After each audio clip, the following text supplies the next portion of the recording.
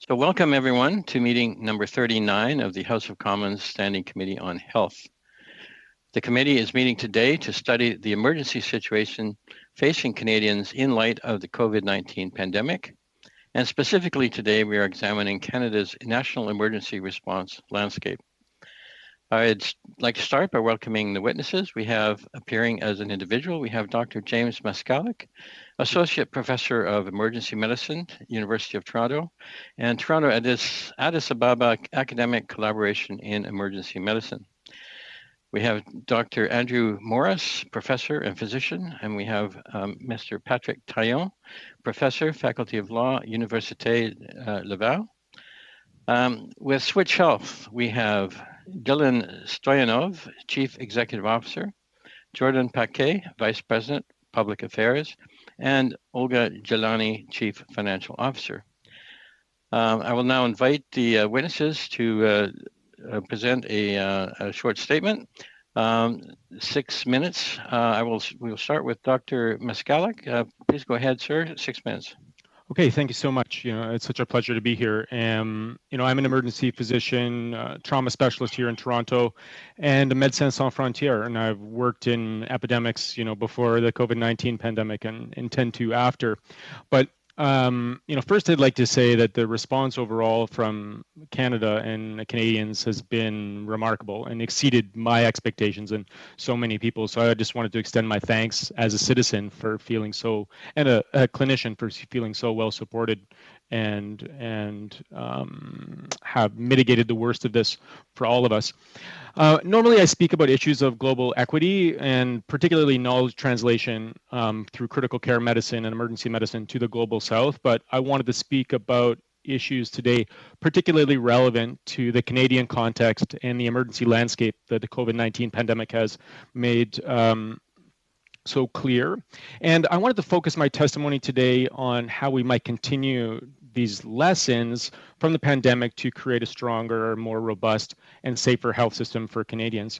And I wanted to focus the discussion particularly today on the topic of national licensure for doctors, nurses, and other healthcare professionals in our country. As you likely know, provincial licensure is how healthcare professionals are required to gain the ability to treat patients only in the confines of their province. And should you want to move to another province, either in times of disaster, pandemic, or otherwise, you require emergency order to do it. Now that process is cumbersome, it's ineffective, it's risky, and it's unsafe. I believe by using national licensure, and we are I believe the last remaining Commonwealth country. I wasn't able to go through the whole list. We were the last who doesn't have it, and it prevents kind of more equitable distribution of healthcare resources, particularly as we move into greater virtual care opportunities. So now what's happening now, I can't treat a patient in Iqaluit without a special reciprocal license between our provinces. So I think that needs to change. So as you can see, the nature of this pandemic, like all disasters, is one of asymmetry, meaning that just doesn't happen demographically, it happens geographically. You're seeing Manitoba going through a crisis right now that Ontario is just coming through the other side. You're seeing patients being transited from Manitoba to Ontario. Now that's dangerous.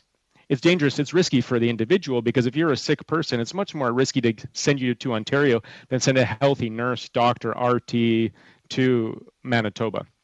So I think what we can do through national licensure is start to equilibrate some of these resources. While mathematical modeling can help predict, something with the COVID-19 pandemic, it certainly can't predict an earthquake on the West Coast or how high the Red River will rise.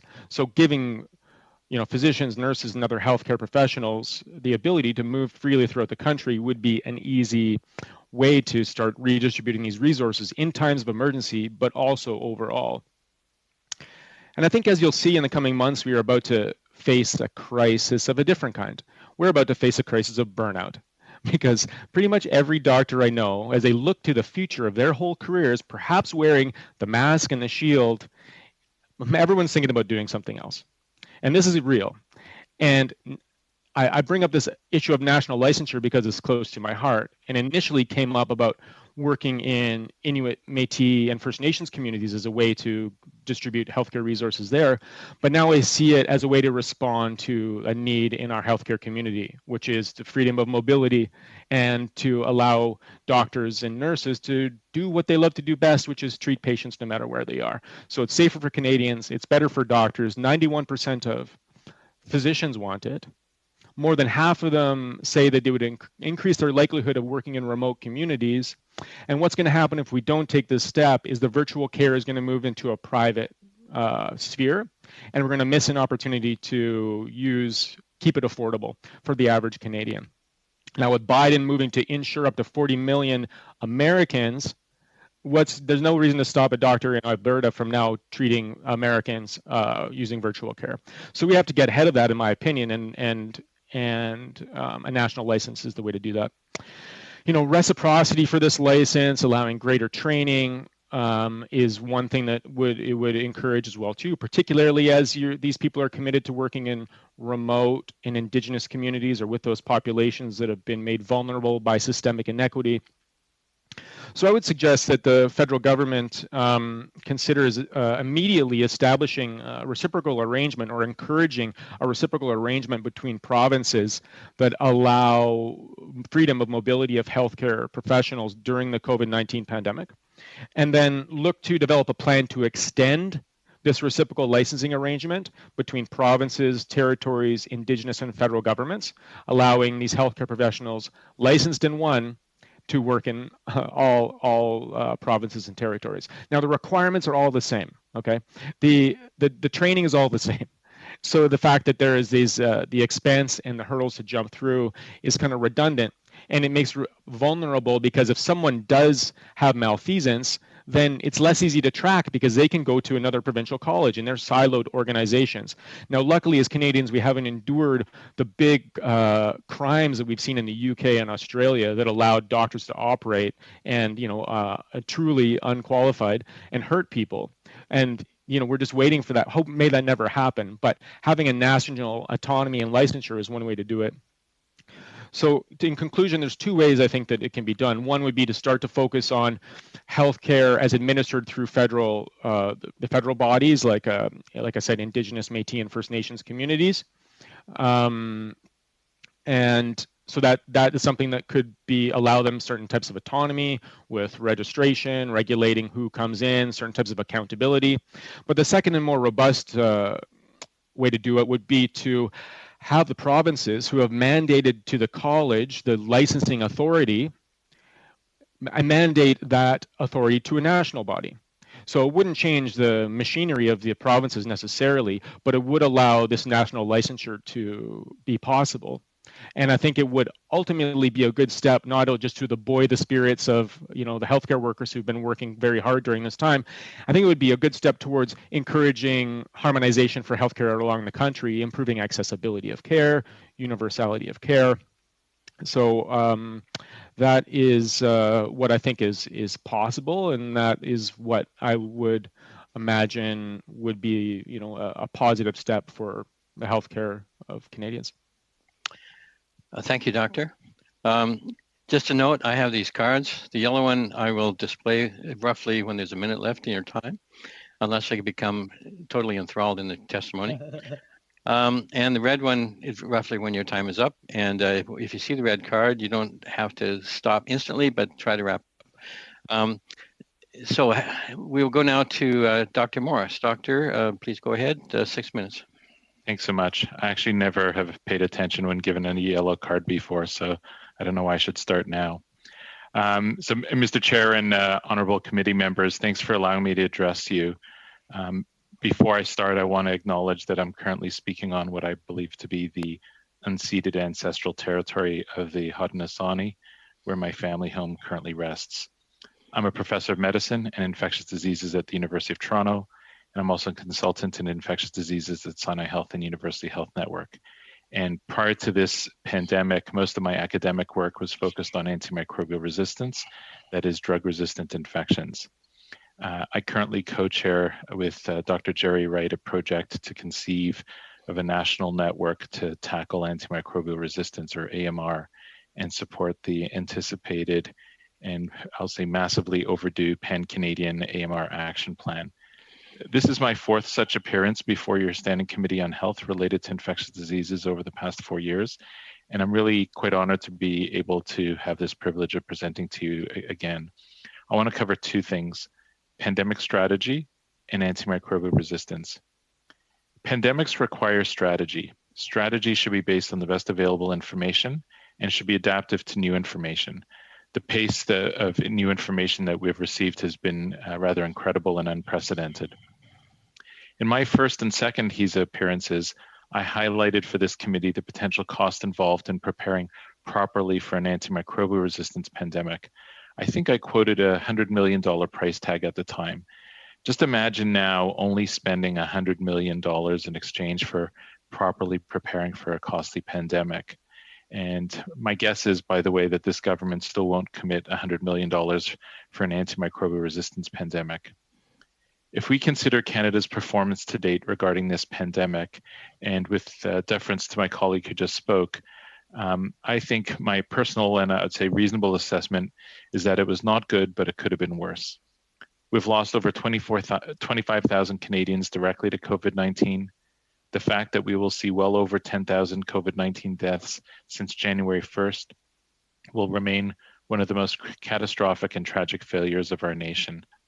However, the cost to Canadians in terms of quality of life, sickness, and death from other illnesses, including mental illness, will be orders of magnitude greater than this for years to come, and it didn't have to be this way. If you compare our response and outcomes to the US, most of Europe, and say Brazil, we've done quite well. When I was a kid, I came home with a grade that was below my parents' expectations. I always mentioned the classmates that did worse. I never made a comparison when I received an A, however. Canada's first responsibility moving forward will have to be an honest assessment of our performance. And indeed, the Auditor General is doing some of this work, but we need a more fulsome assessment of our performance. And I would suggest that the time to start such a commission, perhaps titled, "Why Did Canada Not Get an A in COVID-19?" be now. The UK and Brazil are both holding similar such commissions. Apart from the obviously gripping theater both have provided, they've offered insight into the flawed mindset of two governments that dramatically failed their electorate. The question that should be on the minds of all of you, and indeed all Canadians, is why have we failed to seek a maximum suppression strategy? In November, I used the term COVID zero publicly, but zero COVID, Canadian Shield strategy, and no more waves have all been monikers to a strategy I've affixed my name to. It's been abundantly clear that exponential growth has meant that living with COVID-19 was never an acceptable strategy, even though it was attempted. And this will be true for any future pandemics. Moving forward, Canadian governments should have a stated policy that says we will work to maximally contain and suppress any new infectious diseases threat until the nature of that threat is fully understood. This would have meant clear and consistent pan-Canadian communication, closing our borders sooner and reducing interprovincial and regional travel, making no assumptions on the nature of its transmission, protecting the most vulnerable members of our society, with a focus on obtaining the data to demonstrate this protection, rapidly and transparently sharing this data, starting up clinical trials similar to what was done in the UK, relying on the best available scientific evidence, and stating, most importantly, that the primary goal of government and public health with infectious disease threats is not to protect the healthcare systems or the economies from the threat, but the primary goal is to protect the health of Canadians. On May 28, 2021, we could start learning from this. Our government could make a commitment to maximum suppression of COVID-19. That doesn't mean locking down our society for the entirety of summer, but it does mean doing everything possible to continue to drive our cases down so that we'll be able to start the school year in full force with an economy that can start working in full force. Before I address AMR, I want to make one last point. It's very possible that in upcoming school year, we will be faced with an outbreak of a non-COVID infectious disease. It could be influenza or maybe another virus. In that situation, it would be important that we do not dismiss it. I found myself at times dismissing other infectious diseases. Do we need a flu zero approach? I doubt it. But the famous and proudly Canadian overburdening of hospitals in winters is unquestionably due to respiratory viruses. We can and should do much to reimagine respiratory viruses. And that brings me lastly to antimicrobial resistance. I've spent most of my career tackling AMR. It has not gone away, and it won't go away. Moving forward, the AMR pandemic, which is a much slower moving one than COVID, will continue to require close and careful attention. It's not going to come and go like the COVID-19 virus, but it's going to be something that will endure and grow in nature. And this very committee has a responsibility to Canadians. It has failed in the past to address and push government on properly addressing this. And we need to address AMR in Canada and globally in the same manner that we've been addressing COVID-19. Thank you. Thank you, Doctor. Nous allons maintenant à Monsieur. We now go to Mr. Taillon. Go ahead, please, Professor. 6 minutes, please. I'm Patrick Taillon, Professor at the Faculty of Law. Thank you, Mr. Chair. I will very briefly summarize my presentation. It's a very simple idea. One of the best decisions made by the federal government during the management of this unprecedented crisis was to not use the Emergencies Act. That was certainly one of the best decisions. Why? Because using that act we seek now wasn't necessary for rights and freedoms. The judicial branch has been able to adapt its interpretation of rights and freedoms to the circumstances, to maintain control, to let judges do their work while adapting that work. Not using that act permitted that. Second, from the point of view of federalism, we see that there were no powers lacking. The federal government and the provinces had in their toolboxes all of the powers they needed to address this crisis. They just had to find solutions that they didn't have yet. So we shouldn't fall into the trap of thinking that it's inevitable that each level of government does things well and not so well. Uniform, centralized solutions wouldn't have resolved everything. That's a trap to think that. Federalism is based on subsidiarity, cooperation, and autonomy, which the federalism model supposes, and that goes against the idea of uniformity. And federalism during this crisis has allowed for a certain level of experimentation. No one had a magic solution, and within federalism, with the autonomy of its members, each level could innovate. British Columbia had its own approaches. Then there was masks that came in. There was the Atlantic bubble that was original and adapted to that part of the Federation. Quebec, my home, did things well and less well with it. It did things its own way with the curfew and reopened schools in spring 2020, and that led to data. It was a solution that was tried and gave information to others. And then Quebec decided to push back the second dose. So that autonomy, that experimentation, that innovation in a spirit of cooperation was absolutely necessary to manage this crisis. That plurality of actions, that diversity, allowed levels of government to take inspiration from others and adapt their game plan. Federalism, with the autonomy of each of its members, led to checks and balances, which is essential during a crisis.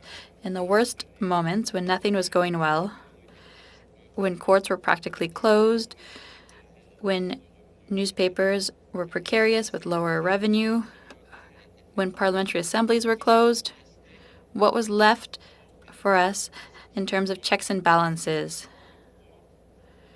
How could we protect citizens? Well, we still had those tensions, those federal-provincial arguments that allowed citizens to have trust in our institutions, because there's the premiers and the prime minister, two governments who are holding each other to account. So that allowed for some level of checks and balances. And during those difficult times, it was especially important. Could the federal government have done better? That's a question we can ask. We could talk about the state of stockpiles for equipment. We could talk about a better management of the borders. But what was done was done. I think we need to look at mistakes that shouldn't be repeated and the major impact of the underfunding of healthcare is certainly an aspect where things could have been done better, where we can do better in the future. And so it's important to fund healthcare in a stable way. The federal government needs to commit for years so the provinces can count on that, or the federal government should step out of this and the provinces could use that tax room. But we can't have this yo-yo approach or the Russian roulette approach to healthcare funding. Funding shouldn't be based on circumstances. It needs to be stable. And now my last point. In terms of what was done well but could have been done even better, this cooperative federalism, that necessary collaboration between levels of government, I think it could have gone even further. So in its powers, the federal government could have made available to the provinces adaptations, for example, travelers. When decisions had to be made on how to manage the border, the federal government could have done even more for cooperative federalism.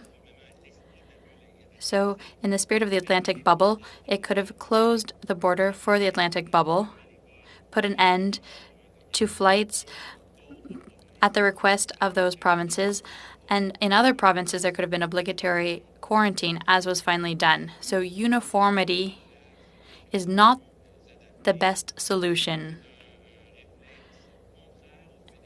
It goes against federalism, and it's not what we need during crisis management. We needed federal-provincial collaboration. We needed respect for each one's autonomy. We shouldn't pretend that one level of government is by definition better than another, and that it wouldn't have to do this trial and error. So competition between the levels of government has allowed us to have checks and balances, to innovate, to take inspiration from what was done well. And I'd like to insist on the importance of autonomy for the federal government and the provinces and territories. Thank you. Merci, Professor. Thank you, Professor. We go now to Switch Health. I presume Mr. Stoyanov. Go ahead, please. 6 minutes. Thanks, Mr. Chair. We're going to split our time very quickly, but we'll be under 6 minutes. Thank you and good afternoon, honorable members, and thank you so much to the members of committee for inviting us today to talk about Switch Health's innovative at-home testing solution that was developed in response to Canada's fight against COVID. I'm Jordan Paquette, the VP of Public Affairs, and I'm pleased to be joined today by Dylan Stoyanov, our CEO, and Olga Jelani, our CFO. And we want to thank the members of this committee for the important work that you are doing on this study. This past year and a half has been very difficult for Canadians, especially frontline workers, and we are pleased to be here to tell you a bit more about our company, our services, and to answer any questions that you may have. In essence, we are a homegrown Canadian success story that met a daunting task during the pandemic, bringing critical healthcare services to an increasingly virtual world. Meeting this need for increased domestic testing capacity required a company that was forward-thinking, flexible, and patient-focused. In a matter of months, we were able to hire hundreds of experienced healthcare professionals, meet the needs of Canadians, and collaborate with Canada's leading laboratories. This is a service Canada needed. a novel solution to collect specimen at home with the oversight of a telehealth employee through our proprietary privacy-compliant telehealth results reporting software. Despite the logistical challenges and early hiccups, we're proud to say that our at-home collection kits met demand and, most importantly, minimized exposure to the virus. It is about a 10-minute process, and results are usually returned to patients within 24 hours of reaching one of our partner labs. Courier times may vary by location. With our partner, Purelator, and other third-party logistics providers, we can reach 100% of Canada. Additionally, we're proud to work with Uber to ship kits in Toronto, Vancouver, and Montreal. Our instructional manual is available in 15 languages, including 3 Indigenous languages. In February of 2021, Canada introduced new border measures to help prevent further introduction and transmission of COVID-19, including new variants, and needed help with a FACT-directed testing of international travelers. And we applied. FACT required an operation with supervised testing and self-collection, kit transportation, electronic results reporting, and laboratory partnerships supported by the latest technological operations. Prior to the federal program, Switch Health was providing testing services via our clinics and mobile units with other levels of government, public health units, major companies, and individuals and families. We scaled up efforts at an extremely rapid pace, with now close to 1,200 telehealth staff servicing travelers. Within this federal program alone, we have administered over 600,000 tests for travelers entering Canada. We have identified over 6,400 positive cases of COVID-19, including over 2,200 second test positives and 1,500 variants of concern. Because most of these individuals were at home when they took their test, the risk of community spread was greatly reduced. Of course, we have experienced some growing pains, with the volume of demand for testing rising exponentially, sometimes causing delays in service. We have been working diligently to improve our operations, processes, and the speed at which we deliver results by adding more telehealth and customer service staff. For example, since introducing appointment times for telehealth sessions, the average wait time has been reduced to 10 to 15 minutes. Currently, over 99% of travelers, including those in rural and remote regions, receive their results on or before their 14th day of quarantine. We are always adding new resources to better support travelers in both official languages. Even though we were hired to provide additional tests to temporary foreign workers, we've been asked to take temporary action to help provide tests to temporary foreign workers in Quebec. We need to recognize the importance of food security in Canada, and we're happy to help until a permanent solution is found. We are happy to continue to help serving Quebec travelers with our Day 8 tests. Take a moment to address last night's report from Global News. We're proud to employ over 1,100 nursing professionals. We also employ a small number of trained telehealth generalists who are permitted to oversee this type of testing process. Any suggestion that Switch Health has ever instructed employees to identify themselves as a nurse when they are not is categorically false. We acknowledge the hard work of all medical professionals during this pandemic and have never instructed any of our staff to mislead the public. Developing an innovative and accessible testing solution in Canada's fight against COVID-19 is helping transform how healthcare is delivered. And with the pandemic having a disproportionate effect on women, we're proud that we're not only offering a flexible work experience for the majority of our employees who are women, but also a company with women in positions of origin and leadership. Earlier this week, we were proud to announce our new Chief Medical Officer, Dr. Gregory Taylor, who served our country as Canada's Chief Public Health Officer. We are proud to be at the forefront of protecting health and safety of Canadians in one of the most challenging times in global history. We very much appreciate your support in doing so. Thank you again for this opportunity. Merci à tous. Thank you to Switch Health, all of you, and thanks to all the witnesses for your statements. We'll start our round of questions now. We will start with Ms. Rempel-Garner. Please go ahead, Ms. Garner. Ms. Rempel-Garner, 6 minutes, please. Thank you, Chair. To Mr. Stoyanov. As it relates to services provided to the Government of Canada for at-home COVID-19 testing for international travelers, has Switch Health ever been legally obligated to ensure samples collected via the online portal were collected under the supervision of a nurse? Thank you for the question. Can you just clarify the last part of the question, please? Has Switch Health ever been legally obligated to ensure samples collected via the online portal were collected under the supervision of a nurse? So all specimens collected under the supervision of a telehealth professional, a nurse, or a telehealth generalist are done in compliance with laws in the respective provinces. Were you ever contractually obligated to have the supervision undertaken by a nurse or observed by a nurse? I believe my colleague Olga Jelani will have more details around the contract, if I may, please. The contract calls for any individual who is overseeing specimen collection over telehealth comply with the regulations of the province in which they're in. As you can imagine, Thank you. Has that ever changed? Over the scope of the pandemic, in fact, at the time of the pandemic. Thank you. I don't have time for this. Have you ever been contractually obligated to have the samples collected, overseen by a nurse? And has that ever changed? The contract calls for a telehealth appointment to be overseen by a medical professional. What percentage by a medical professional? So what percentage of samples collected by Switch Health to date were collected by the online portal under the supervision of somebody other than a medical professional?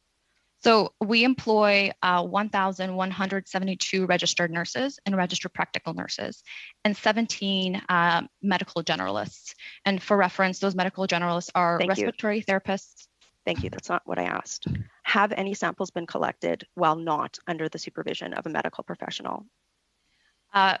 What a medical professional under the regulation of the individual provinces can be someone who is trained to comply with oversight of a bilateral and swab. That's not what I asked. Were any samples collected not under the supervision of a medical professional?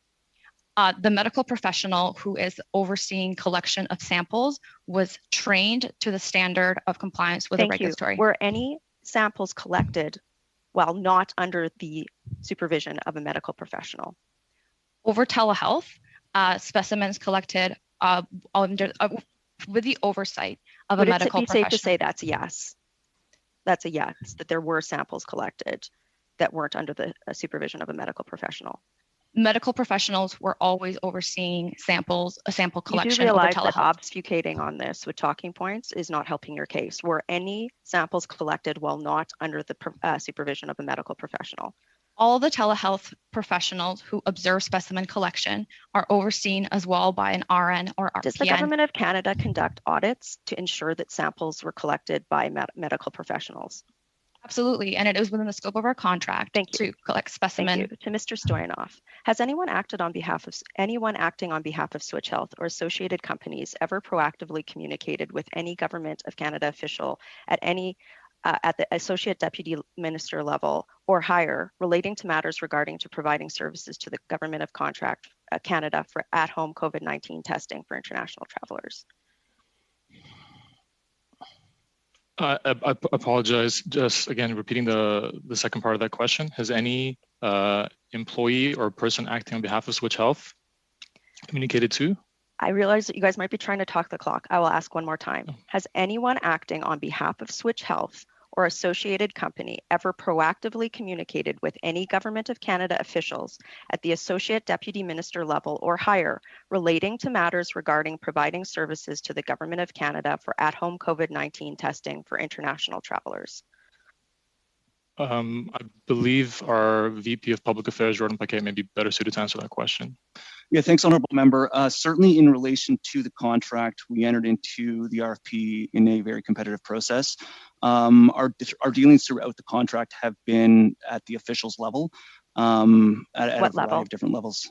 What's the most at the senior officials level? For dealing with operationally throughout the contract. No, prior to the contract being signed. Prior to the contract being signed, it would have just been officials at PSPC at what level? Lower level. I would say, management level. We entered in through the normal process, applied as per all the rules, and Mr. Paquette, followed has the anyone process acted on accordingly. behalf anyone acting on behalf of Switch Health or associated company of Switch Health ever proactively communicated with any public office holder or deputy public office holder relating to providing services to the Government of Canada for at-home COVID-19 testing for international travelers prior to the RFP for services being issued? Prior to the RFP for services being issued, we entered into the contract competitively, followed the process accordingly, and were awarded the contract Can you on its confirm merits. on the record that all persons acting on behalf of Switch Health or associated companies have satisfied all legally required obligations as set out in the Federal Lobbying Act? Yes. Why is there no record of any official or associated company from Switch Health in the lobbying registry? Because we wouldn't have been lobbying prior to the awarding of the contract. So there's been no, so you are confirming the answer to my first question was no. Correct. There was no lobbying that took place. And nobody has ever contacted a public office holder for any purpose that might be construed as lobbying. Are you sure you want to say yes on the record for that? In the process of getting to award the contract for this particular instance, we followed the process completely. Have you contacted any public office holder for any proactively for any purpose of awarding the contract? No. Or throughout the process? Is throughout the process. Have you contacted any public office holder? Throughout the process, yes, we would have been in contact with people at the ADM and DM level as well. Were those registered as part of under the compliance terms with the Federal Lobbying Act? These were sessions of information and operational procedures for the most part, and sharing of information. So everything would have been above board with regards to the Lobbying Act. None of our employees would spend over 20% of their time lobbying in any form. Thank you, Ms. Rappel-Garner. We go now to Dr. Pawlowski. Dr. Pawlowski, go ahead, please. 6 minutes. I think you're going to find my questioning much more slower and laborious. Dr. Morris, let me start off by complimenting you for speaking out on issues of public health. I know a lot of healthcare workers have been afraid to do so, and for good reason. My hospital, for example, and I was still on staff at the local hospital up until January, specifically told doctors not to speak to the press or politicians like myself. And there certainly have been healthcare people who have been disciplined or been threatened with discipline, especially when they speak up on public health measures and against government policy. So I certainly commend you for it. I disagree with this kind of tactics from the hospitals. I think you'll agree that an ounce of prevention is worth a pound of cure. And certainly when somebody's gotten to the stage that they're on a ventilator, there's not a whole heck of a lot you can do for them medically. It makes more sense to prevent them getting on ventilators, which means good public health. And so I think a good doctor, it's not just a good decision to speak out. I would suggest that doctors have a duty to speak out. So I think you may want to comment on that. But before I get there, I have a second question, and you probably saw this coming because we've talked about it before, which is the use of monoclonal antibodies. And it gets to the same thing, keeping people off ventilators. I think there is, I suggested last time, I think there's a growing amount of robust evidence that use of monoclonal antibodies in high-risk people when used early on can reduce somewhere between 60 to 80% the number of people who go on to hospitalization. Now, I know when we previously spoke, you felt that there wasn't enough evidence for this, and you wrote the guidelines, you sit on the science table. I would like to point out that since then, the NIH guidelines panel, which in interpreting the evidence gave a class 2A recommendation for use of monoclonal antibodies. I talked about some of the evidence before. Chen et al., New England Journal of Medicine, Blaze 1, certainly good results. Gottlieb et al., JAMA, another very positive result. Since then, I brought these up in the last meeting. Since then, real world experience from Kumar et al. From Clinical Infectious Disease Group, from a group in Chicago, which found the number needed to treat was 8. So I'm treating 8 people with monoclonal bamlanivimab before high-risk people, before they got really sick. You treated sick, treated 8, it would prevent 1 person being hospitalized. Barriola et al., Pittsburgh group, open forum on infectious disease, they found treatment, again with bamlanivimab, resulted in a 60% lower risk of hospitalization or mortality. Now, I know, to preempt you, that the FDA revoked approval in the US for bamlanivimab alone, but that was based on in vitro studies showing that it didn't look like it would be effective against the California or New York variants, which we don't have much of here. And the estimates have been in Ontario, 90 to 92% of the variants we have here, including the wild type, are covered by that treatment. But even if you don't like bamlanivimab, there's the other newer monoclonal antibodies, the Celltrion phase 2, phase 3 clinical trial showed that 64% reduction in progression to disease, to bamlanivimab and istepimab. There have been further studies with that, both in chronic care homes, the Blaze 1 phase 3 trial, Regenikov, which is by Regeneron, that showed the patients who got infused treatment within 10 days of developing symptoms had a 70% reduced risk of hospitalization or death. More recently, Comet Ice, GlaxoSmithKline, the independent data monitoring committee recommended stopping the trial early because results were showing a 85% reduction in hospitalization or death. It would be unethical to continue. So given all that, you continue to maintain there is not enough evidence for the use of monoclonal antibodies, and will the science table re-examine this in the treatment guidelines? Thank you.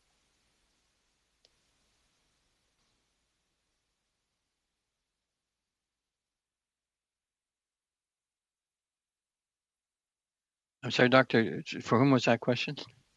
Sorry. Thanks for the question. I was on mute. I think I'll address the first question later on if we have time, but to the second question about monoclonal antibodies, thanks for that. I think I would say a few things in response to this. One is I sit on and chair Ontario's scientific advisory table, and even though much of the country looks to our table for advice, it's Ontario's scientific advisory table, and we mainly provide advice on therapies that are currently available to Canadians. The only monoclonal antibodies that are available to Canadians at present is bamlanivimab. As you pointed out, there are problems with bamlanivimab monotherapy. There continue to be. They're not just theoretical, but they were demonstrated in the trials, especially in Blaze 1, where there were emergence of resistant variants or the antibody-resistant variants while on therapy. So because of that, I would strongly suggest that we not use bamlanivimab. I see my time's up. I don't know if you want me to finish Mr. Chair, the rest of the question. I know my previous speaker got a little extra time. Combination therapy, would you consider it? If you had funding to set up infusion sites, would you consider using them if they're approved by Health Canada?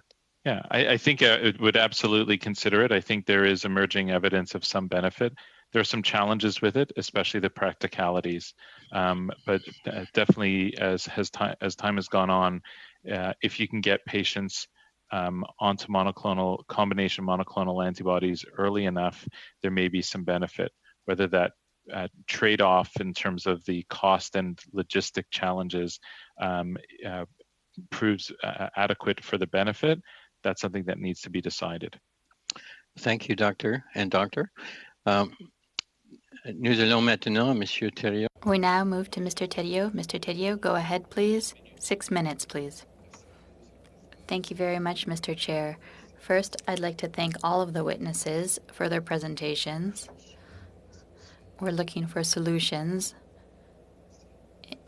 The audio cut out for a second. So thank you for having decided to appear before our committee. I'll start with Professor Taillon. Your presentation was very clear and brief, and it covered complex issues, but you summarized them simply and clearly, so thank you. We've had people tell us that if the Emergencies Act had been used, or if things had been centralized, crisis management would have been more efficient and effective. Others, and you would be in that group, I believe, think that a decentralized approach to operations was the only solution to manage what we didn't know. If the government had used that act or gone with a centralized approach, we could have had to deal with a health crisis, which was an emergency. And from the first wave, we said we were 2 weeks behind in terms of virus spread. And then we could have also had a political crisis. What do you think? Yes. I imagine in terms of political crisis, you're referring to the fact that it's a minority government in Parliament. I'm not someone who thinks that provincial politicians have better or worse solutions than federal politicians. No. It's just the idea of subsidiarity. It's clear that this crisis needed to be managed as close to possible on the ground. And even within the provinces, sometimes it would have been better to have the crisis be managed closer to the ground by doctors, for example, people who are directly treating people, and then more local administrations, and then, of course, the provinces. And I see that overall, federal authorities weren't powerless when, with their huge spending power, they saw a financial need.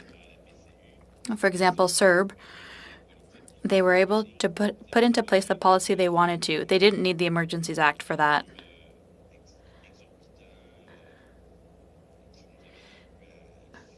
Which would have suspended the normal state of federalism, rights and freedoms, etc., for exceptional means. The means of the federal government were sufficient to put that policy in place. I don't think we would have had vaccines any quicker with the Emergencies Act, and so on. So I don't think that the federal government had all of the powers necessary to manage the crisis from the beginning without taking into account the jurisdictions for decades of those who deliver services on the ground. So there would probably have been resistance to the implementation of that act, which would have led to delays and a situation that was avoidable. So there were things that weren't done so well in terms of what the government had to manage itself. For example, the national PPE stockpile, and then with the Global Public Health Intelligence Network, which really wasn't very effective. We saw reports about that. That being said, we can look at that when the time comes, but how do you explain this understanding, this decentralized coordination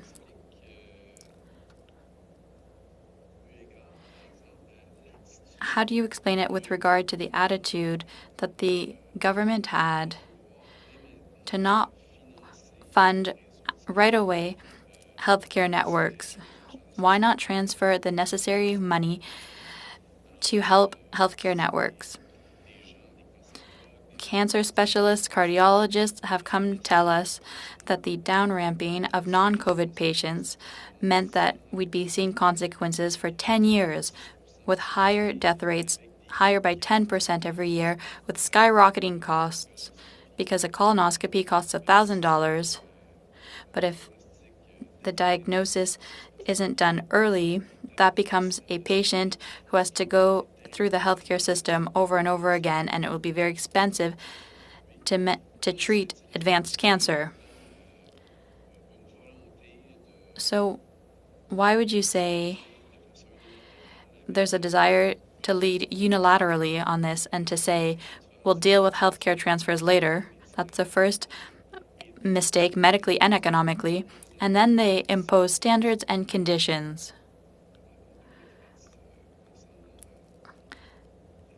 It's strange in regards to pandemic management. Briefly, because I want to respect time here, healthcare jurisdiction is provincial, first and foremost. There are some exemptions that are very specific that are of federal jurisdiction, but the issue of funding, with spending power, it's as if the spirit of the Fathers of Confederation no longer applied, because spending is not legislating. And you're right to highlight the fact that through spending power, the federal government plays a significant role in healthcare, even though legislatively it's rather limited in healthcare. So for the rest of the crisis in the future, we'll be going into a new phase, managing new types of situations, people who've had their care delayed, and to deal with those delays, there will be additional costs, additional time. So those exceptional costs will lead to huge financial pressure on the provinces in a short, medium, and long term. And it's clear that the federal spending power for healthcare hasn't been stable, predictable, and significant, and that leads to huge problems. So that funding needs to be stable, predictable, and significant. Or that tax room needs to be freed up so the provinces can get the funds themselves, because taxing people is limited.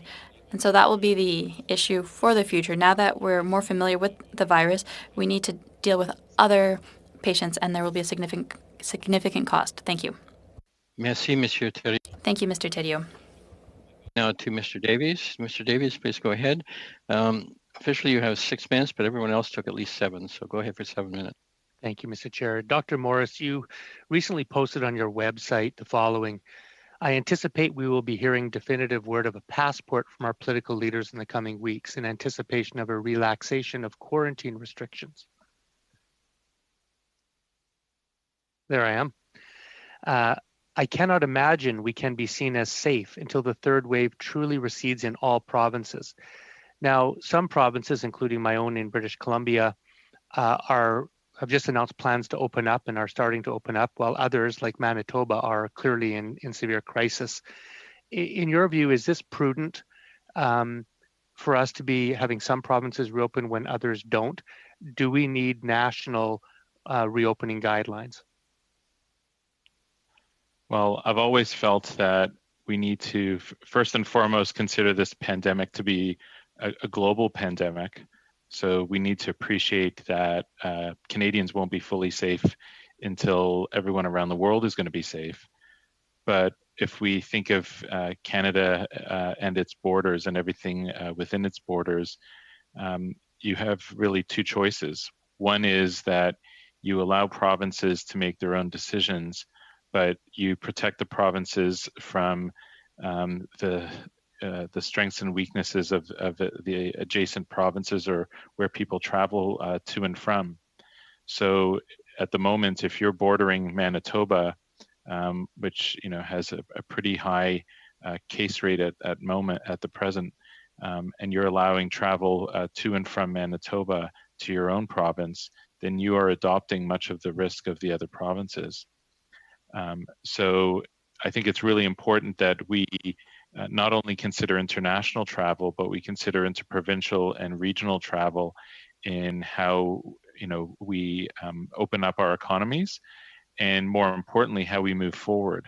And it is important that we move forward, especially as we become more successful within Canada with meeting vaccination targets, but we have to be very aware that the threat won't go away until the threat internationally goes away.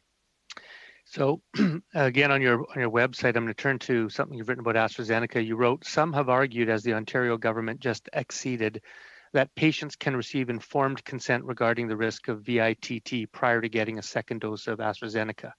They are basing this on rather preliminary UK data. The same UK data that has consistently underestimated the first dose VITT risk, starting off with 1 in 600,000, then 1 in 250,000, and is now down to 1 in 81,000. They started off with a 1.1 million second dose VITT risk, and now we're quoting 1 in 600,000 risk after 15 cases. I am fairly certain the likelihood of risk is higher than this, but the magnitude is entirely uncertain. What advice do you have, Dr. Morris, for Canadians who have received a first shot of the AstraZeneca vaccine and will reach the end of their 4-month dose interval before trial data is available on vaccine mixing? Yeah, a few things. Thank you for that. I do think it's really important that we appreciate how incomplete and tenuous the UK data is on AstraZeneca safety. Their MHRA that reports on their yellow card system for vaccine safety reported again last night, our time, or early this morning. And the risk is now for AstraZeneca and VIT is 1 in 76,000. So it's been progressively increasing in frequency for first doses. They're really early in the rollout for second doses, and I don't have much confidence in really understanding the risk to Canadians of second dose VIT from the AstraZeneca vaccine. It may turn out to be very safe, but we really don't know. And in Canada, we are fortunate enough to have adequate vaccine of both Pfizer and Moderna, or the combination of Pfizer and Moderna, for the very near future. I know what I've been telling my loved ones, and I'd be encouraging, vaccine task forces as well as on the federal level, that we should be moving as quickly as possible to getting the mRNA vaccines in arms. They've proven exceedingly safe, and we should be affording people who rolled up their sleeve to get the AstraZeneca early on the same, if not accelerated benefit as those who have held out for the mRNA vaccines. Thank you. Now, you recently co-signed an open letter in Maclean's along with a group of leading Canadian physicians and researchers calling for strict nationwide restrictions to control COVID-19. And your letter said, among other things, the following: as much as we might otherwise wish, COVID-19 is not done with us yet. The consistent failure to learn from the experience of other jurisdictions, and even worse, failure to learn from our own miscalculations, is a sad statement on Canada's political leadership. Could you provide this committee with an overview of best practices from other jurisdictions that you think could and should be applied to Canada? I think the simple answer to that, without going into too many details, is an intolerance of allowing cases to rise in any manner. As I kind of alluded to, if we're titrating our response to healthcare system capacity, what we're doing is allowing Canadians unnecessarily to become infected. And we also have learned that, pretty well everyone, in society, especially government and the healthcare system, is not really good at titrating when there's exponential growth. So what we've seen in Alberta, they pulled the trigger, in Manitoba, and to some degree in Alberta and Ontario, we pulled the trigger on trying to control cases way too late. And everything's much easier when we try and keep cases as low as possible. Thank you. Just a quick question to Mr. Talon. Mr. Talon, I presume you've read the Anti-Inflation Board reference at the Supreme Court of Canada.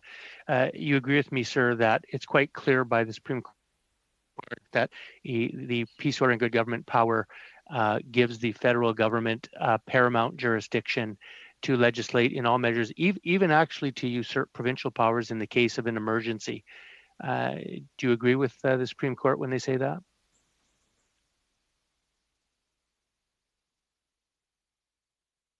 Bon, il faut distinguer. We need to distinguish, does that power exist? And is it a good idea to use it? The heart of my presentation was to congratulate the government on not using it. It showed how it would be counterproductive, not appropriate to the situation to do so, and to insist on the fact that not using it allowed for a number of advantages. And I don't see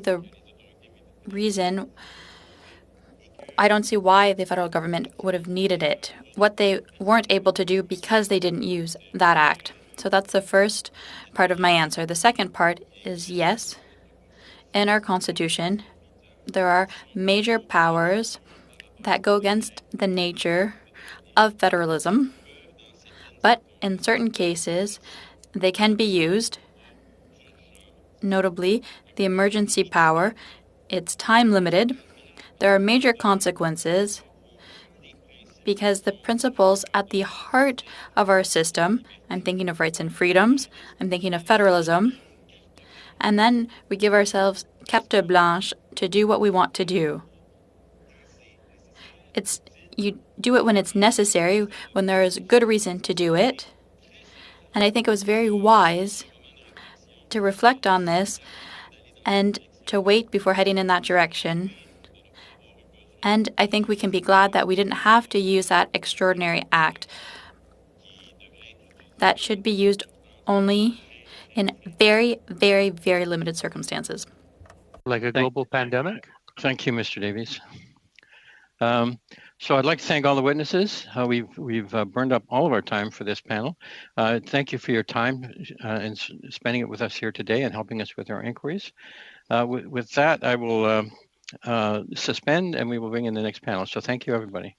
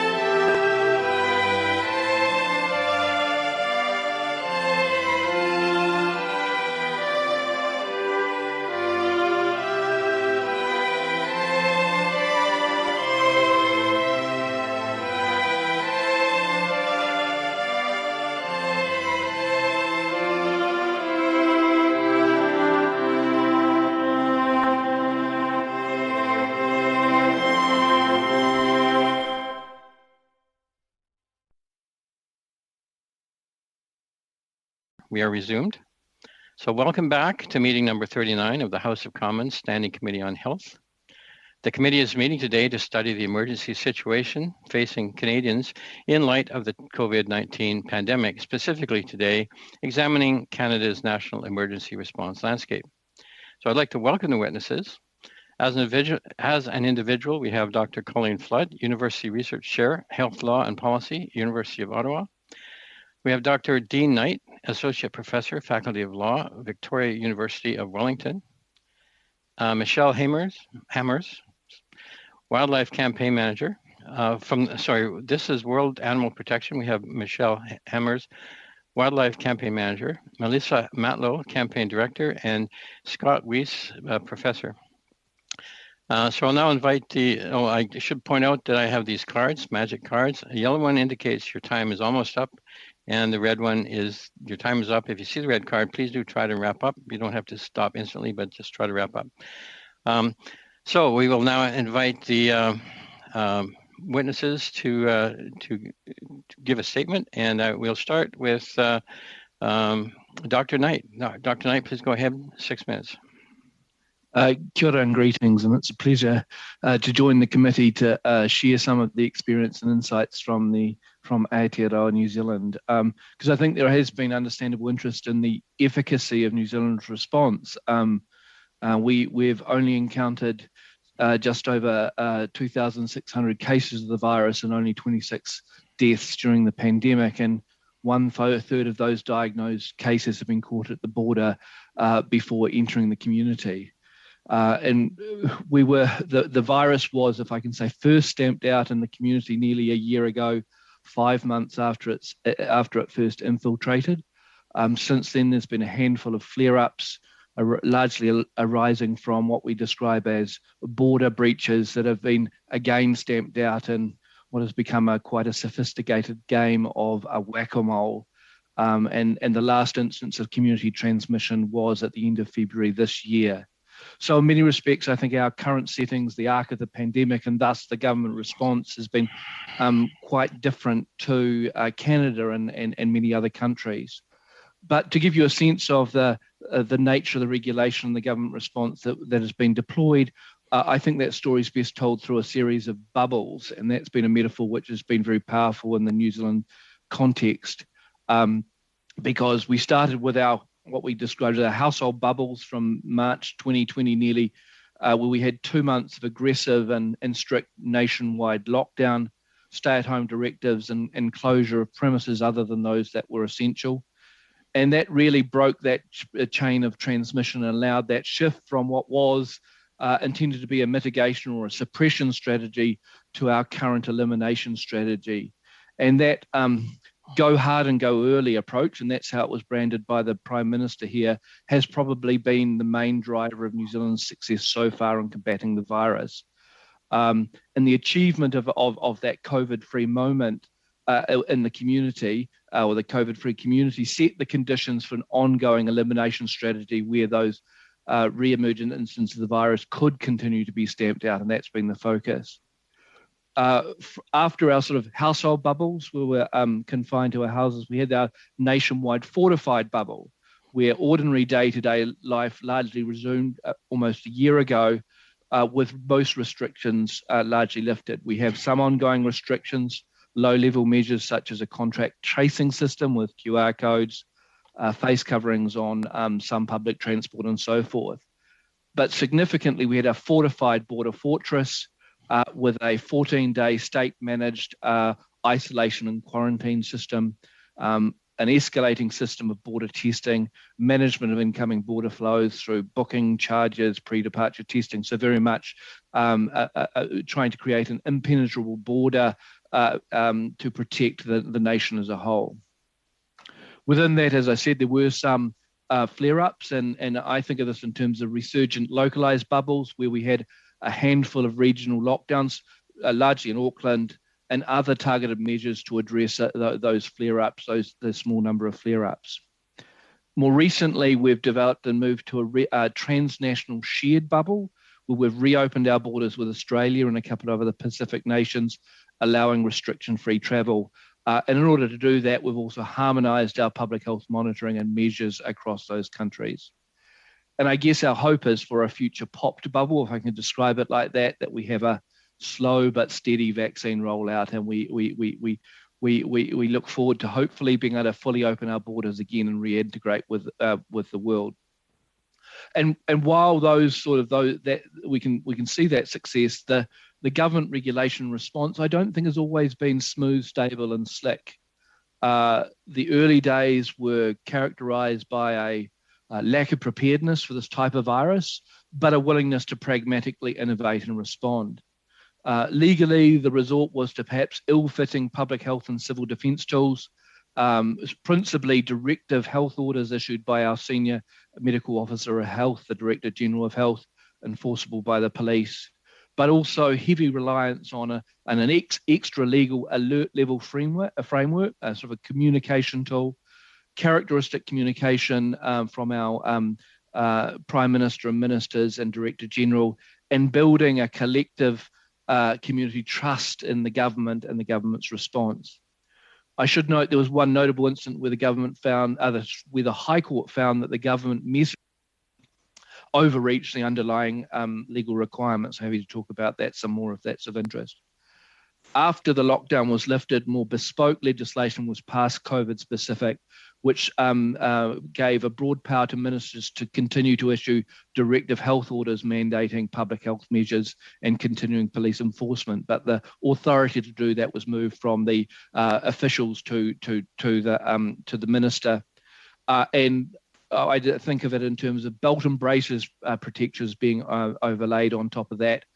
Preservation of the right to contest with any of the measures were, for example, inconsistent with the Bill of Rights Act's protections, such as freedom of movement and so forth, select committee scrutiny of orders, and House confirmation of orders, and other examples of checks and balances being grafted onto that power.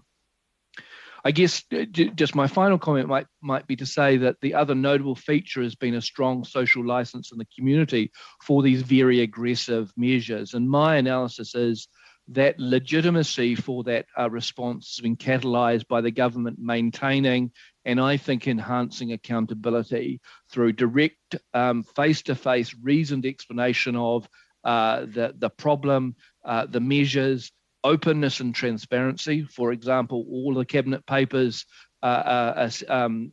dealing with measures and so forth are publicly available. Active scrutiny, continuing improvement, and large doses of kindness.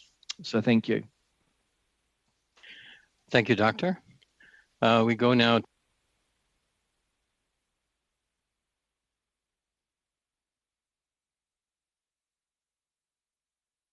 You're on mute, Mr. Chair.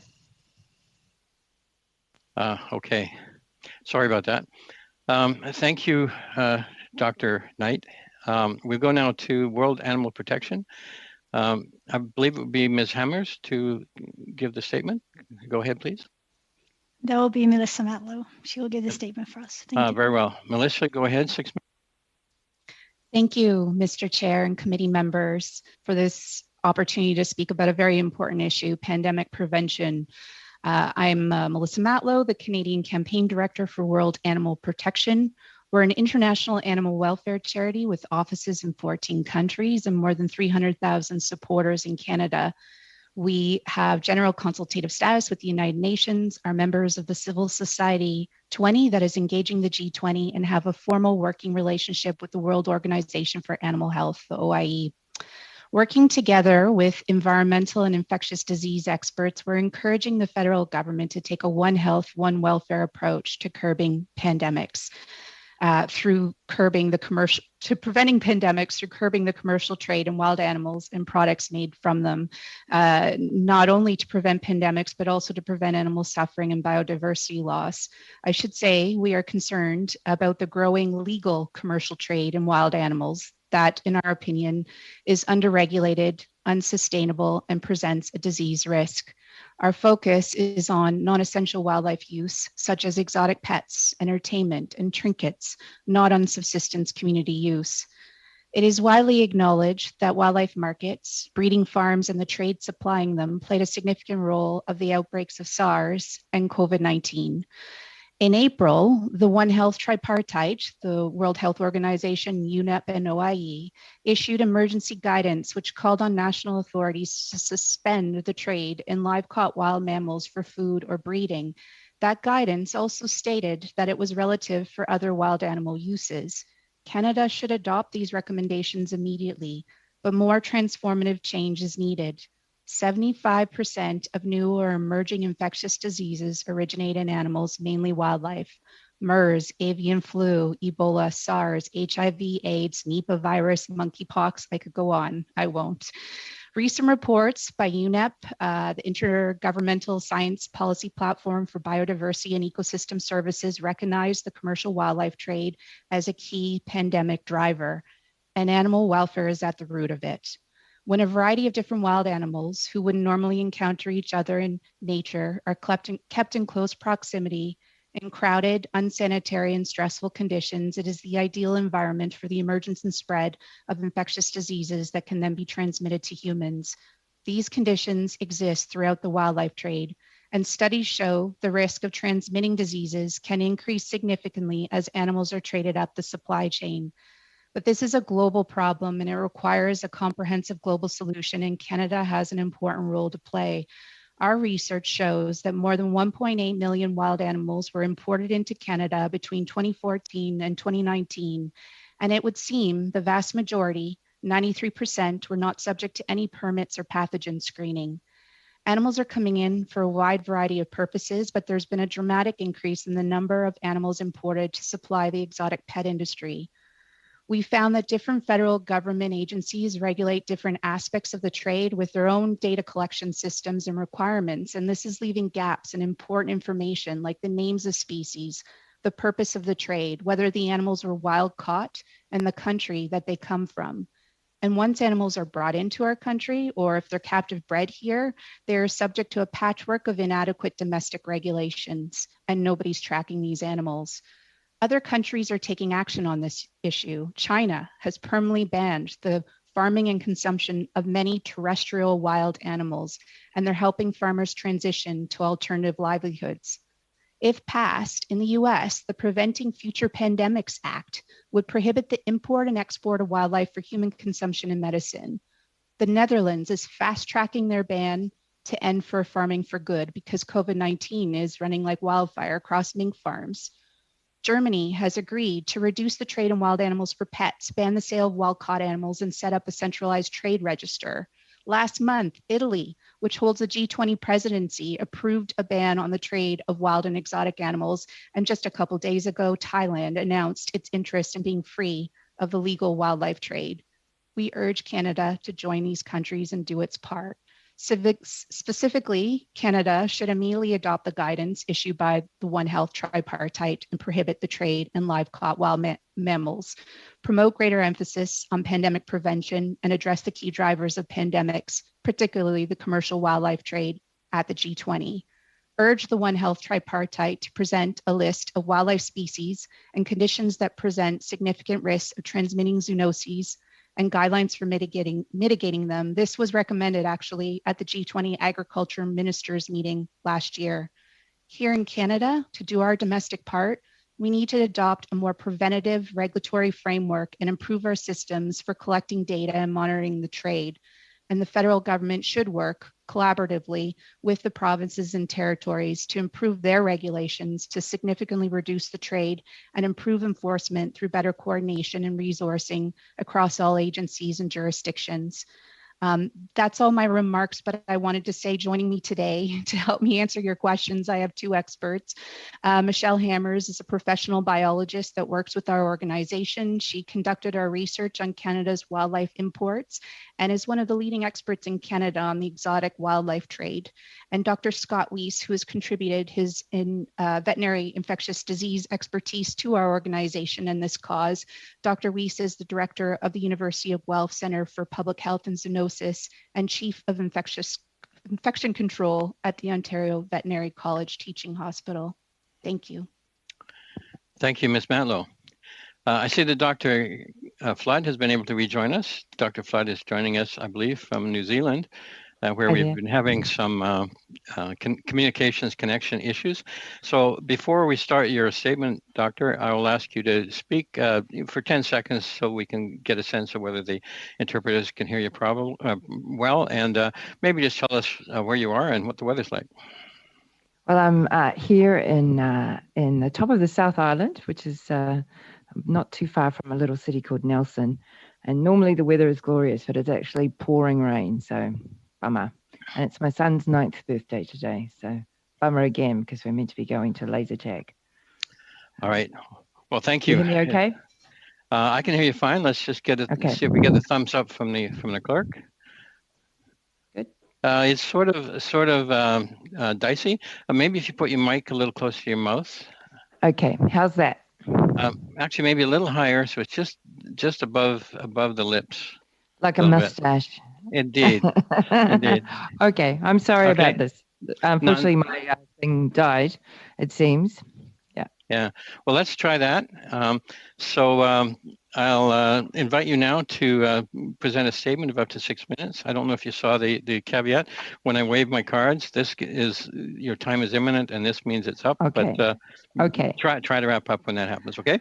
So please go ahead. 6 minutes. Thanks very much. 6 minutes is not really too much to talk about how COVID has irrevocably changed our world, and I know that you all are working so hard to try to unpack all of that, and I want to thank you for the work you're doing. First of all, I want to make 2 points. The first is that the federal government needs to manage the border and coordinate with the provinces to restrict the potential for new variants of concern to enter Canada. The second point is that the federal government should launch a royal commission into the treatment of people in long-term care homes across Canada. So those are 2 things I want to talk about. I might not get to talk about too much the second claim, so perhaps I could pick that up in questions. On managing the border, Canada's performance on COVID has been a very mixed bag overall. Smaller provinces like New Brunswick, Nova Scotia, PEI, and Newfoundland have aimed for zero COVID. I'm sorry, doctor, we're getting popping noises. It's going to be hard for the interpreters. Just maybe a little bit away from your mouth, but roughly above and kind of adjacent to it. If that's, I'm sorry. I'm sorry about this. Let's, not a worry. Let's go with that. So please go ahead. So smaller provinces have aimed for zero COVID and attempted to eliminate community transmission and quickly manage any new outbreaks. This involves tightly managing their respective borders to prevent new infections entering their safe or green zones. If we look cross-nationally, countries that have aimed for zero COVID, like New Zealand, Australia, Singapore, South Korea, Iceland, Vietnam, and so on, they've been able to live comparatively normal lives over most of the year. Since we arrived in New Zealand in January, our son, who's just turning 9 today, he's been in school constantly with no masks, no social distancing, lots of play and social interactions. We go to dinner parties, movies, volleyball matches, and this has been the case, as you've heard from Dr. Dean Knight, for over a year, with some brief windows of very short lockdowns to stamp out possible community spread. Most Canadian provinces have not aimed for zero COVID, but instead have stated that their goal has been to reduce cases to a level where hospitals are not overwhelmed. And having this as a goal, rather than trying to eliminate transmission, most Canadian provinces have thus accepted a certain level of deaths and disease, mostly in the elderly and long-term care institutions, and those living in racialized and poor communities. In Canada, around 25,000 people have died. If New Zealand had adopted Canada's policy instead of what it did, then 3,600 New Zealanders would have died instead of the 26 that actually have. So Canada's goal of bending the curve, as they describe it, has not worked on its own terms. The problem has been that as soon as the curve is bent, that is, there's some improvement in infection numbers, provinces have rushed to reopen without a serious mitigation strategy in place, causing a new cycle of lockdowns and reopenings and prolonging pandemic suffering for Canadians. And so the federal government and the big Canadian provinces have pinned their hopes instead on vaccines. And fortunately, science has delivered on this. And Canadians from coast to coast, despite many barriers, are rolling up their sleeves to get vaccinated. And as the vaccines roll out, there is the inevitable clamour to open up again. Restaurants and shops, schools and camps, universities and faith-based organisations, opening up the US border for travel. Everyone has a good reason why their particular group or venue should be able to open up now. But great caution is required.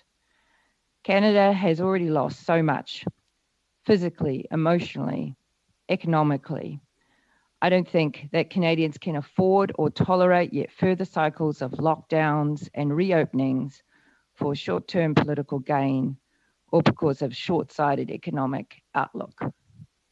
And in this regard, I make a plea to the federal government to do a much better job than is presently being done of ensuring that new variants of concern do not enter Canada and undermine all the gains we have made in recent months with vaccination, not at least until we are certain that vaccinated individuals are protected against them. And we know that in parts of the world, Brazil, India, Iran, COVID-19 is still on a rampage with no vaccine path in sight. And we still do not have great science on the extent to which the vaccines will protect against the variants that are emerging. Now, I realize that there's a lot of politics about the border management, a lot of politics about FedProv, who should be doing what, of course. But Canadians themselves are amazing and they are resilient. They are getting out there, they're getting vaccinated, and soon widespread vaccinations will drive transmission rates low. But once we largely have the forest fire of COVID under control through the miracle of vaccinations, imagine that we allow variants of concern into the country with the potential to evade immunity. To me, this is akin to the federal government permitting more small fires around the perimeter of the forest and hoping that the forest rangers are not too tired to put them out. Now, in managing its border, Canada will not abandon its humanitarian and other values, and we can speak about that in question time, but Canada should not permit those crossing land borders to circumvent any requirements for management at the border. All Canadians coming from countries or regions of concern where there are variants emerging must be required to enter through a managed border. Now, if the science emerges, and I hope that it does come quickly, to show that our available vaccines prevent transmission of variants of concern, then some of these requirements could be softened for returning Canadians or other travellers with recognition of vaccine passports and rapid testing. But we need the science first. So I've run out of time to speak, of course, on my second point, but I hope that we have some time to come back to it, perhaps in questions. And thank you for your time. And I'm sorry about the stupid headset. Thank you, Dr. Flood. Just in passing, Dr. Knight, are you also in New Zealand as well? Yes, I am. I'm in Wellington, just across the way from, in the bottom of the North Island, just across the way from Dr. Flood. Well, I note that it's 6:30 a.m. there, and so I really appreciate that you're here. I'm not morning people, so I feel for you guys. Anyway, we will carry on now. We will start our round of questions. We'll start with Ms. Rempel-Garner. Ms. Rempel-Garner, please go ahead. 6 minutes, please. Thank you. I'll be sharing my time with Mr. Davies and give the floor to him. Okay, as you please. Thank you. Dr. Flood, you recently co-authored a chapter titled The Federal Emergencies Act, a Hollow Promise in the Face of COVID-19 in a book, Vulnerable, the Law, Policy, and Ethics of COVID-19, in which you tested 3 case scenarios in the context of COVID-19 where arguably provincial steps have been insufficient, triggering the need for a national response. Can you please provide the committee with an overview of those case scenarios and the conclusions you were able to draw from them with respect to the Emergencies Act? Sure. So we did look at the Emergencies Act. This was very early on in COVID to understand how it works and whether or not it could be triggered. Let me just give you an overview of this to the extent that the Emergencies Act, unlike provincial emergency legislation, can only be triggered in relatively rare circumstances. So the general emergency powers at provincial levels is much broader and provides many more powers. So if the federal government was to trigger the Emergencies Act, there's very prescribed areas in which it can utilize that. And so that makes it more tricky. It's not so obvious that the Emergencies Act can be used to respond to some of the problems that we've seen arise in COVID-19. For example, a requirement to wear masks, for example. However, there are some particular powers that are there that perhaps would allow, for example, contact tracing in a more generalized way, which would allow perhaps requirements for lockdowns. So there are very limited means there, Don, to permit people, to permit the federal government to act, but it's fairly prescribed. So I think the question coming out of this, and I think you put it right earlier to an earlier witness, what kind of emergency then, if a global pandemic isn't a sufficient emergency, would you need to actually be able to declare a federal emergency, or is it just, as we said, sort of a hollow promise? Really, what would you need more than this? Like 25,000 Canadians have died and mounting. And I think, from a normative perspective, it's odd that Canada is one of the only developed countries in the world not to have declared a national emergency. So I think we have to come back to it. The Emergencies Act was written coming out of post-World War II and a concern about the internment of Japanese Canadians. So it's written in a very prescribed way because of that. It's clearly not fit for purpose, I think, for managing a pandemic or a public health emergency, as we've seen.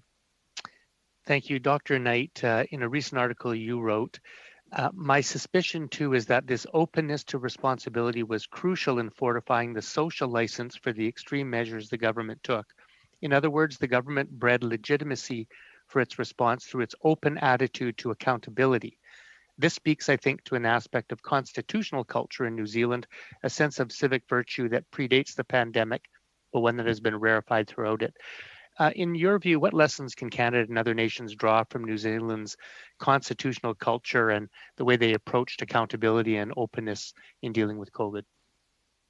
Oh, for me, the value of leaning into accountability is gold, because our Prime Minister, who is very much at her best in dealing with crisis and emergency and bringing people with her, has leaned, and her government have leaned into responsibility, accountability, and building, as she said, a team of 5 million. That's the language that's used to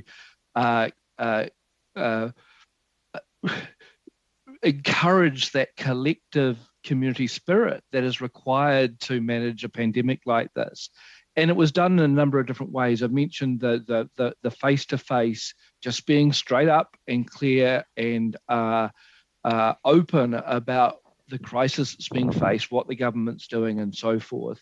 And across a myriad of different ways. I mean, I mentioned the fact that the government has been proactively releasing cabinet papers and minutes with very few redactions that show the sense of decision making, the analysis, and so forth. And we've had the day-to-day, during the height of the pandemic, the day-to-day press conferences where the Prime Minister, Director General, the ministers were speaking direct to the nation, where you're trying to encourage a collective sense of precaution and health measures, the ability to get a high sense of social license has been crucial. It's helped in enforcement. It has obviated the need for heavy-handed police enforcement because people know that they have to do the right thing. Thank you, Dr. I'm sorry to interrupt you. I have to cede my time back to Ms. Rempel-Garner, but thank you. Thank you. Mr. Chair, I move that the following regularly scheduled meetings of the House of Commons Standing Committee on Health be programmed as follows. On May 31st, 2021, the committee undertake one or more 2-hour meetings regarding patented medicine prices review board guidelines, that each political party represented on the committee be given leave to invite 2 witnesses of their choosing to provide testimony on the topic for this meeting, and that upon the completion of this meeting, the analysts of the committee be directed to commence the development of a draft report based on witness testimony and witness submissions received by the committee on this subject to date. On June 7th, 2021, that the Law Clerk and the Parliamentary Council, the Clerk of the Privy Council Office, and Canada's Privacy Commissioner and Canada's Information Commissioner be invited for the duration of a 2-hour meeting to discuss issues related to, but not limited to, the production of documents regarding the October 26 House of Commons motion, and that the total time allotted for opening statements be limited to 5 minutes for each witness, up to a maximum of 20 minutes in total, to ensure adequate time for questions to be posed by committee members. For the first hour on the meetings scheduled for June 4th, 11th, 14th, 18th, and 21st, 2021, each political party represented on the committee be given leave to invite 1 witness of their choosing to discuss issues related to, but not limited to, the federal government's response to the COVID-19 pandemic, and that the total time allotted for opening statements be limited to 5 minutes by witnesses to ensure adequate time for questions to be posed by committee members. For the second hour on the meetings scheduled for June 4th, 11th, 14th, 18th, and 21st, 2021, the Deputy Minister of Health Canada, the Deputy Minister of Public Safety and Emergency Preparedness, the Deputy Minister of Public Services and Procurement, the President of the Public Health Agency of Canada, the Chief Public Health Officer of Canada, the Vice President of Logistics and Operations for the Public Health Agency of Canada, and the head of the National Advisory Committee on Immunization be invited to discuss issues related to, but not limited to, the federal government's response to the COVID-19 pandemic, that the Minister of Health be in attendance for at least one of these meetings, that the meeting that the Minister of Health is in attendance be held on a Friday, be 3 hours in length, that the minister and officials be in attendance for 2 consecutive hours, and that the total time allotted for opening statements by officials and the minister during this portion of the meetings be limited to 5 minutes by witness, up to a maximum of 20 minutes in total to ensure adequate time for questions be posed by committee members. To witnesses that are here today, I want to thank you so much, particularly the World Wildlife folks. This motion that I've just moved to colleagues, it's just in recognition that we are almost at the end of parliamentary session. We only have a few meetings left, and should we haven't really discussed committee business in some time. Should we have to allocate another meeting to discuss business and then adopt it at another meeting, we'd be losing 2 meetings in the middle of a pandemic. So this meeting, the genesis of this motion was to ensure that the remaining meetings are maximized for activities particularly related to the government's response to the pandemic. I also believe that the schedule that has been presented here will also allow the clerk enough time to give witnesses headsets. My understanding is that most political parties here have already identified their witnesses for the PMPRB study, and that headsets have already been distributed. So there should be no reason why we can't proceed as follows. This motion would also give officials a full week to before they next appear in front of committee. And again, this is designed for us to maximize our time. The other thing I'll say is that I think this is very fairly written. It gives every political party here leave to determine their own witnesses. There's really no partisan language in this motion here at all. It's just to ensure that prior to the end of session that the committee is focusing its efforts on scrutiny of the government's response to the COVID-19 pandemic, particularly given that I understand that there will be a gap at the end of June by which House of Commons IT will be undertaking regularly scheduled maintenance, and meetings may not be possible. So we want to make sure that we're getting as much work as we can done, Chair, before Parliament rises. So I hope that there is agreement among parties that we can proceed in this fashion. It gives a lot of flexibility, and I seek the support of all of my colleagues on this committee for proceeding as follows. Thank you, Ms. Rempel-Garner. It is your purview to move this motion. It's properly, we have notice of it. I'm wondering if you might consider moving it at the end of our witness testimony and or questions. I think just for the sake of time, I'd like to move it now because I noticed that we didn't get a second round of questions in the first. So I would like to proceed. I maybe ask as a point of order, Mr. Chair, that if we have the agreement of all committee members not to move any other motion so that we can deal with Ms. Rempel-Garner's motion at this meeting. If we have that agreement, then we can finish at least one question round with the witnesses in respect of. No, I don't agree. Yeah. Sorry, I missed a little bit of your remarks, Mr. Davies. I think I've got a power glitch here, so you went dead for a while. Figuratively speaking. So I'm thinking the matter has been responded to by Mr. Van Bynen. So I think we either have to go ahead with this motion now or trust on faith that we will be able to deal with it after the witnesses. I'm sorry, Mr. Chair, my screen froze right after I spoke, so I don't know what happened after I said my piece. The technology is so wonderful. So as you were speaking, my power glitched and I missed your whole speech. But I believe Mr. Van Bynen has responded no to your request. But I still think it would be appropriate if we could to deal with this matter after our witness panel. Sorry, what I missed was I'm sorry, Mr. Van Bynen on behalf of Liberals said no to my request that we deal with this at the end and agree to hear from the witnesses? Well, I Mr. think, Chair. Go ahead, please. Sorry, just hang on. So, Mr. Van Bynen, so what you're asking for, Mr. Davies, would require unanimous consent. Mr. Van Bynen said no, so we have no unanimous consent. So we go now to Ms. O'Connell. I think, is that, I'm sorry, I didn't quite hear who Yes, interjected. just to clarify, Mr. Chair, I think it is incredibly unreasonable to have asked witnesses in particular from New Zealand to appear here and not at least have the ability to hear their testimony. So if we can deal with this motion at the end, that's fine. But Mr. Chair, I can't commit, and I don't think it's reasonable for any member to commit to tying their hands from dealing with a motion procedurally. So I think the intentions are we can deal with this at the end, but I don't think we can make any commitments. And given the level of disrespect to these witnesses, as well as our own members' question times, to interject like this is completely unreasonable. Very well. Any more comments on this particular point of order? Seeing none. Yes, Mr. Chair, I have my hand up. So that's on the point of order.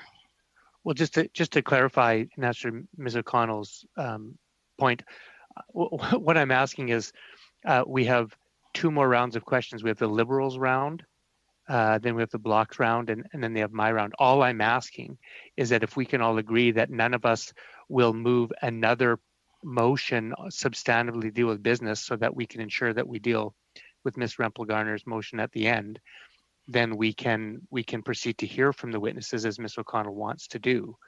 And that's not tying anybody's hands, that's just making a commitment that we can get to that motion at the end of the meeting. Because if Ms. Rempel-Garner lets go of her motion now, and then the Liberals in 5 minutes move their own motion and we lose the witnesses, then that's an unjust result. So what I'm asking my colleagues to do is let's listen to the witnesses finish the question round and agree to deal with Ms. Rempel-Garner's motion at the end of this meeting, so that we can do justice and respect the witnesses. But that requires each person, which just means the Liberals, the Bloc, and myself in the next 15 minutes don't move another substantive motion. Why can't we agree to that? Thank you, Mr. Davies. So I understand you're asking that no one will move a substantive motion during their question slot for witnesses. Is that correct? Right. Yes. So, Mr. Van Bynen, your hand is up. Well, thank you, Mr. Chair. I have a right to put forward a motion, and I don't want to compromise that. So to agree to not putting forward a motion, I think is unrealistic as an expectation, and I will do that at an appropriate time, as Ms. Garner has done at her appropriate time. Thank you, Mr. Van Bynen. Mr. Davies, I see your hand. Oh, sorry, Ms. Rempel-Garner, please go ahead. Thank you, Chair. I believe my motion is in order and it's on the floor for debate. And I know we've had issues where you've suspended the end of meetings when we've moved motions before. So I'd like to proceed with debate. It is in order. This is routine proceedings to witnesses. We're just trying to make sure that we have the program set because we've sort of run to the end of the universe of our program prior to the end of session. Thank you. Yes, I've already said it's in order, and you have the right to move it at this time. I was just asking if we could deal with this after our witness testimony. I don't think we're going to get to that point. We have Mr. Van Bynen again. I'd like to hear from Mr. Pawlowski. I'll speak after him. Okay. Dr. Pawlowski, go ahead. Since this has moved into debate, I want to apologize to the witnesses, particularly the people from New Zealand that got up very early in the morning to be with us. And I would also like to wish Colleen Flood's son happy birthday from Canada and from all of us here in Parliament. How about the rest of you? Wish him a happy birthday. But sorry about this. Sorry that we didn't manage to finish. So may I have the consensus of the committee whether we should release the witnesses at this time with our apologies and our thanks? I'm seeing agreement there. So to the witnesses, once again, I apologize. This is the way it works sometimes in Parliament. Things, motions get moved and motions have to be dealt with when they get moved. So I on behalf of the committee, I do really appreciate your time today and your offering to help us with our inquiries. And I would invite you that if you have any further communications you wish to convey to the committee, to please direct it to the clerk of the committee, and the clerk will ensure that it gets properly translated and distributed to the committee. So thank you all, and with that, I would invite you to leave if that is your will to do so. And having said that, we will now continue with the debate on Ms. Rimpel-Garner's motion. Mr. Van Bynen, your hand is up. Thank you, Mr. Chair. I'd like to take this opportunity to remind my colleagues of a couple of things that were said during our meeting of May the 14th, starting with Mr. Davies, and I quote, "I think what I'm getting from all sides is that we need a better process for determining our agenda going forward. I think it does speak to the less than optimal functioning of our subcommittee. We do have a subcommittee on agenda, which I think, with great respect, falls under the authority of the chair to call. I'm going to put a bug in the chair's ear to maybe use that. All parties are represented on it, and I think that we should be meeting on some sort of regular basis to deal with issues." Then, as our meeting was coming to a close, Mr. Chair said, "I would advise the committee that I am planning to do a subcommittee following the end of Mr. Davies' portion of the study and just prior to the PMPBR last two meetings, so that we can plan what we're going to do following those meetings, and so we would be able to bring witnesses in should that be our intent."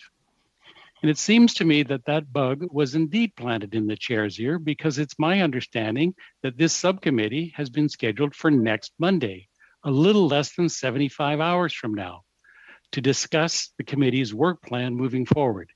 And now the first phase of this study is completed.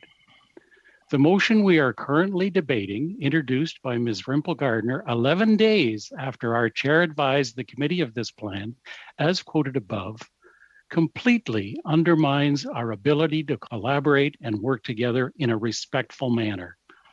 While there haven't been many, I have been proud of the moments that we can collaborate and be respectful to one another, because that's when we're most productive.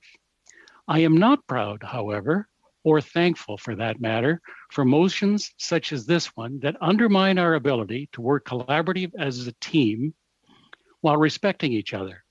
Most importantly, I want to highlight how disrespectful we have been to our witnesses today, especially those joining us from New Zealand and at a very early hour. And I personally think that hearing from them would have been incredibly important, and I was looking forward to hearing from what they have to say.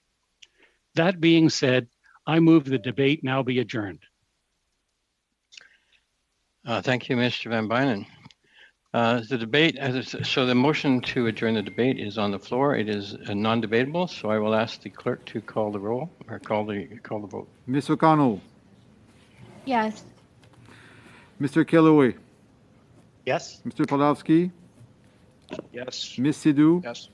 Yes. Mr. Van Bynen. Yes. Mr. Barlow. No. Mr. D'Entremont. No. Mr. McGuire. No. Ms. Rimpel-Garner. No. Monsieur Thériault. No. Mr. Davies. No. So, Mr. Chair, 6 nays, 5 yeas. Very well, thank you to the committee. So we will carry on with this debate. I see Mr. Davies, your hand is up. Go ahead. Yeah. Thanks. I'm just checking to make sure I'm on video and not on mute. Well, I'm going to speak in support of this motion. I do want to say to Mr. Van Bynen, and I say this with great respect, I have on several occasions over the past year urged the committee chair to make use of the subcommittee in order to schedule business. It is Friday, May 20, what is it, May 28th today. And as of me coming to this meeting, there was no subcommittee meeting called. This is the last day of the first round of topics of our COVID study. And this motion was moved by Ms. Rempel-Garner and submitted more than 2 days ago. So everybody on this committee has had an opportunity to look at the motion, and what it does is it simply seeks to make productive use of the remaining 7 or 8 meetings that we have. With great respect, I raised this issue of calling a subcommittee meeting 2 weeks ago, and it was not called. And for a subcommittee meeting to be called today for Monday means that were we to accede to that, we would lose a committee meeting on Monday, and then we would lose another meeting on Friday, because the subcommittee would meet, come to a decision, hopefully, and then that proposal would have to be adopted by the full committee. So we would lose approximately 25% of the meetings that we have left before this House rises on June 25th. Now, that is not an effective way to deal with the committee business. And I'm going to be becoming a little bit more strenuous in my objection at the lack of effective and efficient scheduling and use of the subcommittee in this basis. Because if the committee chair is not going to call subcommittee meetings to plan the business of this committee, one can hardly fault the members of this committee from taking the bull by the horns and doing it themselves, which Ms. Rempel-Garner has done. Now, this motion is written very objectively. For the record, I want to state what it does. It schedules our PMPRB meeting on Monday, as Mr. Theriault is entitled to, and it proposes that we have 8 witnesses instead of 4, so that we effectively have the final 2 of the 4 meetings that Mr. Theriault proposed, and this committee passed, completed on Monday. So we finished the committee business on PMPRB. Starting on Friday of next week, and on every successive meeting but the following Monday, we have the first hour of each meeting allows each party to submit 1 witness as they see fit on any issue under COVID. You can't get more egalitarian than that. And the second hour, we have the deputy ministers coming on each of those meetings to answer questions, which I think is an excellent way to structure the meeting, because we are allowed to hear the witnesses as each party wants to call them, whether it's on long-term care or mental health, which I know is a priority of Mr. Van Bynen. I know long-term care is a priority that Ms. O'Connell has mentioned. On whatever issue anybody wants, we can have those witnesses appear in the first hour. And then if questions or issues emerge, we can put them directly to the deputy ministers from health, from the Public Health Agency of Canada, from the Minister of Procurement, etc., and the Chief Public Health Officer.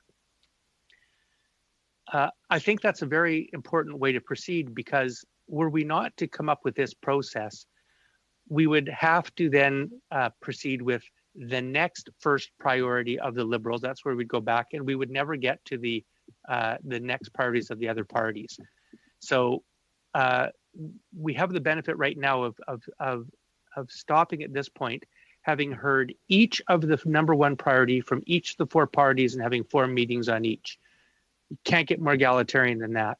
And because we can't then go to the second choices of each party and hear from each of those in a fair way by the end of June, it's a very natural stopping point for us to say, well, how are we going to handle the final 7 or 8 meetings?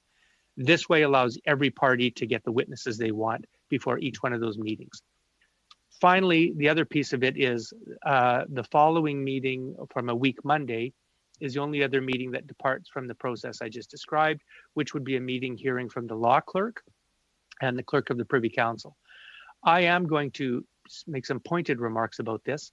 Last October, the House of Commons, no less, passed a motion compelling the government, not asking the government, compelling the government to produce documents in prescribed form on a number of subjects set forth in that motion. That was passed by the majority of the members of Parliament in the House of Commons.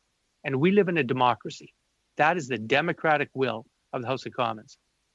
And in that motion, at the time, one of the reasons that my Liberal colleagues resisted that is they said there would be over 1 million documents.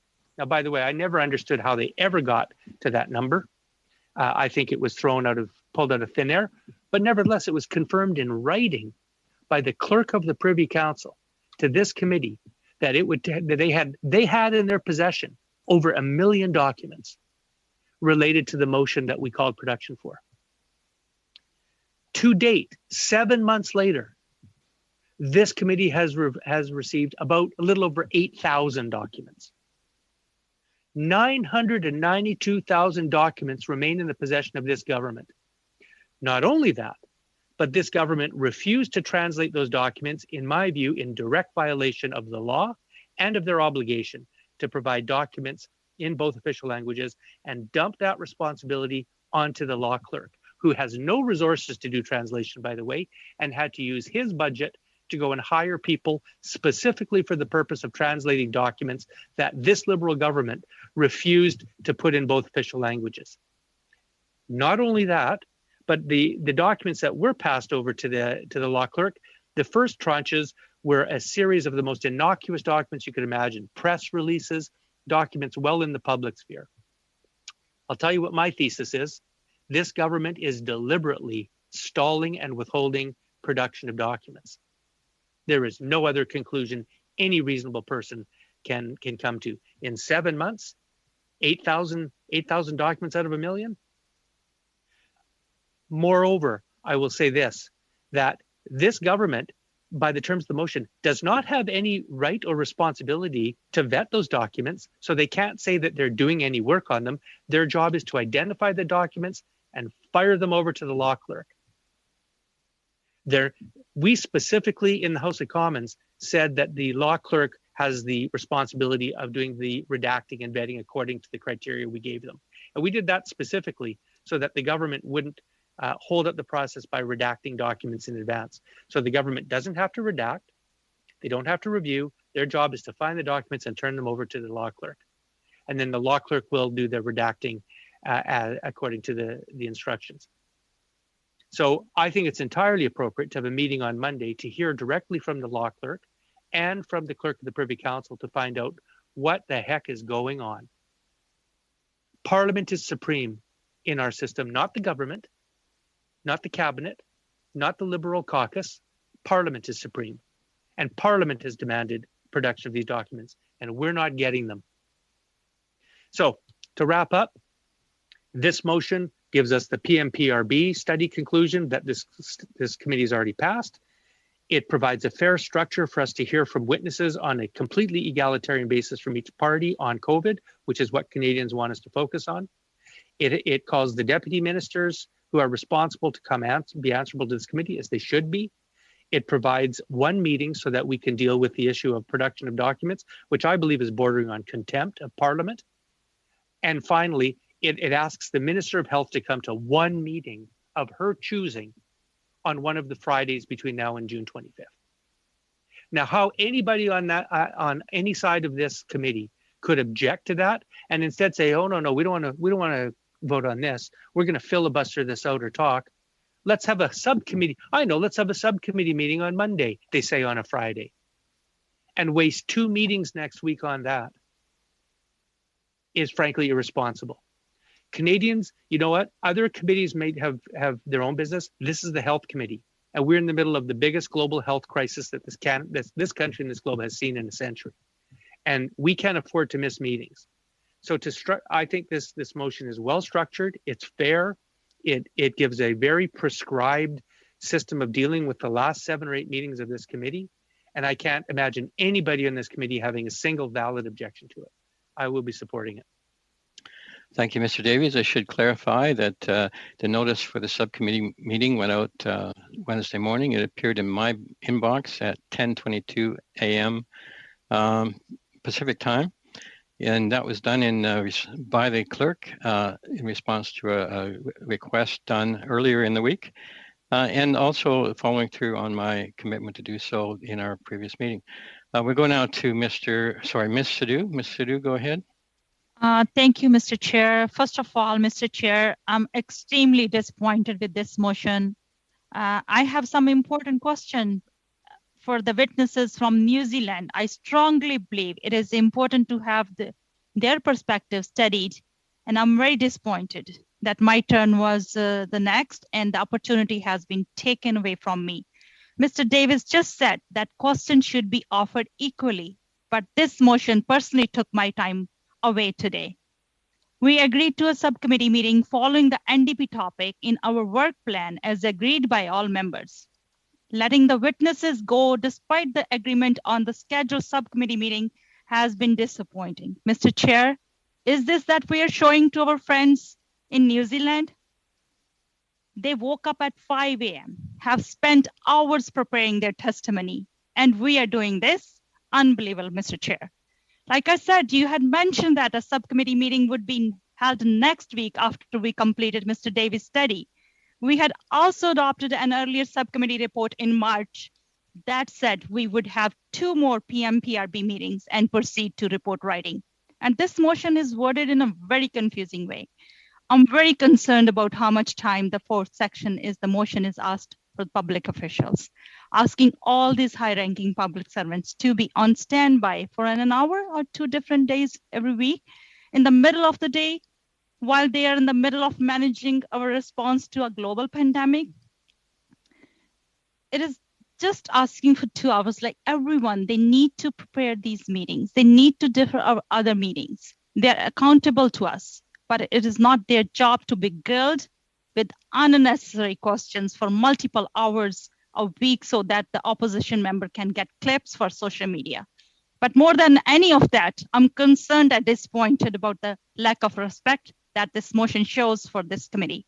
We have repeatedly said that we should be discussing these things as a group. Like Mr. Van Byen said, we had the same discussion when we discussed the last 106.4 meeting. And the quote from Mr. Davis pretty much sums up how this committee should be functioning. Mr. Chair, this motion would be in complete contradiction to the spirit of cooperation that Mr. Davis spoke about. This motion from the Conservatives is designed to render the subcommittee meaningless. How is it respectful to this committee is intentionally force the cancellation of a subcommittee meeting where the parties could all work together off the record to plot a good way move forward. I'm reminded of when they claimed the Canadians were at the back of the line of receive vaccine and would not get doses until 2030. But just today, NACI recommended the earliest administration of the second dose due to an increased availability of the vaccine. Mr. Chairs, if I may remind, this plan has been made available to the entire country very early on, last year in 2020. On a recent podcast, Mr. Davis spoke about how inconsistent the Conservatives had been in their criticism of the government. He said they remembered how critical they had been of the government for being too slow to close the borders. Now they criticize the government for hotel quarantine rules and border control measures. They think we should reopen the economy. I cannot really tell what their positions are. Mr. Chair, we should not be rewarding this behavior by wasting public servants' time and inviting them for no reason in particular. If the opposition members would like to take the weekend to think about the topics they would like to discuss with these officials and the most efficient schedule to do that. And I'm sure the subcommittee could come to an agreement. Mr. Chair, this motion should not pass. The subcommittee should meet on Monday as planned, at which point you and the co-chair, along with Mr. Davies and Mr. Calloway, can settle the agenda for the remaining meetings. Thank you, Mr. Chair. Thank you, Ms. Sadu. We'll go now to Mr. Calloway. Mr. Calloway, please go ahead. Thank you, Chair, and thank you, colleagues. When I first received notice of the motion, I was a little surprised as I was actually looking forward to meeting with my colleagues from the opposition at our upcoming subcommittee meeting. Look, I agree with Don's comments from the last meeting that we need to utilize the subcommittee as a tool to plan out our upcoming meetings and get a sense at what the committee will look like in the short term. And it would seem to me that putting a motion out like this seems to defeat the purpose of that meeting entirely. But perhaps I'm wrong. And I've heard almost every member of this committee talk about the importance of working together. And I've said it actually in the past couple of meetings that, and I've gotten to know many of you. I believe that you do want that as well. But Mr. Chair and colleagues, let's use the subcommittee on Monday to talk about what MP Rumpel-Gardner's motion proposed in her motion rather, and hear from the government side on what we'd like to see and get our input. For me, that would be truly a way of moving forward together. Frankly, Mr. Chair, it's a little frustrating that we're having this discussion again for the second Friday in a row. Last week, MP Rumpel-Gardner brought forward a 1064 meeting, as she can do, as anyone can do, to discuss a motion she wanted to see passed at this committee, joined and signed by 3 other fellow Conservative members at this committee. But here's the thing, Mr. Chair. All members of this committee voted in favor of that motion because we all agreed on its contents. And I think it was less than 20, maybe 30 minutes, not 20 minutes.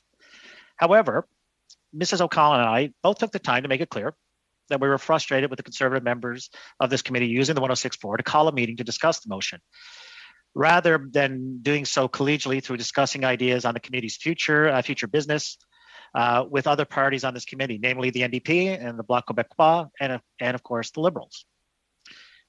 Because of this procedural tactic to move a 1064 last week, a very important meeting that had already been scheduled for last Friday ended up needing to be moved to today. This meeting was originally scheduled at the request of our NDP colleague on this committee, who wanted to call witnesses to study his subject matter area of interest at this committee. And as a reminder, Mr. Chair, to my Conservative members opposite, the entire committee, them included, agreed that the committee's area of study would alternate amongst the different official recognized parties represented at this committee, with 4 meetings to be held per each party's area of interest. So look, that aside, we pressed ahead with voting for the Conservative motion last week because we wanted to give the Conservative MPs on this committee the benefit of the doubt that they would constructively, with all of their colleagues on this committee, plan for areas of study in the future. In fact, we've all agreed that in the spirit of working together in good faith, the subcommittee would meet to discuss the committee's agenda going forward as a committee. Mr. Chair, the subcommittee meeting is already scheduled for this upcoming Monday, May 31st. And the plan was to work together on a roadmap going forward. My MTP colleague on this committee stated last week, we need a better process for determining our agenda going forward. And I agree with Don. He also reiterated that all parties are represented at this subcommittee. And then I quote, we should be meeting on some sort of regular basis to deal with issues, end of quote. And as I previously said, I agree with the comments, and these comments in particular. And I've made that clear to my colleagues on this committee, many meetings. When we deal with things in this manner, that is hasty and uncooperative, look, it does lead to dysfunction. And it leads to this committee never finishing the work it's already agreed to work on. The member already knows that because Don specifically pointed this out last week, and I'll quote, Luke has been waiting for the last 2 meetings of his PMPRB study for months, end of quote. In fact, the member of Montcalm's PMPRB study was last before this committee on December 11th of 2020. That was 6 months ago now. We haven't had a chance to complete the 2 meetings still required for that study because of the continuous disregard of some members on this committee for any of their colleagues from other parties represented at this committee. So with this proposed motion, which only proposed to convene one of the 2 remaining meetings required to complete the PMPRB study, it means that Luke's study won't be tabled before the summer, and perhaps Luke is okay with that. I don't know. While I'm discussing the specific contents of this motion in front of us, I would be remiss to not realize the obligations that this motion puts on some of the busiest public servants in Canada right now, who are working around the clock to guide Canada safely out of this pandemic and have been working around the clock since early 2020. Again, it seems as though there's little consideration given to the fact that for officials appearing at this committee, there is a lot of time and effort included in the preparation work to be able to come here to answer the questions from us here on the committee. Just last week, officials appeared at this committee for 3 hours. 3 hours. And some only received a couple of questions during the entire time they were here. Officials have repeatedly appeared at this committee and various other committees to answer questions. I crunched some numbers at HESA alone now. At HESA alone, officials have answered questions for almost 40 hours. When you consider their appearances at other committees as well, they've answered questions for over 70 hours collectively.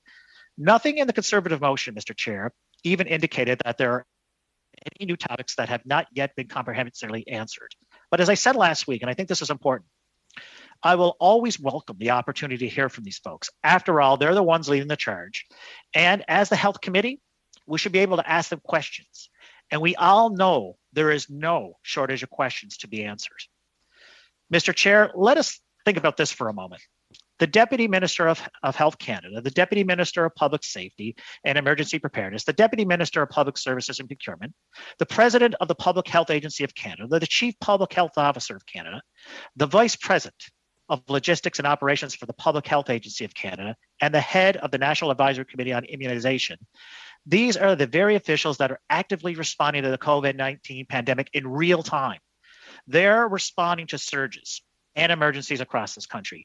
They're in constant contact, ongoing negotiations with vaccine manufacturers to speed up and increase deliveries of vaccines coming to Canada. And they're reviewing data and science from around the world, carefully monitoring Canada's epidemiology and constantly updating Canadians on them. They are the responsible, and they are responsible for rolling out and delivering the procured vaccines to provinces and territories. You know, what do we think they're doing with their time? Do we think they're doing nothing? The fact is, Mr. Chair, since the beginning of this pandemic, Liberal members on this committee have sought to put politics aside and do real work on behalf of Canadians. We worked with other parties to develop reasonable plans to study the pandemic and get answers for Canadians. That's what we all want on this committee. But it seems like whenever we turn to do real work and try to convert that real work into results, things tend to not happen. I take, for example, Mr. Van Biden, who sought to table an interim report on the mental health impacts of COVID-19, and the opposition said no. Now think about that. Let that sink in. They said no. Now we've heard countless times from hundreds of witnesses that this pandemic has been an unbearable strain on the mental health of Canadians. We've all heard it on this committee. Just earlier this month, we heard from one of our witnesses who said burnout is real for the people at home and especially those working on the front lines. Beyond that, I'm sure all members of this committee are hearing from their constituents about mental health. Colleagues, I know I am. That's why Liberal members proposed studying this. But when we did, others immediately said no and sidelined the study with procedural gains. When we finally got back to this study, we heard substantive testimony from witnesses across our country, and we heard directly how this impact is affecting the mental health of Canadians. Mr. Chair, this testimony should have been turned into a report and tabled with recommendations for the government to respond to. And that's exactly what my colleague, Tony Van Biden, proposed. But you know what? The other party said no. They seem to prefer to focus on some of these games instead of to allow the committee to finish the interim report on mental health. But let me be very clear here. The very preparation and tabling of this interim report would have taken no time from the work of our committee.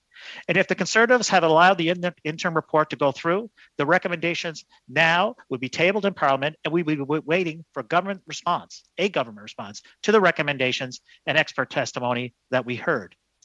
So let's get real here. I get that we're on different sides here. Some of us like the color blue, red, and orange, but we're all on Team Canada. And I'll say it again, we are. And the opposition seems to be clearly working well together when it comes to voting down ideas we propose. So we know there's a desire to work together. But many times it appears to be just a little lack of willingness to work together with the government side. And I make this point, Mr. Chair, because this isn't just any committee. This is the Health Committee, and we're in the middle of a global pandemic, an existential crisis that impacts everything and everyone. And I think that everyone recognizes that the opposition parties will sometimes use procedures or delay tactics to impede the government's work, and that's fair enough. But that shouldn't be at the expense of the actual work that this committee should and can do. Mr. Chair, we're here to work. We're all here to work, rolling up our sleeves and work. We want to work with other members to study this pandemic. And yes, hold the government to account. That's what I expect us to do. And quite frankly, that is what Canadians expect us to do. Thank you, Mr. Chair. Thank you, Mr. Kilroy. We go now to Dr. Pawlowski. Go ahead, Dr. Pawlowski. I'd like to begin by thanking my colleague from Cape Breton for his very succinct getting to the point on this discussion. I too will try to be equally succinct, at least the first time around, in talking about this issue. There's two sides to every story. and we have our side, and I know those of you have your side. And I'm kind of amused by the fact that on my computer, Michelle with her dog is right beside Jennifer with her cat, which I think is a very convenient metaphor for what happens in Parliament. I think the Conservatives and the Liberals are like dogs and cats. They just are not going to get along. And you know what? I'm not even going to take the position that the Liberals are right on everything, that the Conservatives, the NDP, the Bloc are wrong on everything, and nor am I going to take the position that all the Liberals are better people than the Conservatives or the NDP or the Bloc.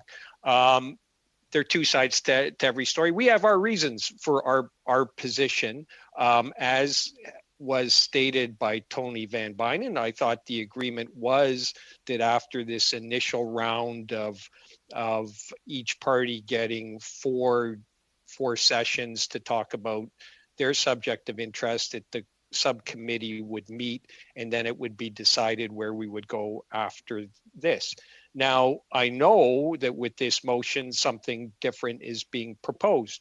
Which is right, which is wrong, which is more right than the other.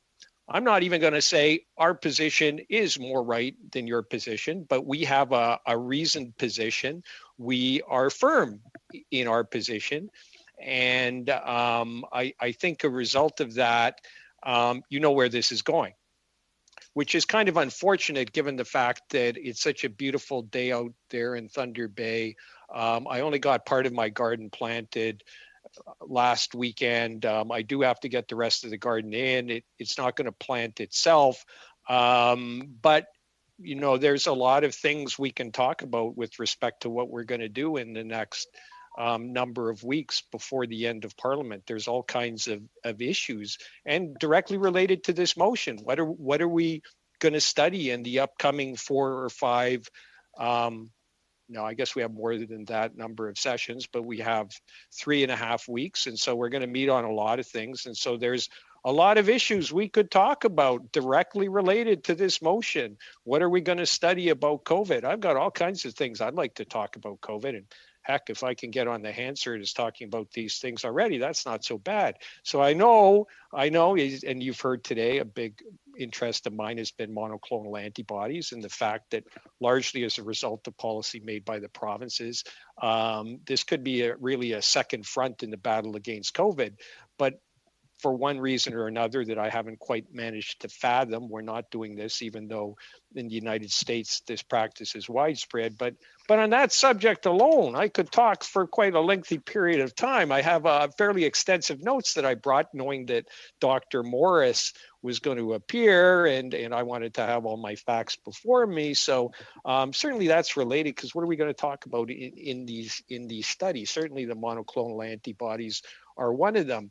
Another thing that I would like to see us talking about in the upcoming sessions, and maybe we'll just end up talking about it here, is the proposed WTO waiver on intellectual property rights related to COVID therapeutics and vaccines. That's a letter I know that I wrote with some of my colleagues on this committee. And I'm very proud of it. I'm very proud we all kind of came together and came to mutual agreement as to where the world ought to be going. Certainly, we could talk about that in the coming weeks, or we could talk about some today. The risks of the variants, and there's so many different variants from so many places, and we could talk all about that as well. There are other issues, though, and it's unfortunate we haven't been able to address these other issues because of COVID, but I think we have, in response to Mr. Thériault's questions, has pointed out the fact that a lot of people are suffering and will continue to suffer because they haven't received medical services because of COVID. So people haven't had their colonoscopies done and things like that. So and there are a few actual issues that I would like to deal with, which are medical, which we haven't been able to because of COVID. Certainly the PMPRB is a great example and something I didn't know a lot about, but since Mr. Thériault has brought it to our attention, I've certainly looked into it, spent a lot of time trying to figure this out, and it is an extremely relevant topic. that I would like to talk about. And I mean, we talk about it now, or we talk about it at the meeting. I mean, it depends whatever the opposition wants.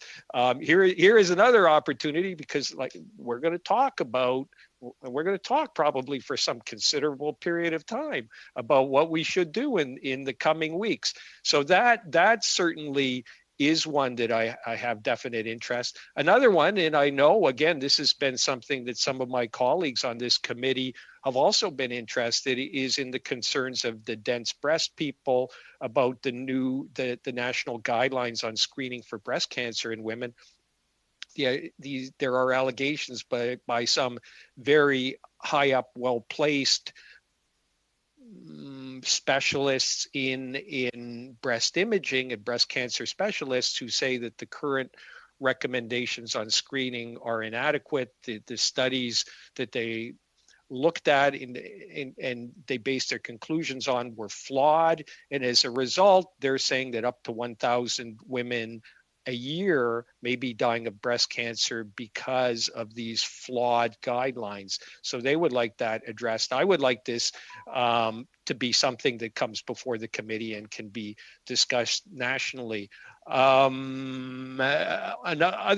issues, because heck, here's an opportunity to talk about what we're going to talk about in the next number of weeks. Another thing I'd like to talk about is the difficulty of accessing generics. In this affects a lot of people that find their generic medication, suddenly the price goes way up on them. But I would suggest too, and I may have to talk about this longer because we obviously want to talk about what we're going to do in the future. Some of the realities of problems that we faced in accessing generic medications in the hospital. I was certainly frustrated over the last number of years over the fact that one by one, many of the medications that we used routinely in treating patients in the emergency room were no longer available. These are cheap medications. For example, Stemetil. I don't know if anybody out there has migraine medications, but the best medication intravenously for control of migraines is Stemetil. Stemetil you can buy internationally probably for 20 cents a shot. You can't get it in Canada. If you go into emergency room, you have to get some lesser. You have Maxiran, or I could talk quite a long time about various treatments of migraines. However, I don't know if anybody wants me to, but I'm certainly willing to. But drugs like this, we have been unable to access, and certainly it was something I looked into when I was working in the hospital and tried to get support. Why don't we address this issue? Having worked in many developing countries over the years, I certainly found that some of these very medications that we couldn't get in Canada, you could get freely all around the world in all the different countries I worked in, which there again, I could talk about that too. But in Canada, why can't you get them? And this has been something very frustrating, that you can go to Ethiopia, or you can go to Vanuatu, or you can go to Swaziland and you can access Stemetil. So why can't you get it in Canada? And that's something that I think it would be worth our committee looking into, because this is a real problem that certainly affected a lot of people. I have my own thinking. I think this is a thing of national jurisdiction. Under the Food and Drug Act, it is a federal jurisdiction, and I think it's probably overly regulated. Anyhow, this is something that I won't bore you with the long details. However, if I'm not planting my garden this afternoon, I'm certain I could talk more about this subject, which I'm sure interests all of you. Also, another thing came up today, and I talked to Dr. Morris about it, about the silencing of doctors. And here, you won't silence a good doctor, because some doctors, once they start talking, just keep talking and talking and talking ad nauseum. I don't know who that would be, but I think it's actually the social duty of a good doctor to speak up when they see injustices in the world. So, but on the other hand, many doctors under COVID have found that when they did speak up in terms of public health policy, when they did oppose government policy, often provincial government here in Ontario, what they were doing, they ended up being disciplined or threatened with discipline. Is this in our best interest, that the people who work on the front lines are unable to do the things that they think need to be done, because an ounce of prevention is worth a pound of cure? And yet, and these people are all paid with the federal out of tax money, our tax dollar. So is it right that doctors and nurses were paid with taxpayers' money, and people who work in the hospitals in administration were paid with taxpayers' money, aren't letting the story come out because they don't want anybody criticizing the government or the hospitals? So there are very many topics we could talk about. I think we all see where this is going. We have our position. We are firm on our position, that we think that this ought to be left to the subcommittee on Monday, and I would suggest that we all want to do something other than listen to Marcus Pawlowski speak. I know Mike Kellaway is a more eloquent speaker, and I'd like to speak to him. Have him speak than me, because I enjoy that Cape Breton lilt. But even that wonderful Cape Breton lilt, I think after 5 or 6 hours will grow quite tiresome. Sorry to say that to you, Mike. But anyhow, I'm suggesting there are better things to do on a Friday afternoon. And I would like to say and apologize to the analysts, the translators, the clerks, because I know you two have other things to do and you may want to plant your gardens. So with those brief words to begin with, I'd like to pass it on, I believe, to whoever's next in line. Thank you. Thank you, thank you, Dr. Pawlowski. Let us know when you've got something to say. We'll go now to Mr. Van Bynen. Go ahead, please. Thank you, Mr. Chair.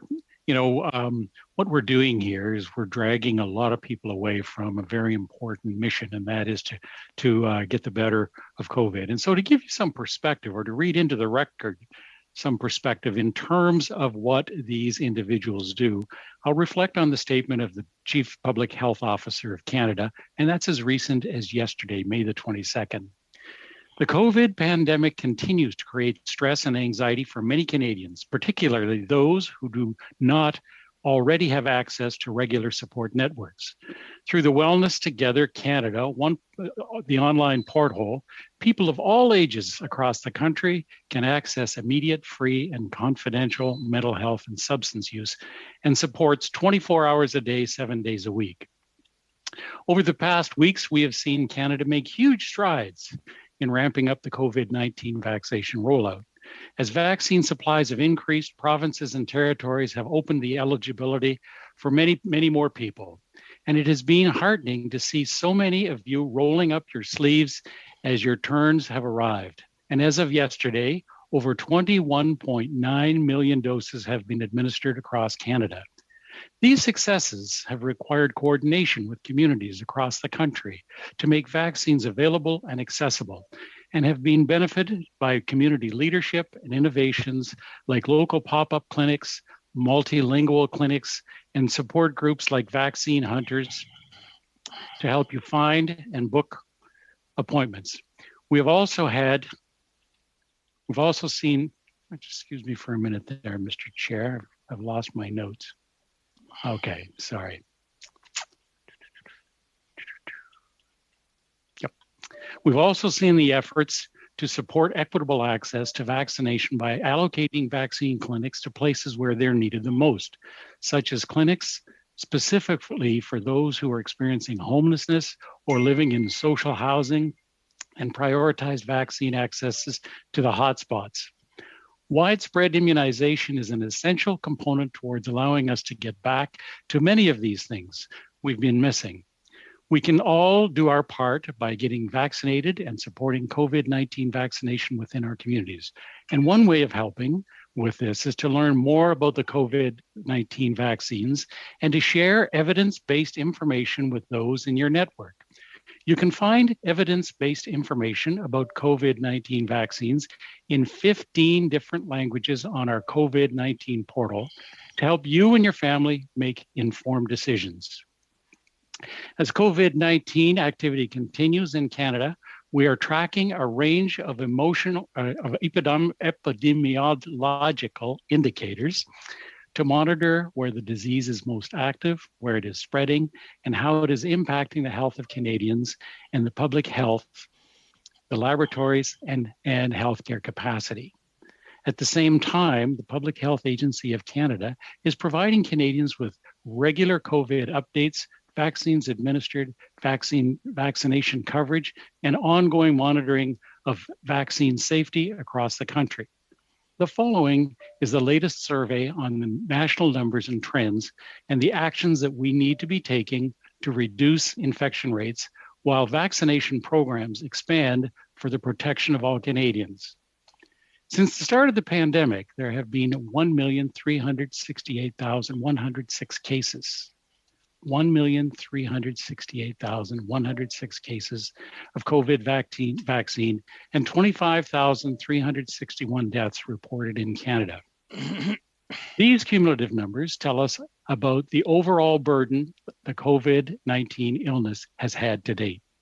They also tell us, together with the results of serological studies, that a large majority of Canadians remain susceptible to COVID-19. Multiple safe and effective COVID-19 vaccines with unique advantages are authorized for use in Canada. As vaccine delivery continues to ramp up at an accelerated pace, there is an increasing optimism that the widespread of and lasting immunity can be achieved through the COVID-19 vaccinations. Benefits are being seen among groups targeted for priority vaccinations as vaccine coverages increases across Canada. We can expect further benefits to protect more Canadians over the coming weeks and months. We're making steady progress with 44,785 active cases, 50% fewer than those compared to the peak of the third wave in mid-April. However, as COVID-19 activity remains elevated in many jurisdictions, strong public health measures must be sustained where COVID-19 is circulating, and individual precautions are important everywhere to drive infection rates down and manageable levels while getting our vaccination rates as high as possible.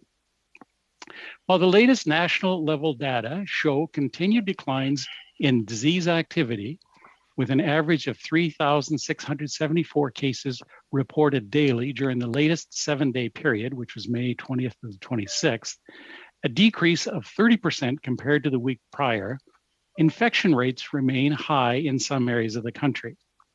And until vaccine coverage is sufficiently high to impact disease transmission more broadly in the community, we must maintain a high degree of caution with public health and individual measures and not ease restrictions too soon or too quickly where infection rates are high. The elevated infection rates continue to impact lagging COVID-19 severity indicators, and particularly in areas with sustained levels of high disease activity. Although we are seeing some decline in these trends, persistent high numbers are severe, and critical illnesses are placing prolonged and heavy strain on the health system and the healthcare workforce. Provincial and territorial data indicate that an average of 2,934 people with COVID-19 were being treated in Canadian hospitals each day during the most recent 7-day period, again from May the 20th to the 26th. This is 17% fewer than last week. This includes on average 1,178 people who are being treated in intensive care units, 11% fewer than last week. And although the mortality rate has leveled off, with a 7-day average of 42 deaths reported daily, again, May 20th to the 26th, continued high rates of infection and high numbers of hospitalization and critical care admissions continue to impact the trend. We're continuing to monitor and assess the generic variants of the virus and their impacts in the Canadian context. Overall, variants of concern represent the majority of recently reported COVID cases across the country. And while all 4 variants of concern have been detected in most provinces and territory, the B117 variant continues to account for the majority of genetically sequenced variants of concern in Canada. The most recently designated VOC, B1617, has been identified across all provinces and 1 territory as of May 26th. There have been 3 sublineages that are being studied which may have different properties.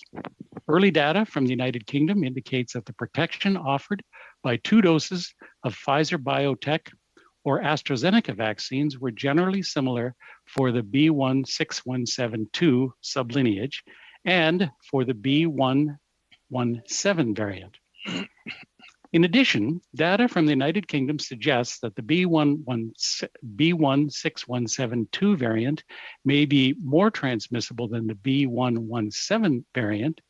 B16171 and B16173 sublineages are less well understood, but carry mutations that are similar to the mutations observed in P1 and B11351. These mutations occur in an area of virus genome that may have the impact on the vaccine's effectiveness, but there is limited data available to the extent of the impact, if any. While the impact of all VOCs continue to be monitored in Canada, we know that vaccination in combination with public health and individual measures are working to reduce the spread of SARS-CoV-2.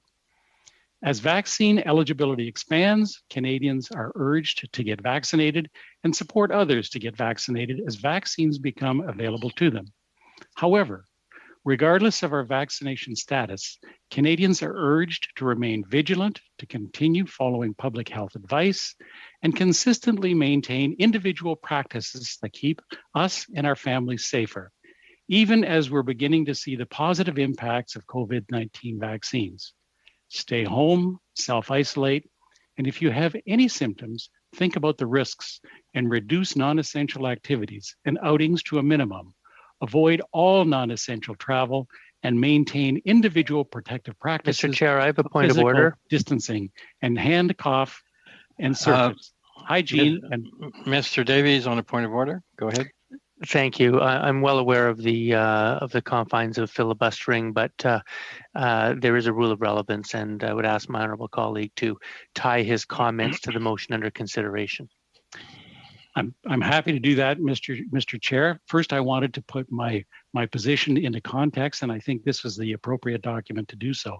So if you'll permit me to, with the last few parts of this document, I will make that connection as we go. Now, where did I leave off? Even as we're beginning to see positive impacts of the vaccines, stay home, isolate. If you have symptoms, think about the risks and reduce non-essential activities and outings to a minimum. Avoid non-essential travel and maintain individual protection practices. Point of order, Mr. Chair. Mr. Davies, on a point of order. I'm sorry, the member is just continuing to read instructions on COVID without tying. I'm asking him to demonstrate how this is relevant to the motion under consideration, which is a motion that deals with the committee business.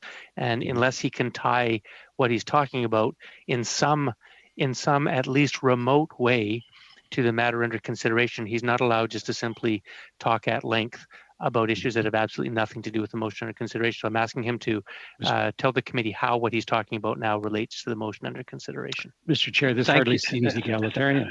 Thank you, Mr. Davies. Mr. Van Bynen has indicated that this is for context and he will tie it in, and I need to give him latitude as for any member to do so. Thank you. Thank you, Mr. Chair. And so now, where did I leave off? Canada's chief medical officers of health and other health professionals across the country are closely monitoring the vaccine safety, effectiveness, and the optimal use and adapt approaches.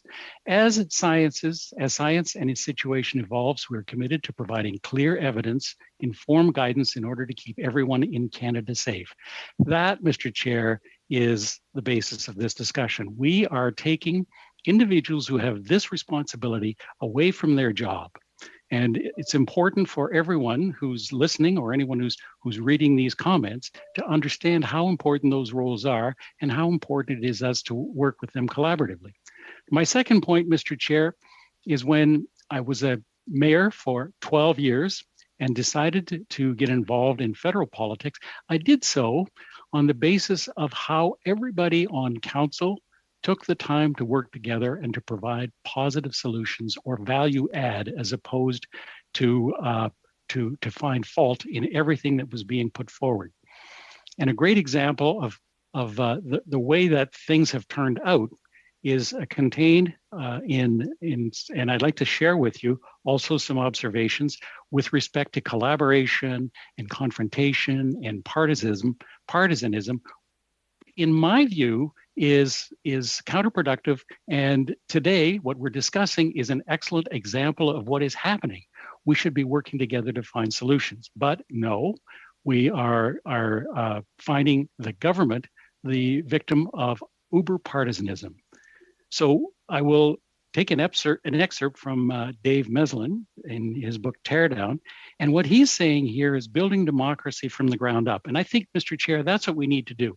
We need to work on finding a way that we can work together collaboratively, as opposed to the healthy uber partisanism that we've always been seeing in this committee. It doesn't happen in every committee. Mr. Chair, I've sat in on a number of other committees, and the tone and the tenure of those committees certainly is far different from some of these.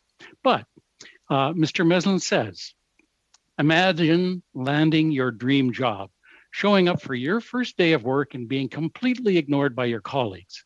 That's what happened to Graham Steele, the former finance minister of Nova Scotia, after winning a four-way race to secure the NDP nomination in the riding of Halifax-Fairview, and then winning the seat itself by 58% of the vote. Steele took his seat in the legislature, but when he rose to speak for the first time, representing the 10,000 residents of his riding, he found that no one in the room, absolutely no one, was listening. Although Steele thought of the actions of his fellow politicians as in any other gathering of grown-ups would be shockingly bad manners, he soon discovered that the silent treatment was actually relatively good behavior for his colleagues. His tell-all expose, What I Learned About Politics, describes a parody of democracy in the provincial legislature, where the most common type of interaction between politicians is to heckle, interrupt, and insult. He observed that the last thing on their minds is a mature consideration of someone's argument, and sadly confessed that the visitors to the gallery often go away shaking their heads in bewilderment. Steele's experience is not an anomaly. After interviewing 80 former members of Canada's legislature, the authors of Tragedy in Commons labeled our parliament as kindergarten on the Rideau. This wasn't just their opinion, but it was the unanimous opinion of politicians themselves. One former MP compared the legislature to a zoo, with another described as partisan drivel and poisonous atmosphere of the chamber. According to the Green Party leader, Elizabeth May, in her book, Losing Confidence, question period has sunk to the lowest levels of rudeness and incivility in living memory. There is no cooperation. There's no effort at consensus. The House has become toxic through excessive partisanism. Collective amnesia has wiped away the sure knowledge that it does not have to be like this. She describes in detail infantile questions, egregious behavior, cruel tone, and disrespectful heckling that have come to dominate the parliamentary debate. And we treat this as if it's normal. With hundreds of adults being paid to act like angry toddlers, the House of Commons is essentially the largest and most expensive daycare in the country. Chances are, none of this is shocking you. You simply become accustomed to verbal warfare as a substitute as thoughtful conversation, and not just as a parliamentarian, but in our provincial legislatures and our local city councils. Our militaristic approach to politics takes complex issues and recklessly transforms them into simplistic, polarized teams.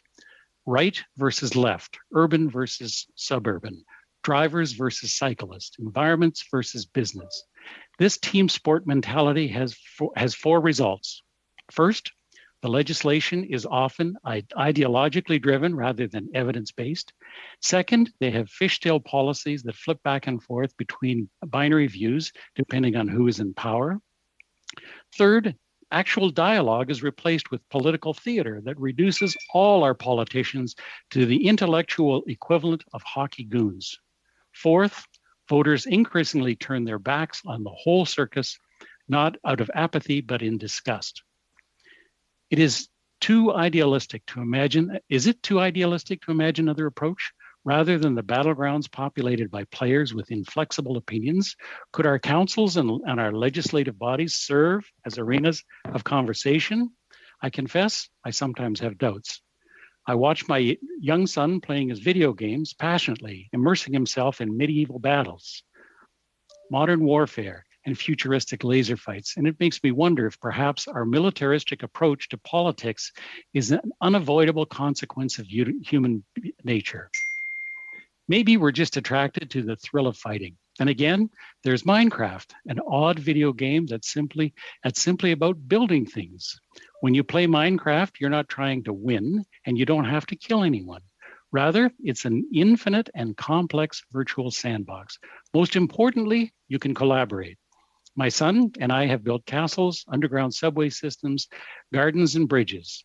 There's the most interesting part is that Minecraft is the second best-selling video game of all time. And although it is only introduced in 2009, it has already surpassed the net sales of long-time favorites like Grand Theft Auto, launched in 1977, and Super Mario Brothers in 1985. We probably shouldn't make sweeping conclusions about human nature by comparing to video game sales. And I can tell you that when my kids play Minecraft, he'll occasionally go on a rampage, killing as many zombies, creepers, and skeletons as possible. But the success of both war games and building games serves as a reminder that while we like to fight, we also have the capacity to energize by acts of creative collaboration. We can be drawn in either direction and can thrive in either environment.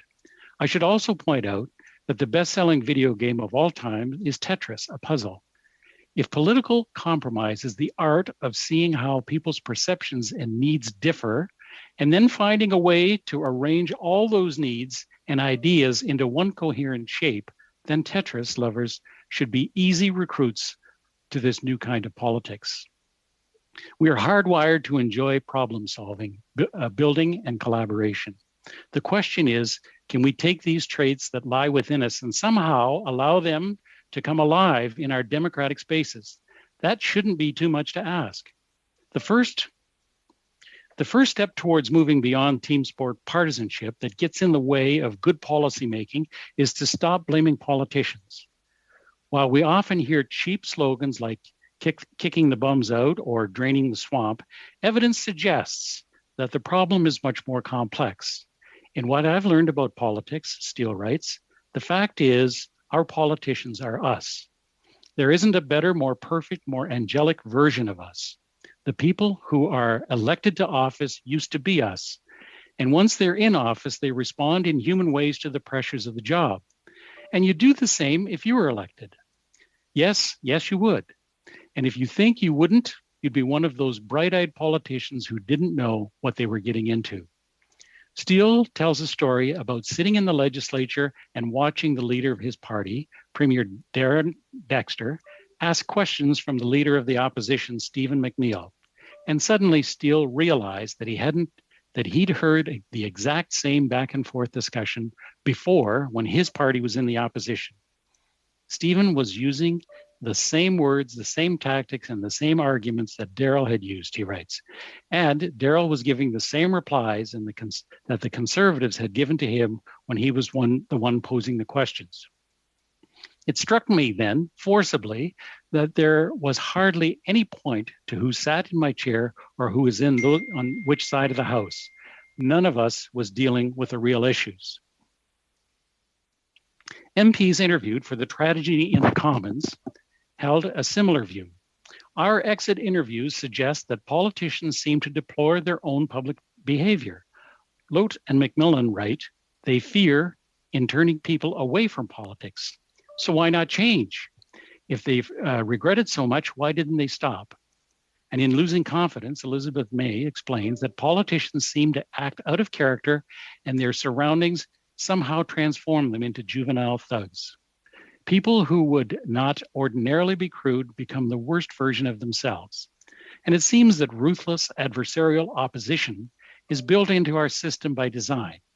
In that sense, thinking you can fix the problem by electing better politicians is like trying to fix your smartphone's shattered screen by replacing the batteries. Our elected representatives are just one part of the system, and depending on depending on their environment, they can be pulled towards creativity or battle, towards Minecraft or Call of Duty. In his memoir, Steele notes that in Nova Scotia legislature, 51 grown-ups act in ways that, if repeated in their private lives, would end their personal relationships, and, if repeated in other workplaces, would get them fired. True, but if the entire workforce was behaving badly, a smart employer wouldn't fire everyone. She tried to figure out why her workplace was bringing out the worst in her employees, and then make whatever changes is necessary in the political workplace. Our terminology, our procedures, and even the physical spaces used to debate are more structured to maximize conflict. So rather than try to kick the bums out, we should be looking for what we can change about our political processes, our spaces. Mr. Chair, I think this captures the tone and the nature of the dialogue that's been concerning me for some time. And my biggest concern is that, had we tried some collaboration, have we tried to find a plan, and I believe that we agreed to a plan, that we would have been able to not be faced with this change and not be caught up in the doldrums that we're facing now. Mr. Chair, we need to work collaboratively, and we need to find ways of building consensus.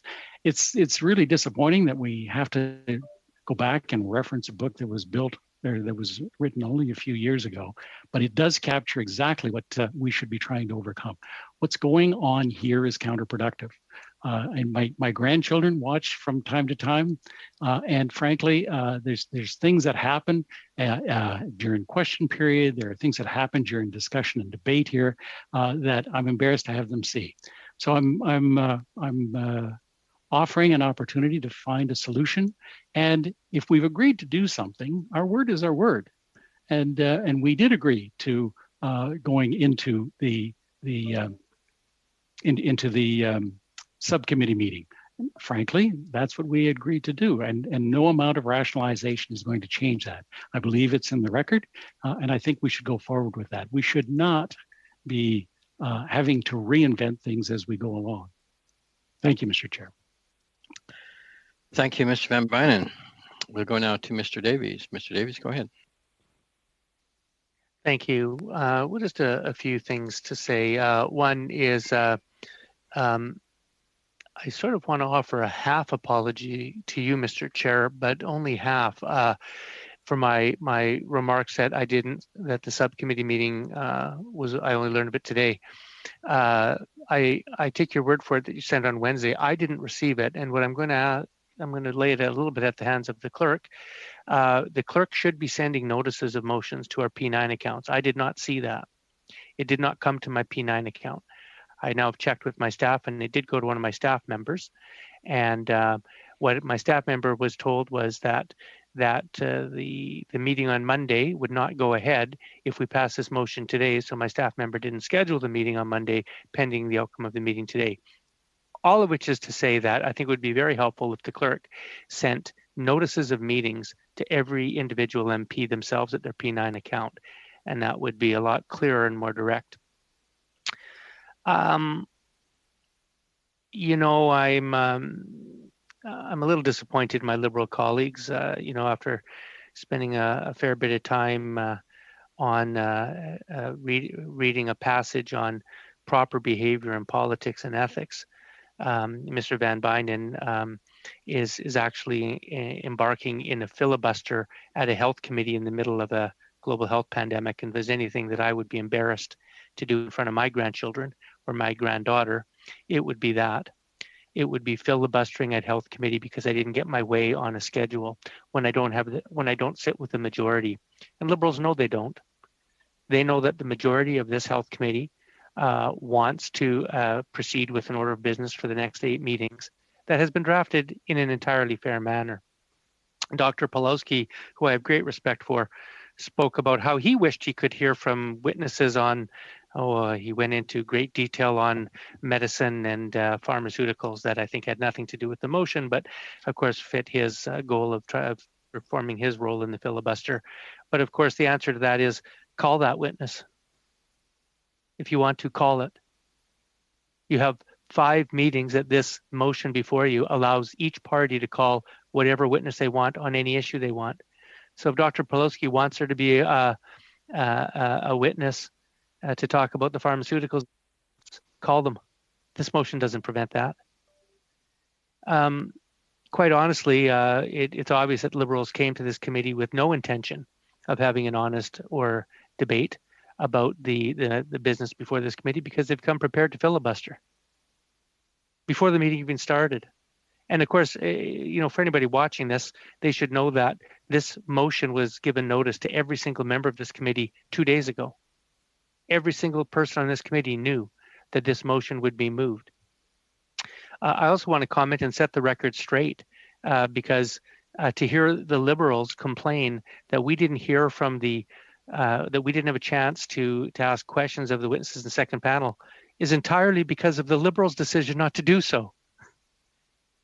I put forth the very rational proposal to the Liberals to say, look, if you want a chance to go to the Liberals' question, then the block question, then finish up with my question, we can do that. All we have to do is agree not to put a substantive motion forward in that spot, which would derail the questioning. And Mr. Van Bynen refused. Now, then I asked him, well, did you have such a motion? They go, no, we don't have such a motion. Well, if you don't have such a motion, why wouldn't you agree?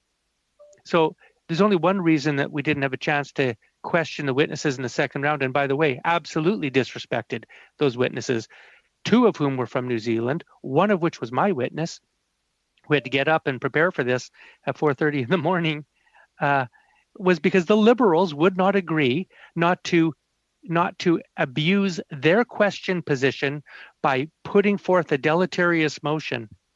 Now, I have one thing to say to that. Clearly, if they wouldn't agree to it, it's because that was clearly their intention. Because if it wasn't their intention, it would have been easy to agree. So there's only one reason that the witnesses were not questioned in the second round, and that's because the Liberals would not agree to not play a procedural trick or game. And that, I think also, I would be embarrassed in front of my granddaughter, Mr. Van Bynen, if she saw me do that. Well, that's what I just witnessed you do. Now, I'm going to go right back to this as well so that everybody understands what we're dealing with here. This motion deals with the remaining, how many meetings do we have? The 31st and the 4th, 1, 2, 3, 4, 5, 6, perhaps 7 meetings. Were we to accede to the Liberals' request, this is what would happen. They don't want to pass this motion today, which if it did pass today, we would have a PMPRB meeting on Monday. We would be hearing from witnesses and responsible deputy ministers on Friday. We'd be hearing from the law clerk and the Privy Council clerk on the following Monday. And then we'd be hearing from any witness that any party wants to put forward and the responsible deputy ministers for each meeting thereafter until the House adjourns June 25th. That's what this motion, if we just say yes today, would do. What do the Liberals want to do? Filibuster this meeting and then have a subcommittee meeting on Monday at which I guess we'd come up with some different proposal, which, by the way, I haven't heard a word of. I haven't heard a single Liberal propose a single alternative to how this committee should structure its business. Not a word. They haven't said one thing about how they would like the remaining 7 meetings to go. But then after Monday, assuming on Monday that we can come up with a new proposal to deal with the remaining 7 meetings, that motion then has to come back to the full committee on Friday. The clerk cannot act on a motion passed by the subcommittee because that's only 4 of us. The clerk has to wait until Friday of next week before that motion of the subcommittee then comes before the full committee, at which point it's debated. And if it passes, we lose that meeting as well. Now think of this. Our meetings end at late afternoon, Friday afternoon, and our following meeting is Monday morning at 8 a.m. my time, I guess 11 a.m. That means that the clerk wouldn't know until next Friday at around 4 or 5 o'clock p.m. what the order of business would be for the following Monday, they can't organize witnesses over the weekend, nor comply with the headsets or any of those requirements. In fact, we don't even know who the witnesses would be on that Monday, because we would just pass the motion on the Friday and we would learn what the subject is that the Liberals might want to deal with on the Monday. So what the Liberals are proposing here today right now is that this health committee with the remaining 7 meetings, we lose the meeting on Monday and don't hear from any witnesses. We lose the meeting on next Friday and don't hear from any witnesses. And we lose the meeting the following Monday and don't hear from witnesses. And Liberals are talking about ethics. You're talking about responsible parliamentarian behavior. You're talking about engaging in conduct that you would be proud of to show your grandchildren, and that's what you want to do with the health committee with our remaining 7 meetings, is burn virtually 50% of them. Do you know, before this meeting here, it would have been open to any one of my colleagues on the Liberal side who lecture us so deceptively with ethics to put in a motion as to how you wanted to with the last 7 meetings. Not one lifted a finger to do that. How is that responsible political behavior? Michelle, my colleague, Ms. Rempel-Garner, had the initiative in light of there being no subcommittee meeting. And by the way, even if the committee chair called a subcommittee meeting on Wednesday, we had a break week the week before that. Why didn't we have a subcommittee meeting called the week before that, so that we would give the clerk in this committee time to actually structure our remaining meetings so that we could properly debate what's going to happen, decide what subject we want to talk about, and have an opportunity to submit witnesses. For anybody watching this or listening to this debate, they have to know that the way that this committee works is that each party has to know the subject and needs to research and propose witnesses who are appropriate to come before this committee and give those witnesses adequate time to prepare their testimony and us to prepare questions. We need weeks to do that. And yet the Liberals today don't want to pass this motion today, and they want to wait until next Friday to maybe come up with the plan that will mean that we won't hear from witnesses till 2 weeks from today. That's the Liberal plan. All because they're in a snit, because they are not getting their way, and they don't have a majority on this committee. And they, pardon me for saying this, were too lazy to put forth a motion on their own that would actually structure the last 7 meetings. I come back to this. We've known for some time that today is the last day of my motion that we put forward that allowed every single party to identify one priority and have 4 meetings on. And by the way, we generously gave the Liberals the first shot at that. They chose mental health.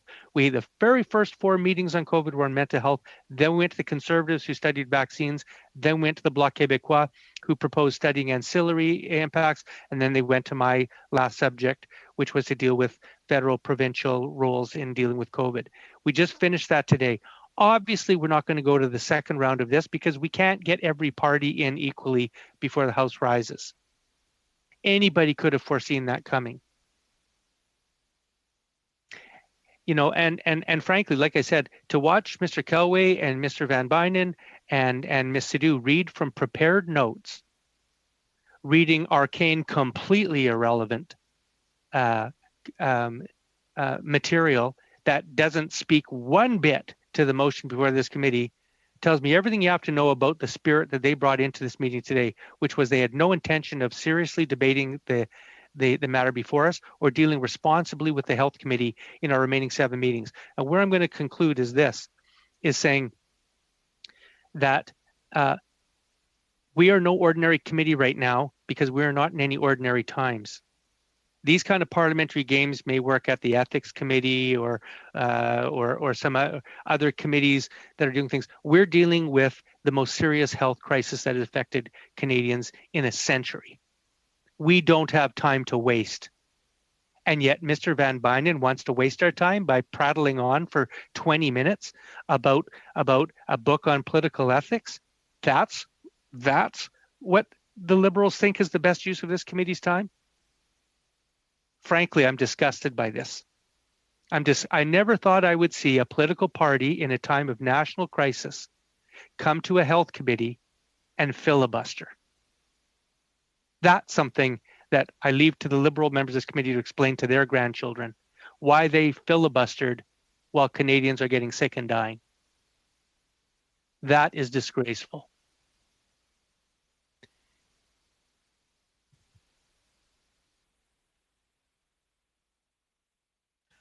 Thank you, Mr. Davies. Nous allons maintenant, Monsieur Thériault. Mr. Thériault, your turn. Thank you very much. I will try to be brief because I don't want to contribute to the filibuster coming from the representatives of the government at this committee. So to make things a bit easier, I would like to talk about my grandmother. And I'm not sure that this will translate well. I listened to Mr. Van Buyden. He said, if something, if this, if that. The interpreter doesn't know how to translate that. It's a play on words. From the beginning and from the very first meeting, in routine motions, we felt that the monitoring of the second wave wouldn't be as easy as the collaboration that we have during the first wave. So we wanted to get right to the heart of the matter. And we saw that the Liberals wanted to postpone the different intentions of the political parties. That's quite rare when we want to collaborate. So we had to present our theme, our subject, during Opposition Day in the House. So we had to take an Opposition Day in the House in order to bring back a debate, a discussion that would have to have happened in the committee with a spirit of collaboration. So from the very first meeting, it was a bad start. And the House of Commons decided on the themes that we would talk about. So we accepted that. Mr. Davies, after that motion, decided to table another motion to organize things a bit differently. And that way of proceeding ended today. So each party had 4 meetings on the theme that they chose. And I also accepted those rules because when we accepted that motion, it was preceded by so one was on a study. So there were 2 studies, and one was postponed indefinitely. So once again, I'll be speaking about my grandmother. She often said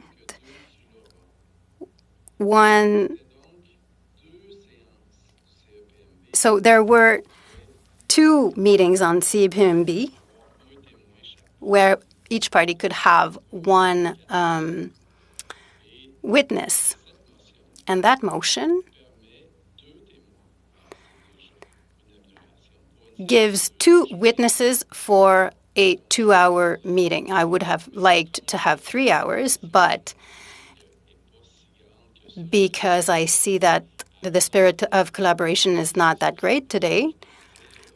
Actually, before the filibuster, I was telling myself it would be more efficient. And what was very important to me, I don't remember getting a phone call about the meeting on Monday. Nobody called me to say, I know that this will delay the meeting on your study. And we had a working plan. We had a calendar. And this was all decided. However, that subcommittee meeting was added.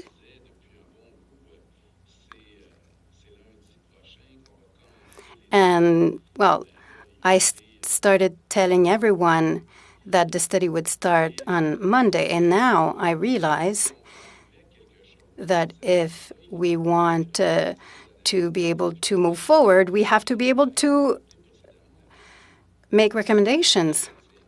I remember saying that, so we were going to have 4 meetings. The analysts will be able to draft something for an interim report on the CEPMB, and then this will allow not to be at the very last minute. Because, Mr. Chair, I didn't get any indication from the government that there will actually be a reform.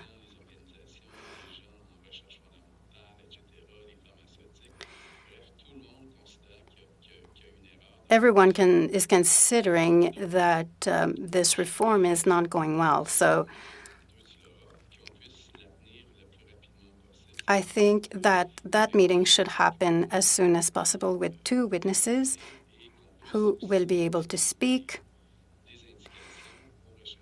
And we have to be able to give some direction to the people who are going to draft so that before the end, we come up with something with some minimal substance.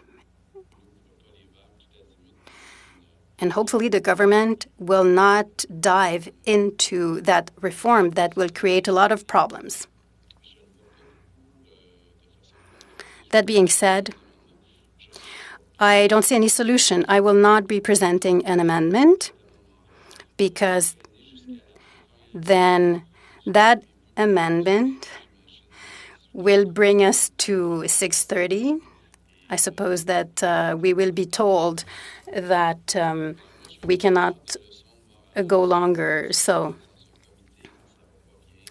I will not give lessons to anyone. I will not say who is supposed to do what. I will stop here. I do not want to contribute to the filibuster, but everybody can see what is happening now. It's been 7 months, and it's quite shameful. I hope that we will be able to vote on that motion. After all, it would allow us to know clearly what will happen until the end. So I'll stop there, Mr. Chair. Merci, Monsieur Thériault. We'll go now to Ms. Sadu. Ms. Sadu, go ahead, please. Thank you, Mr. Chair. As a committee member, I'm always in favor of listening to experts. We are here to do the real work for Canadians, and we need to go about that as an organized way. I would like to speak to the information about our work plan proposed in this motion. I also wanted to respond to the matter of the pandemic response and the role of our committee. First, we did work collaboratively in the beginning, and Mr. Davis planned to study one topic per party, set the tone for the entire study, and the subcommittee meeting would have been the right place to discuss the next steps. Mr. Chair, for a year, we have been listening to expert testimony. We are always willing to do that. It is important for us to help the government serve Canadians. And that means amplifying the voices of doctors and other researchers, experts who can help us through this and inform future pandemics or any other relevant information. That includes outside experts, people who are both supportive and critical of the government response, government officials who have been working day and night to protect Canadians, and decision makers within cabinet. And that is where the most value could be in this committee, a report that reflects on the best advice on how to handle a situation like this when it happens again, even if it's not on the other 100 years. We need to get around to writing a report at some point, Mr. Chair. This is why we need to have a subcommittee meeting so that members can discuss how all the test money can best serve the country and we can take the next steps. But if that report were to be written today, it would reflect how well the government has handled this pandemic. My community, Brampton, hit very hard by the pandemic. Members of this committee know this. But we also received the first doses of the vaccine before Christmas, before September. Now, more than half the residents in Peel, almost 70% of adults have received their first dose. At the peak of the third wave, we reported 1,100 new cases on a single day. Yesterday, it was 271. Things are improving. The federal government was able to do this by securing a larger portfolio of vaccine candidates per capita than any other country. We now rank number 3 in the G20 on doses administered per capita. To date, we have delivered more than 26 million vaccines, provinces and territories, with many more on the way. Across the country, over 60% of Canadian adults are vaccinated. The vaccines are also working very effectively, better than expected. Since we started these meetings, it was reported that only 0.15% of vaccinated Canadians become infected by the virus 14 days or more after their first dose. Dr. Tam added, compared to unvaccinated cases in these jurisdictions, these peoples were more likely to report no symptoms and less likely to experience severe illness requiring hospitalization. And when provinces asked for help, we are there for them. We gave over $284 billion to the provinces to help them increase their vaccine rollout capacity. In Peel, the federal government provided many additional supports, including on-the-ground support from the armed forces in long-term care facilities in the tragic first wave, the public health outbreak response from the Public Health Agency of Canada, a volunteer isolation site for the Peel region. Across Ontario, there are over 300 federal contact tracer performing 2,500 to 3,000 calls a day in Ontario, and the government has provided 11 million rapid test support to deploy tests to workplaces, additional voluntary isolation site across the province, and of course, the $5 billion to Ontario through the Safe Restart. We also know that virtual care is more important than ever. That is why 46 million was provided to the province to help expand these services, allowing Ontarians to still access care while hospitals are dealing with the crisis. Everything we have heard, Mr. Chair, needs to be properly documented. The highs and the lows, as we in committee, need to be working towards a report at the very last and interim one that can better inform future leaders. The motion under discussion continues to delay this important work. The government has had to make difficult but necessary decisions, such as how to manage the border. Canada has some of the strict travel and border measures in the world. We have restricted non-essential entry into the country. We have banned flights from countries experiencing surge of the variants. We have required all air travelers to quarantine under PHAC supervision and implemented rigorous quarantine and testing protocols for all travelers. Earlier this afternoon, Dr. Tam said things have taken a great turn for the better. I also quote from Dr. Tam, "Our efforts have got us well and truly over the peak for the third wave nationally and heading for a much better summer if we can stay the course." While the situation may be improving in Brampton and across Ontario, other provinces like Manitoba are still experiencing outbreaks, so we must be cautious and responsible. She said, while the forecast is very encouraging, it reaffirms that now is not the time to relax our measures. If measures are relaxed, increasing the numbers of community-wide in-person contact seats resurgence is likely. Like she said, we must stay the course, one which our government has charted.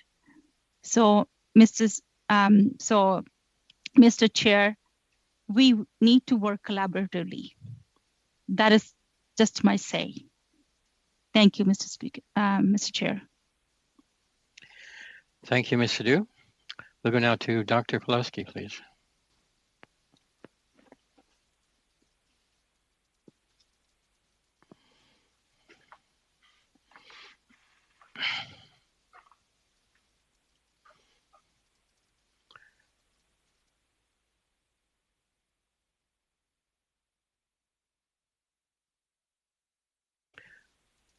Dr. Pulaski, you're muted.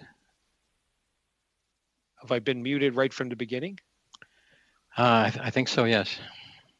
Okay. Sorry, let me start again, because I do want to be succinct. One of the unfortunate things about this motion was the fact that we did interrupt this committee today, and I think it was a very interesting committee. Now, my friend Don Davies has said, well, it's partly the Liberals' fault. I don't remember now as to who's in, and I think there's equal blame for everyone in this, and the fact that those committee members or panel members weren't able to fully speak. I think it was too bad because especially the people from New Zealand I found extremely interesting. I know the NDP witness, Colleen Flood, is a very well-known professor at University of Ottawa, perhaps the biggest name, one of the biggest names in Canadian health law. And she wrote, I know, the book that I have on my shelf on public health law. So it would have been nice to have heard from her, particularly her perspective in terms of comparative law and what they did in New Zealand versus what we did in Canada. Dr. Knight spoke on that, and I thought what he had to say too was very interesting. I think the problem with New Zealand is how much of their fantastic results were a result of their different and or better policies than ours, and how much was just the result of the fact that New Zealand is an island, and so it's a lot easier to control their borders than ours. But that being said, I know New Zealand is good for something other than rugby, and they do have some excellent rugby teams. But one of the things it seemed like they were a little more strict in implementing social distancing, and we heard the same from Australia, that a more sharp lockdown. I think he said hot and fast. Hot and fast was the New Zealand approach to the lockdown, and this seemed to have been more successful than Canada, where he's right in the fact that our goal, or not our goal, the province's goal, was to basically ensure that the hospitals and ICUs weren't overflowing, was perhaps not the right approach, because it basically allowed the disease to continue to simmer in the population. So in that too, it would have been nice to have heard something more from the New Zealand people as to how they managed to do that.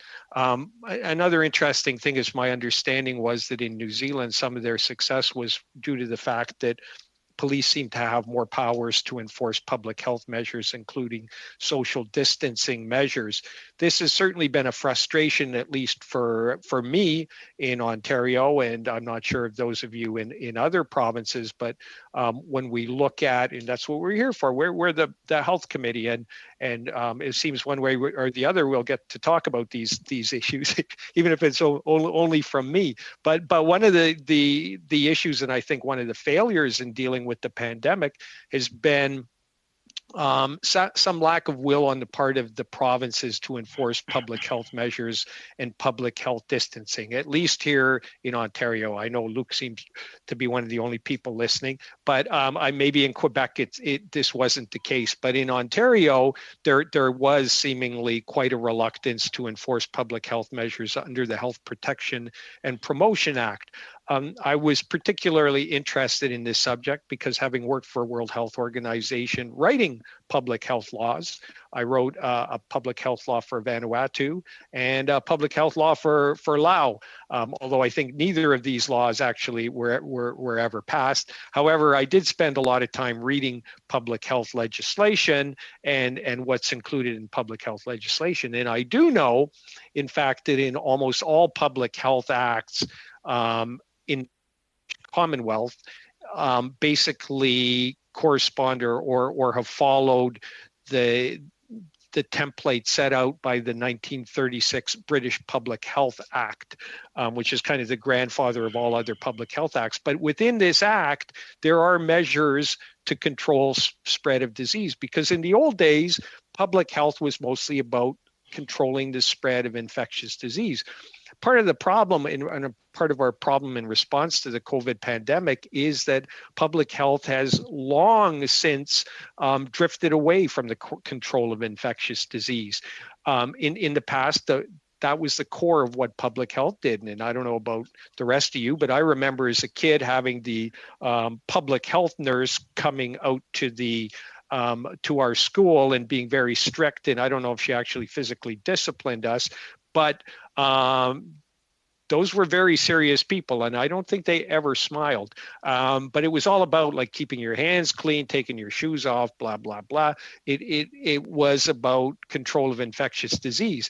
Whereas over the last 30 or 40 years, as infectious disease have become much rarer, we've undergone what's called a demographic transition in public health. Many poor countries haven't, and so they still have disproportionately a lot more deaths from infectious disease, malnutrition, and things like that. But as you get more prosperous, what happens is instead non-communicable diseases become a greater problem. And if you look at some countries like, for example, India, Mexico, Brazil, these are countries who've undergone the economic transition where more and more, instead of infectious disease being a problem, problems are in terms of non-communicable diseases, obesity, heart disease, diabetes, strokes, cancer, and related to smoking and diet. So, however, I want to keep referencing the topic of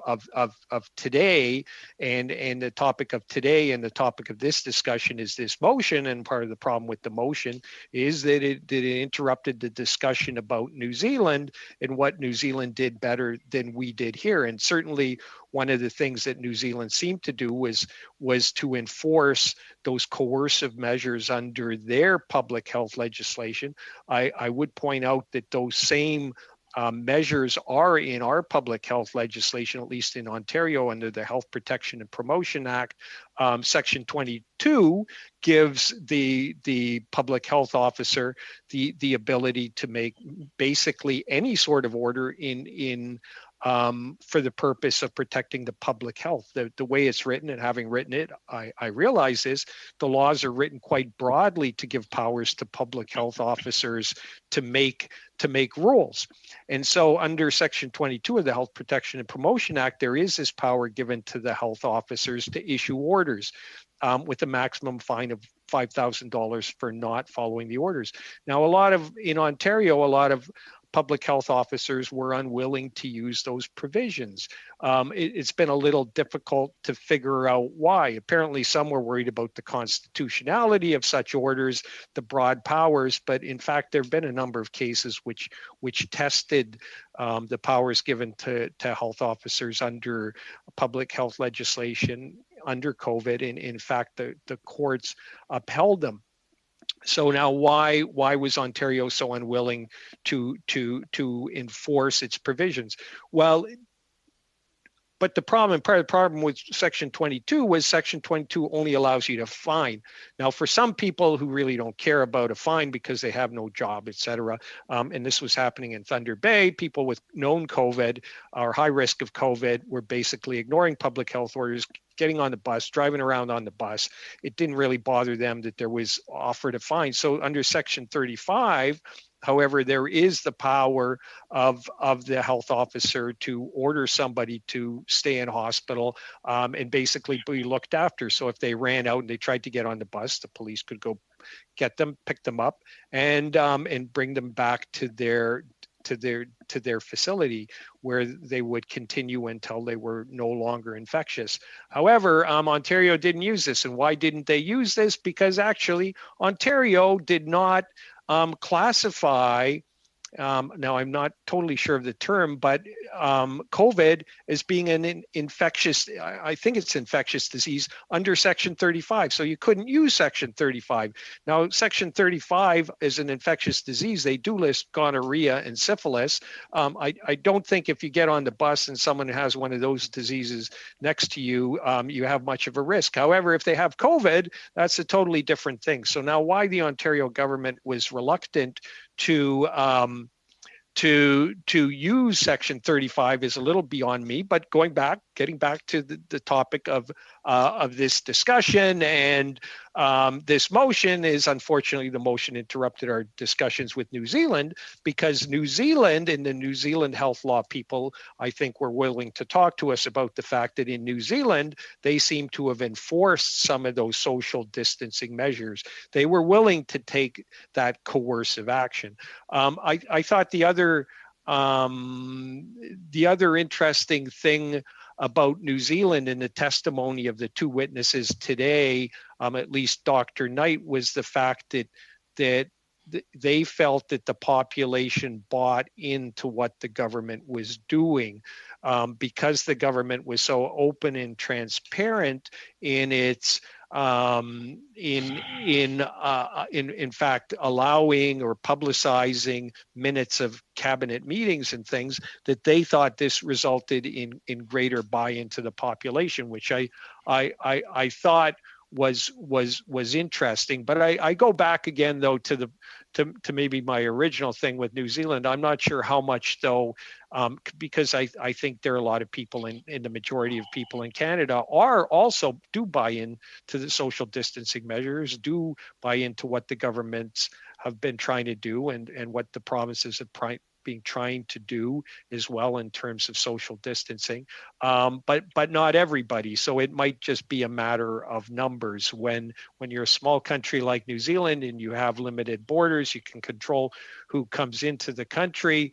And then you get a certain amount of buy-in that may have been enough. Whereas even if we had the same buy-in in Canada, given the larger numbers, given the open borders, could we have gotten to the same point? I'm not sure if really this is the case, but it was unfortunate that we didn't have more time to deal with the people from New Zealand and the comparative law aspect of the pandemic, because I think this is something really important. I think we ought to look at what other countries have done. It was unfortunate in that panel we didn't have people from Australia, although Dr. Flood did speak a little bit about Australia, which I think they went hard and fast to, like New Zealand in terms of their social distancing measures, but they too are an island. But certainly, and when you look at the proposal and this motion as to what we're going to do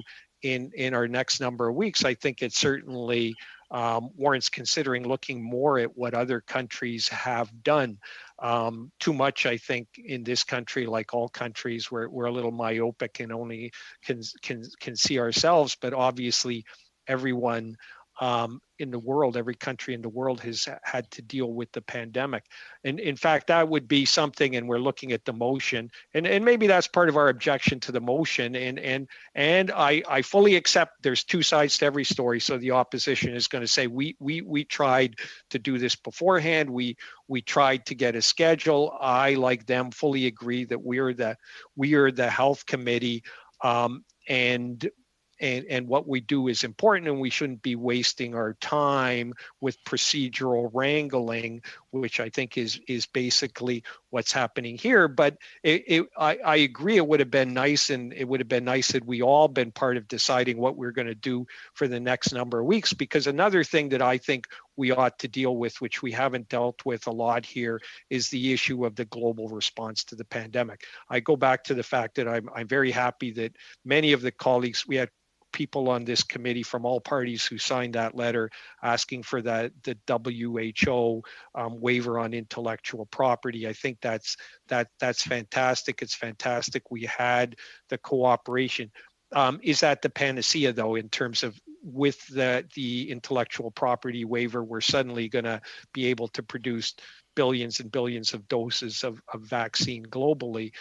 Unfortunately, I don't think so. However, I believe it is totally necessary, and the reason that it's totally necessary, I think my friend Don Davies, if he wanted to talk about it, although I'm sure he's not going to want to help us out by talking a bit, but I think he would probably agree with me in this, in saying that one of the importance of the waiver is the fact that it is a statement by our government that we as a society do not put intellectual property rights above the interests of humanity, because certainly the overwhelming interests of humanity at the moment is dealing with this pandemic, which, and I go back to what others have said today, that absolutely, I totally agree with them. And I think from the beginning on this committee, I think that this has been a very serious job of this committee, has been trying to shine a light on various aspects of the pandemic. So certainly a light I would like to shine on terms of the pandemic is the global response, and the fact that I think, unfortunately, with this pandemic, we've seen every country individually basically fighting their own individual battle against COVID. When we were all basically facing the same enemy, and this isn't totally unique. If you look at the history of infectious disease in the world, there have been numerous epidemics and even pandemics in the past. So I can't say it's unique, but what is unique and what is different is this has been even that, I would say, in terms of HIV/AIDS has been a pandemic, a much slower moving pandemic, but nonetheless a pandemic. But because it's slower moving, it hasn't required the kind of global cooperation that was required with this pandemic. And yes, this pandemic was like the 1917 Spanish influenza in terms of it being a highly contagious, not as contagious as influenza, but a contagious respiratory illness that went around the world. The difference between now and the time of the Spanish flu is that communications are so much better between countries. That was at a time back then. I'm not sure I think maybe they had telegrams there, but obviously communications were a lot slower. And so global cooperation was much more difficult. But certainly with this pandemic, I think we should have seen a lot more of a harmonious global effort to deal with the pandemic that was affecting all of us. And certainly this is something I would like to see to come out of this pandemic. When we look at perhaps the last great world tragedy was the Second World War. And I think out of the suffering of the Second World War, people from around the world came together and decided no more. We don't want this to ever happen again. And as a result, the UN Charter was written in something like 30 days in San Francisco. 30 days, whereas nowadays we can't even get an agreement on something. I was going to compare it to this, but we're not that slow. But I know institutions move tremendously slow. Our hospital in Thunder Bay took, I think, a year, 6 months to come out with some sort of motto for the hospital. So, but in response to World War II, we certainly came up with something to improve the world. We came up with the United Nations and the International Legal Order. Similarly, I would hope under COVID that the world comes together in response to this really a disaster that has affected almost everybody in the whole world. And I think out of this, hopefully, will come better better institutions to deal with global governance, and particularly with a global pandemic. So getting back to, because I don't want anyone to raise a point of order that I'm not speaking to this motion, that this is the kind of thing, had we been able to discuss this between us all, and I'm not even laying all the blame in the opposition parties on this. I know this is the structure of politics, and we have these committees, we have the subcommittees. It would be nice if we could just kind of talk together and decide, well, what, because I know, and I've heard a lot of people have said, well, what we ought to be doing is collectively dealing with the pandemic, and be working cooperatively together and not wasting time on procedural wrangling. And that's certainly what we're doing here. But it would be nice, and I think that's something that this motion ignores. And when we get chastised, like, it's all the Liberals' fault for doing this, well, we're part of the team too, and nobody discussed with us beforehand, at least not with me, what the proposal was in terms of the coming weeks, and maybe we too would like some input into it, and we weren't really given the opportunity. It was kind of set down on us, fait accompli. Here it is, take it or leave it. We're the majority, you're not. Blah blah blah. Rah rah rah. You can't get us. We're gonna pass it whether you like it or not. And which leads to this kind of thing, which is unfortunate, but. It would be nicer in the future should we get some sort of more harmonious way of dealing with issues like this.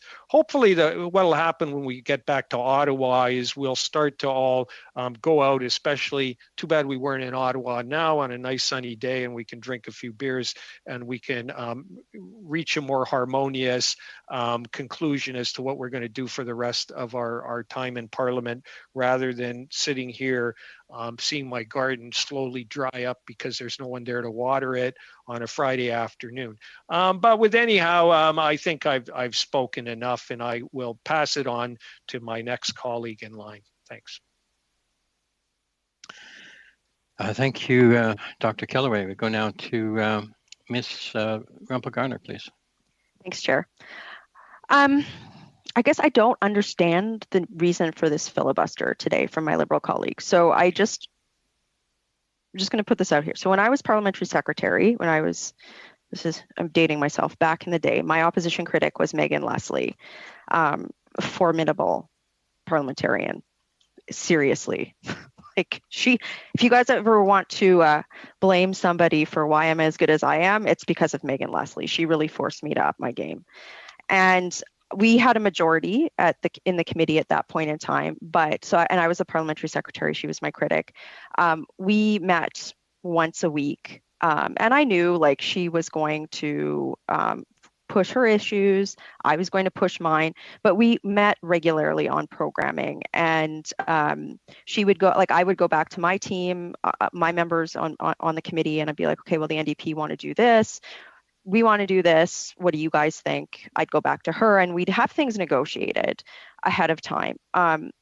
So I guess I just don't understand what the filibuster is. Like if my colleagues on the Liberal Party, if there's something in this motion they don't like, they should propose an amendment. So, Mr. Pawlowski just talked about, well, no one discussed this with me. Well, that's the purpose of giving notice of a motion. So I gave proper notice on this. So Mr. Pawlowski would have gotten this.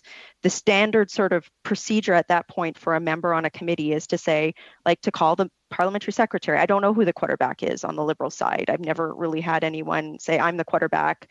Can we work together? We might get frustrated, but can we work together? Like, nobody's actually done that with me, right?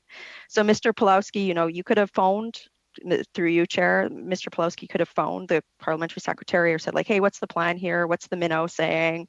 Like, do we want an amendment? I was thinking we could do this. Can you talk to Rempel about that? Or like, actually, when I was parliamentary secretary, I saw it as my job to phone my colleagues on the committee and be like, I think we should do this. What do you guys think? And when we were if there was a filibuster, which I don't think there was on health, I think the NDP might have done once when I was on Environment Committee. But we didn't filibuster on programming because it was all pre-negotiated. I have been frustrated that there hasn't been more people taking the lead or reaching out on this, and we don't have time to waste.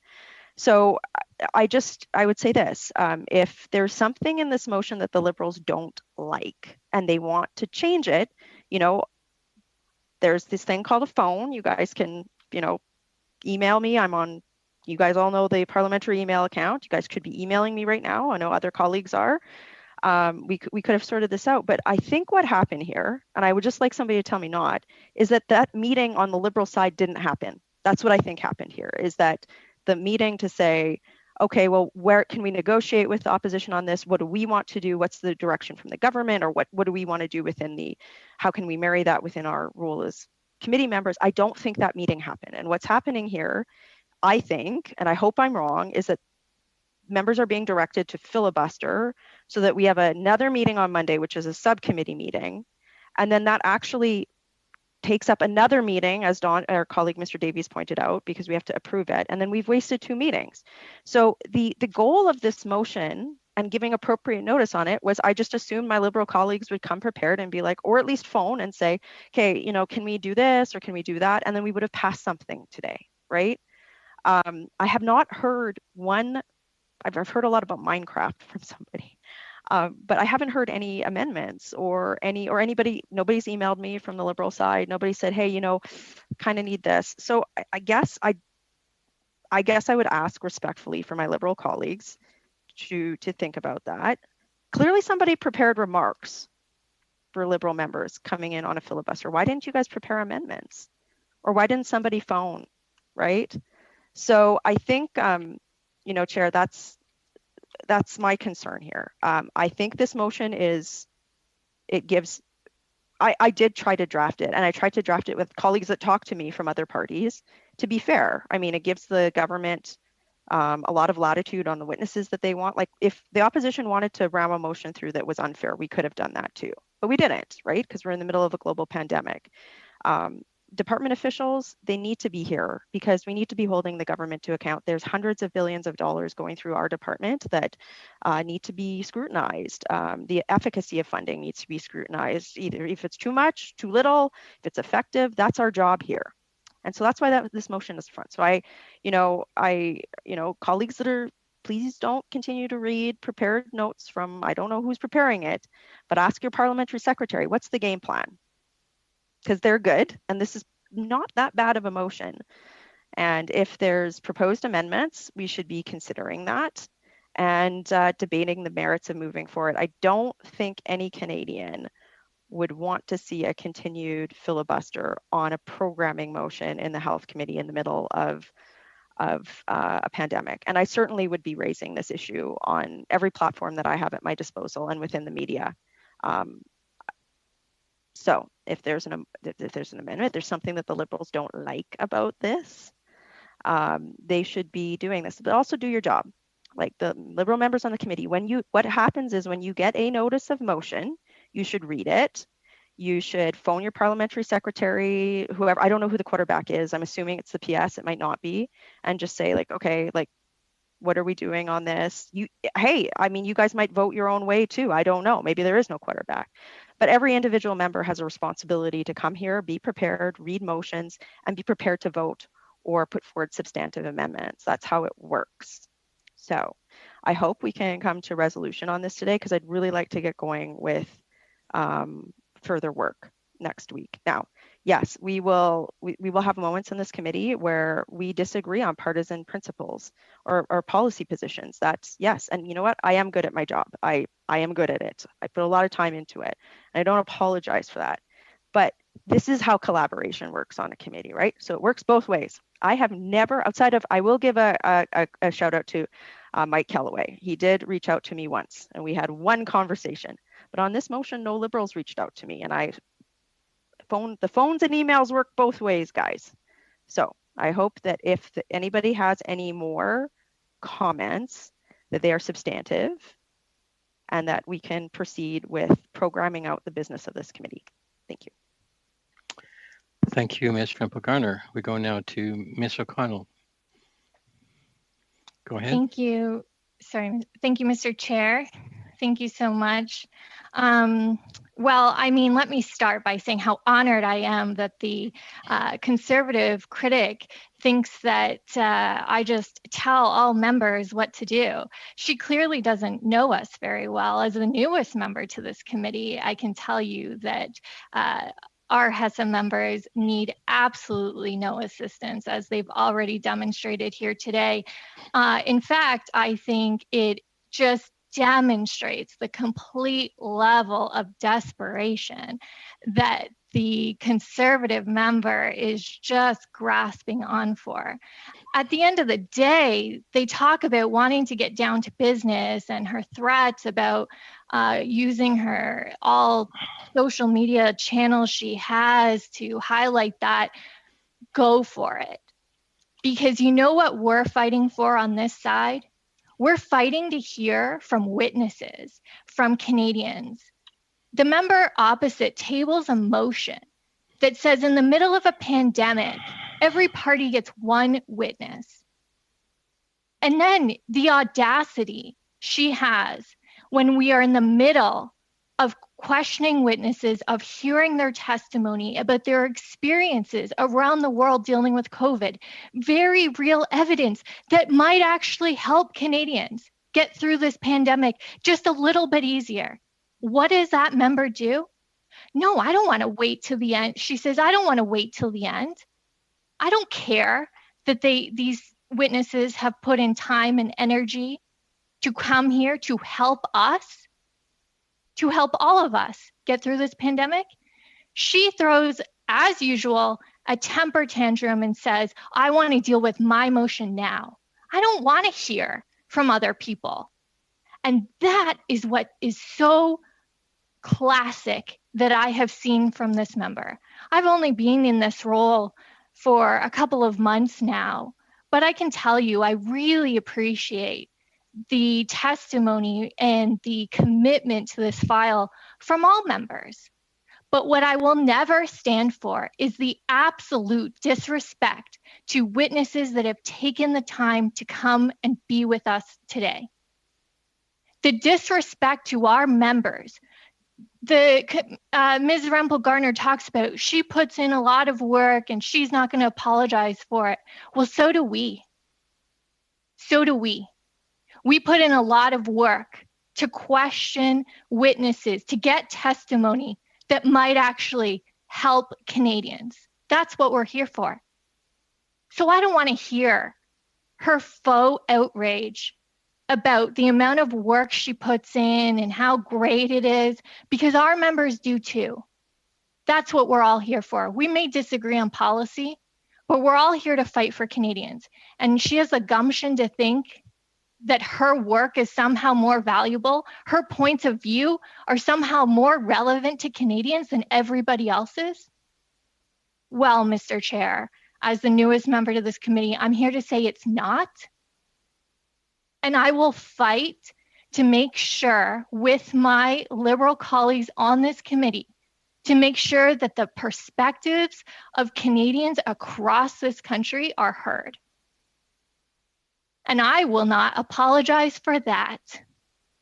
So she can sit here and hurl insults at me. I've heard them all before.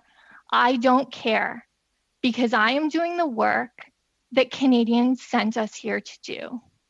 My constituents sent me here.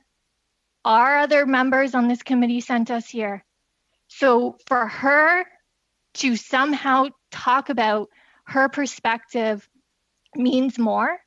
Her ideas for a motion and a work plan mean more than the Canadians that sent us here? I don't think so.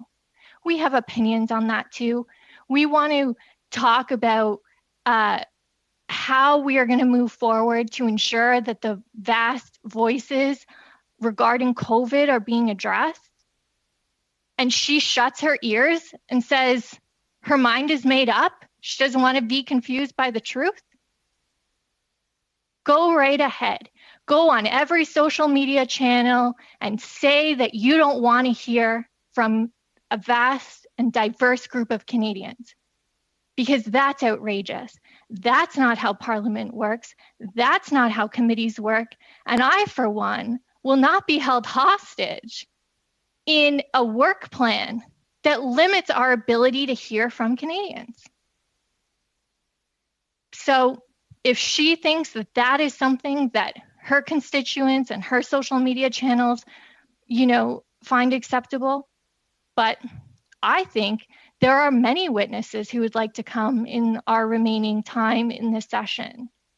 Frankly, the witnesses who were here that she cut off could have heard from them, but no, because if it's not her way, it's no way.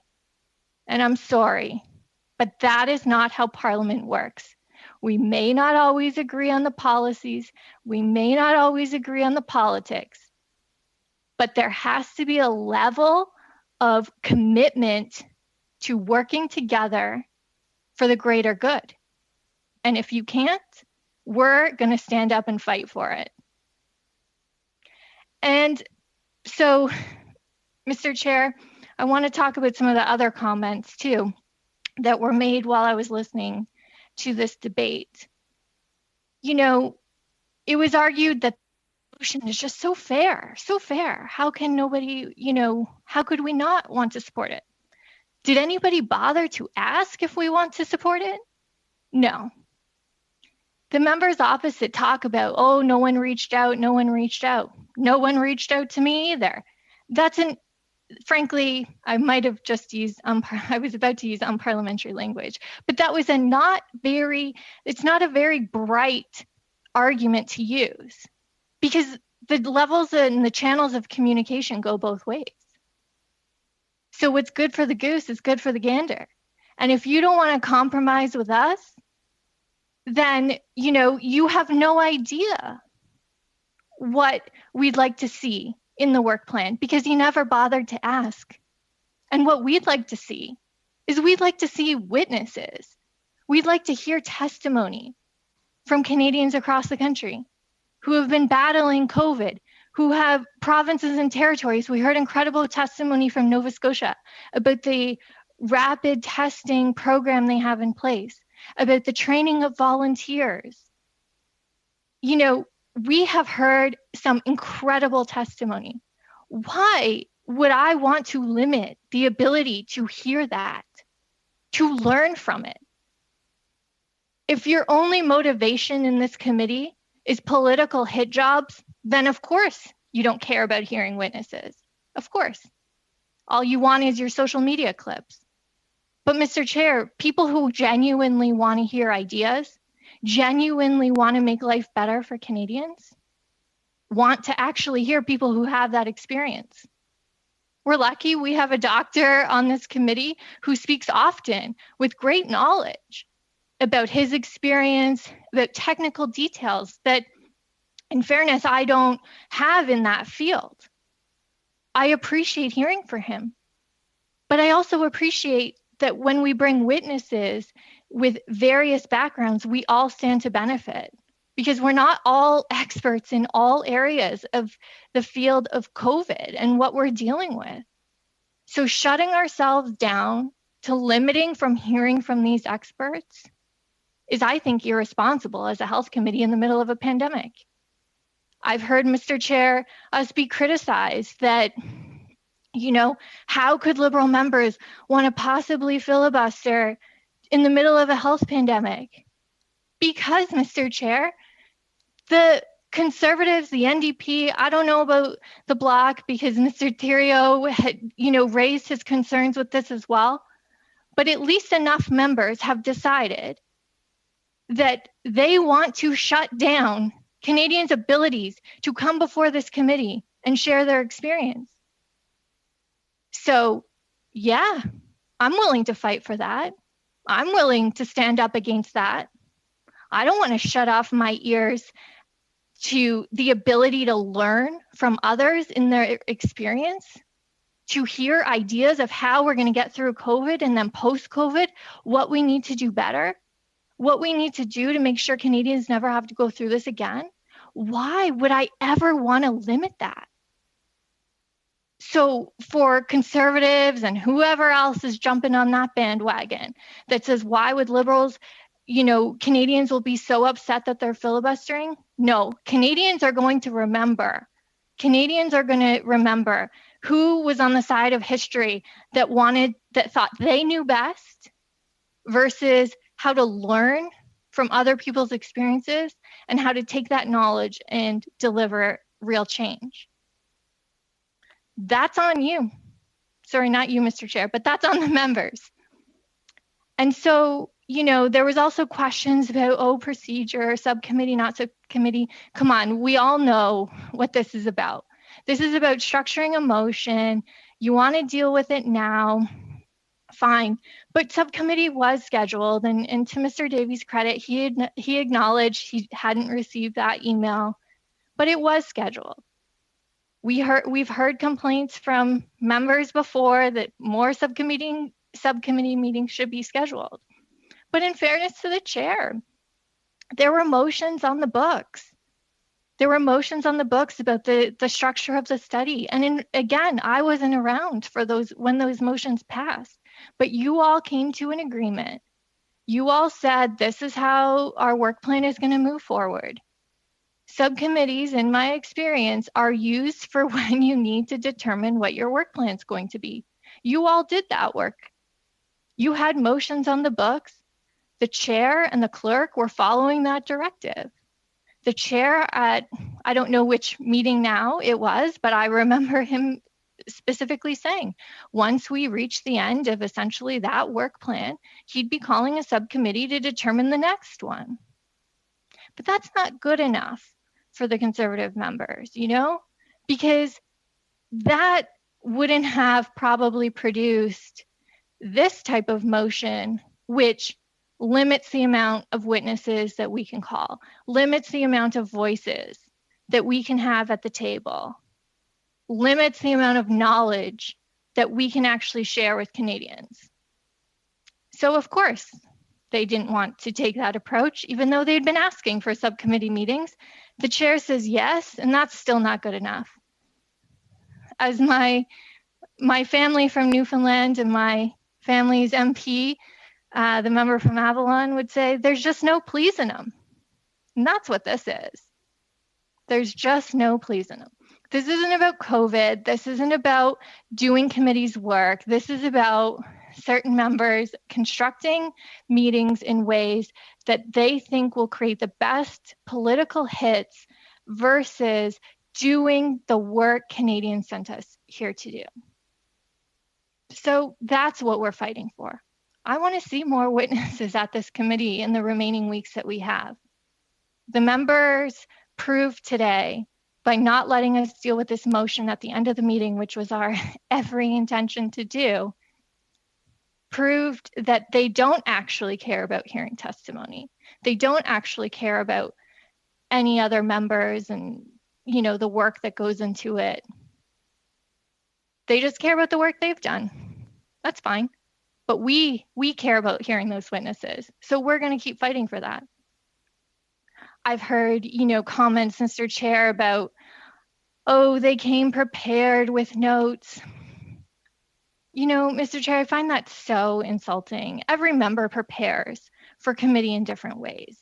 Every party deals with procedure in different ways. And this notion to act, this like feigned indifference, like as if there's some big grand conspiracy. There's absolutely not.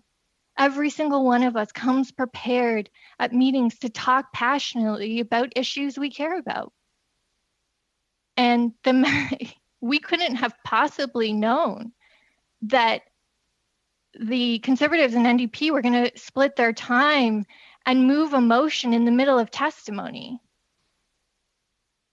You never told, Mr. Chair, nobody ever told us that was what they were going to do.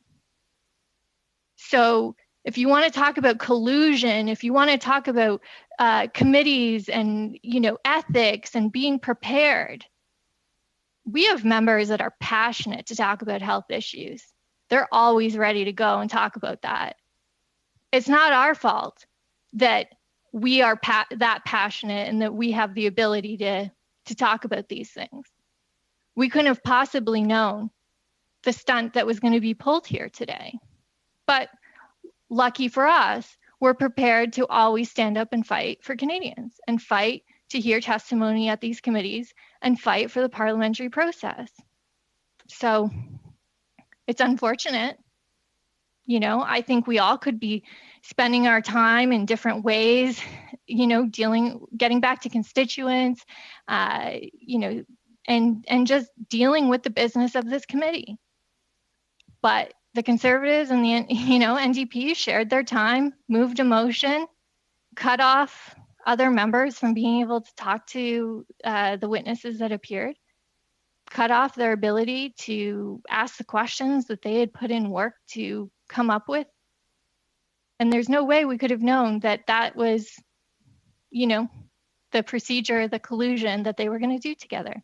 So I'm not going to be lectured on ethics just because we're prepared to speak about health issues that we care deeply about. And we won't apologize for that. Every single member of this Liberal team that has spoken passionately and informed on areas that they care about. And that's what we're going to keep doing. We're going to keep fighting to make sure that Canadians' voices are heard, that there's a diverse group of Canadian voices that are heard. We're not going to be limited to Conservative parameters about who should speak on issues of importance. So, you know, I think we still have an opportunity to work together. We have a subcommittee meeting coming up. We can raise our issues of concerns about the amount of witnesses that the Conservatives have proposed. And we can debate it out. We can hash it out. But to come in here with the arrogance of, we're just going to move this motion and in the middle of witness testimony and questioning. And we don't, you know, they didn't really care about the implications to that. They didn't care how embarrassing and disrespectful that is to those witnesses or all of our members. And, you know, they don't care that we have genuine issues and concerns about witnesses. We wanted to have that conversation. We could have done that. We can still do that at subcommittee. But again, it's the Conservatives' way or no way. That's not what Canadians voted for. We are in a minority government, but that means Canadians sent us to work together. It means not one party controls the committee business, controls and constructs how we will hear from Canadians. So feel free. Put it on your social media channels, because I'll be doing the same to make sure that Canadians know that it's the Liberal members that are standing up for them, that want to hear science and evidence, that want to hear best practices, that want to get through this pandemic together stronger, and want us to be better prepared on the other side. It's Conservative members and whoever else is joining them. I'll let you all rethink it. But it's Conservatives who don't want to hear from scientists. It's Conservatives who don't want to hear from Canadians. It's Conservatives who want to play politics in the middle of a pandemic, who want their social media channels to get some hits and get some likes. That's the Conservatives' use of this committee. We don't stand for that. No, Canadians sent us here to do better, and that's precisely what we're going to do. We want to hear from them. We want that science-based evidence. We want that knowledge, even if sometimes it's a criticism of the government. We sit here, we learn from it. But that's not what the Conservative motion is. Their motion limits the ability for us to hear from Canadians. So they can spin it however they want. They can say it's, you know, so awful. But at the end of the day, Canadians can see through who is actually wanting and willing to do that work. We want to hear from people. We want to hear from witnesses. We wanted to hear from witnesses today. We've done that work. We're going to continue to fight passionately and speak passionately on the issues that matter to us. And if the other members want to work with us on how we can hear more people at our committee in the limited time we have left, work with us. We're happy to do so. But this is what we want. We don't want the Conservatives controlling the agenda so that they can shut down our ability to hear from Canadians. That's how they operated for 10 years in government, muzzled scientists, muzzled the public service. That's not what we want. We actually want to hear from people. So we don't want them to kind of construct this committee in a way that allows Conservatives to create this committee the way they governed for 10 years under Stephen Harper, which was control, not wanting to listen to facts, not wanting to listen to a difference of opinion, and not wanting to learn. And frankly, not wanting to hear from regions across this country. They always want to take this Ottawa knows best approach. We don't believe that. We want to hear from people from right across this country. So, Mr. Chair, I'll leave it there for now. I think it's important that we continue talking about this because we are so passionately committed to making sure that the voices across this country are not muzzled. And that's what we're going to keep fighting for. Thank you, Ms. O'Connell. Next on our list, we have Mr. Van Bynen and Mr. Davies, but the chair has been sitting here for 4 hours and needs a bar break, so I'm going to propose a 15-minute bar break, and we resume here at 1:30. The meeting is suspended.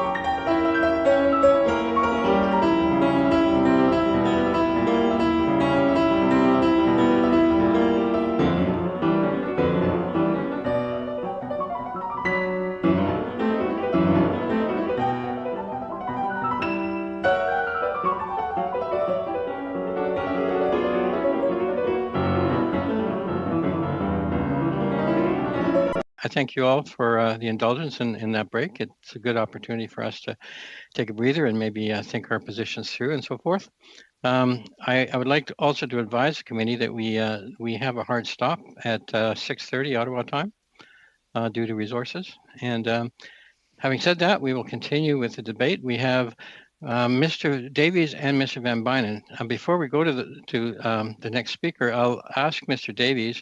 The clerk suggested he inadvertently put your hand down earlier, and if that was a mistake, if you feel your precedence is earlier than Mr. Van Bynen, I would invite you to go ahead now.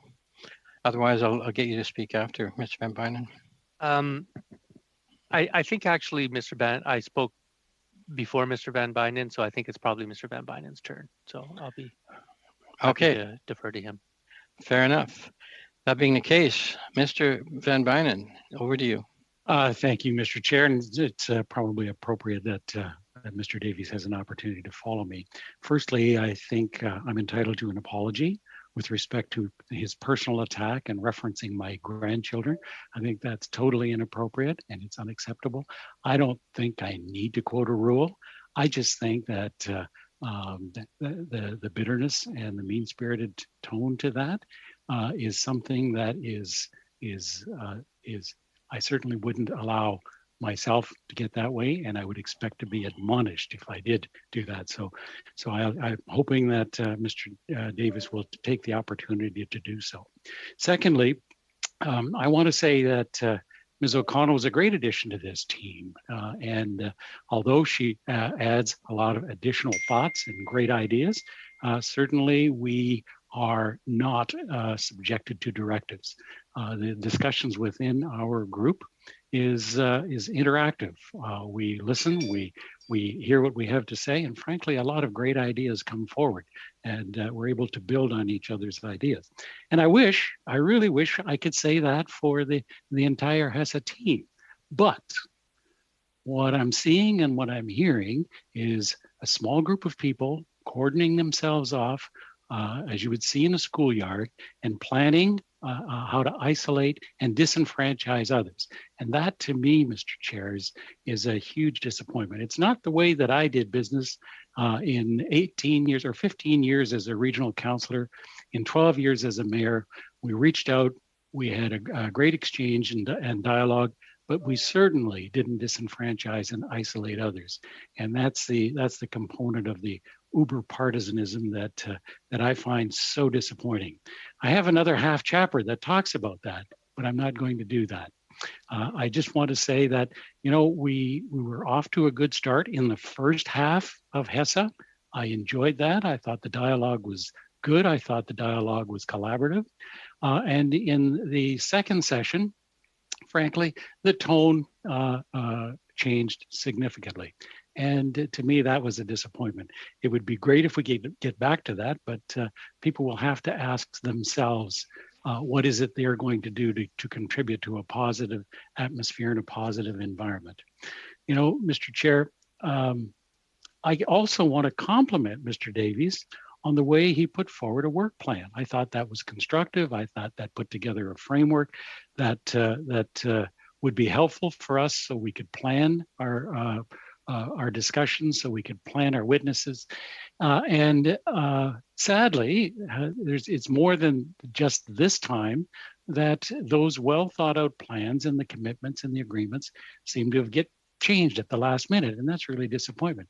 If I make a reference to how org charts in organizations change, and in some cases, some organizations it would be simpler for them to put their org charts on an Etch-a-Sketch. And sometimes I feel that way in terms of what we agree to when we're going forward. There's a discussion on what's appropriate, and the next discussion was the discussion that the Liberals were going to bring forward their next witnesses on an important topic, long-term care. Is there anybody in this group that doesn't think that long-term care is an important topic? And we agreed on that. Now, all of a sudden, and I don't know what's made those changes. All of a sudden, we're finding other things are more important and more pressing. I think we all understand how urgent the situation is. I think we understand that we have a ministry that's capable and competent and has the ability to respond to the issues. But what value is an agreement if it only lasts until the next notion comes across? That's a huge disappointment for me. And so I think that what we're talking about here is the importance of setting out a plan and sticking to the plan. Make your plan, and if you fail to plan, you plan to fail. And I thought we had a good plan. And again, I want to compliment Mr. Davies on that and in bringing that forward. And we were going to have the subcommittee meeting on Monday. So I'm surprised to see this motion in front of me, and it's disappointing. The way that we seem to be able to rationalize the change, to me, is something that really wouldn't work in any business or in any boardroom. I think that we need to hold people to their commitments on what the work plan is, and we need to talk about progress against those work plans. And I thought we were moving ahead, except for the times that we find ourselves being diverted by notional ideas. It's for me something that I'm simply not accustomed to, and we always, I think, need to come back to the idea that this committee is not just the Conservatives, not just the Bloc, and not just the NDP. This committee has other members, and if people genuinely want to be engaged, then that discussion should take place. And guess what? We created a subcommittee that was intended to do that. Everybody would have that representation, but no, this can't happen. We were going to have, now we're less than 70 hours away, we're going to have this discussion. We were going to talk about the next important steps forward. But someone seems to be intent and seems to be rallying a way for us not to go forward with what we agreed on. And we agreed on, and we accepted recommendations from the other side. It was a good idea. We adopted it. But how long did that, the major strength there was the weakness of the convictions. And you just can't operate that way. You need to be able to work towards fulfilling our mandate. And our mandate is to have a good understanding of what the issues are, but also to respect each other and make sure that the discussions are going forward and that the studies going forward, for example, mental health, that they serve the purpose that this committee was structured for. Now, let me remind you, I think my motion for a study on mental health probably didn't last much more than 15 minutes until it was summarily dismissed. And to me, that was a real disappointment. And now we have dutifully and honorably waited for the long-term care study, which is up next after we have this discussion. And now we're all of a sudden looking at having that set aside.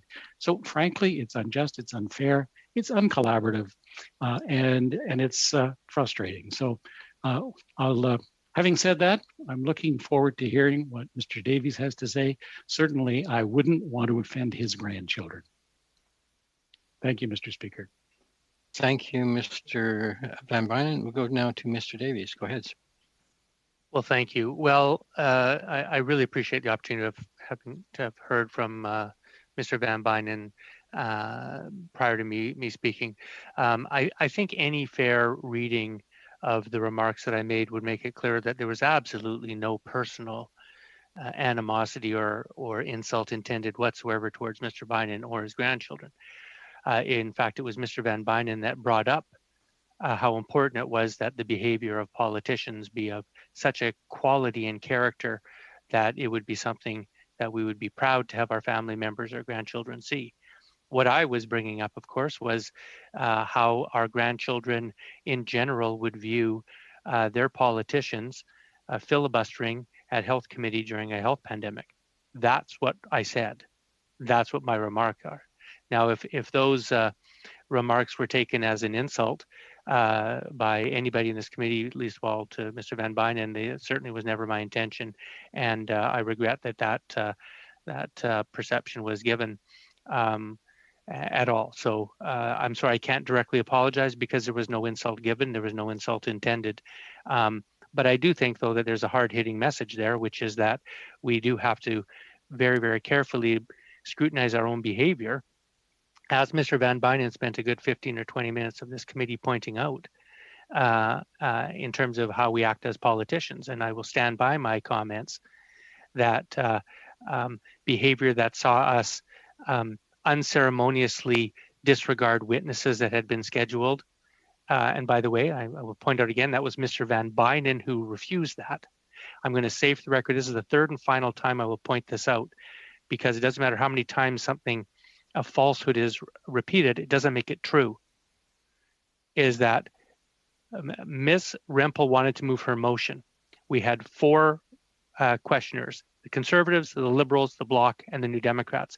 Ms. Rempel was concerned that if after her questioning it went to the Liberal, that the Liberals may move a motion and therefore she would not be able to get to her motion. So that's why she ceded her time to me so I could get my questions in.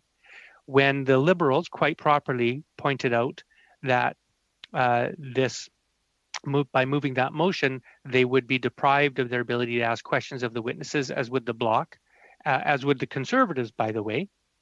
I put forth the very reasonable suggestion that if everybody agrees, including the Liberals and the Bloc, not to move a substantive motion that would supplant Ms. Rempel's and deprive her of her right as the first questioner to move the motion, then we could hear from all the witnesses. And who disagreed? Mr. Van Bynen. The Liberals disagreed. And then, in the most Orwellian manner possible, to hear them speak after about how the committee's now been deprived of hearing from those witnesses and how they were deprived of their ability to ask questions of the very witnesses because of their very own action in preventing that is something that I think is as disingenuous and as absurd as it looks to anybody who's fair-minded watching. Now, I want to say a few things. There was a comment by one of my colleagues about coming prepared to committee. I come prepared to committee. You know what I don't come prepared to do? Filibuster. There's not a thing in my office that I have prepared, no prepared notes that I can refer to that go to filibuster. I've seen 3 Liberals do that today. That's not preparing for committee. That's not preparing to come do the honest, important work that Canadians expect. That's coming to do the work of obstruction. And I draw a distinction between preparing for committee and preparing to obstruct committee, which leads me to my next point, which is we are a democracy. So if the Liberals believe that they have strong, compelling arguments that this motion should not be passed, let it go to a vote. Let's vote on it. I can tell you I've been in opposition as a New Democrat for 12 years, and I've lost a heck of a lot of votes in my time. But you know what? That's the price of democracy. I have my say, and I live by the results, and I respect it. Everybody's a Democrat when they win. You know how you tell if someone's a true Democrat? By how they act when they don't win, and whether they respect the will of the majority. And that's what we're being prevented from getting at here. The Liberals are preventing this committee from getting to a vote on whether this committee and these committee members believe that this is an acceptable plan of action for the remaining 7 meetings of this committee. And they know in their heart of hearts that the majority of this committee feels that. So instead of losing a vote graciously, they want to talk out the clock and defer the vote. That's not democratic to me, and that's not doing what Canadians, I think, expect us to do at this committee. Now, that gets me to something else. If there are problems with this motion, and by the way, I want to stop and say, this was no stunt. This was no motion that was put forward by trickery. It was served notice of on Wednesday. This motion has been sitting on the books and sent to every member of this committee who's had 2 full days to consider this motion and plan for it. So here we are today. I'm asking my Liberal colleagues who keep saying, "Oh, we can't pass this. We have to deal with this on Monday." I haven't yet heard a single substantive problem with the motion. I haven't heard a single one of my Liberal colleagues propose a concrete positive proposal to improve the motion. If there's a problem with the motion as it stands that they don't like, tell us what it is and propose an amendment so we can consider that. I don't see how they can continue to object about a motion and talk about it in general terms about how objectionable it is without ever once having the responsibility to identify specifically what that problem is and proposing a resolution to it. Now, incidentally, in terms of this newfound exuberance for a subcommittee meeting, we've had, by my memory, precisely one subcommittee meeting since 2019, maybe two. I'm only saying that because I could be wrong, but I think it's one, but maximum two subcommittee meetings. I'm seeing my colleague, Mr. Ensermont, say one. I believe it's one.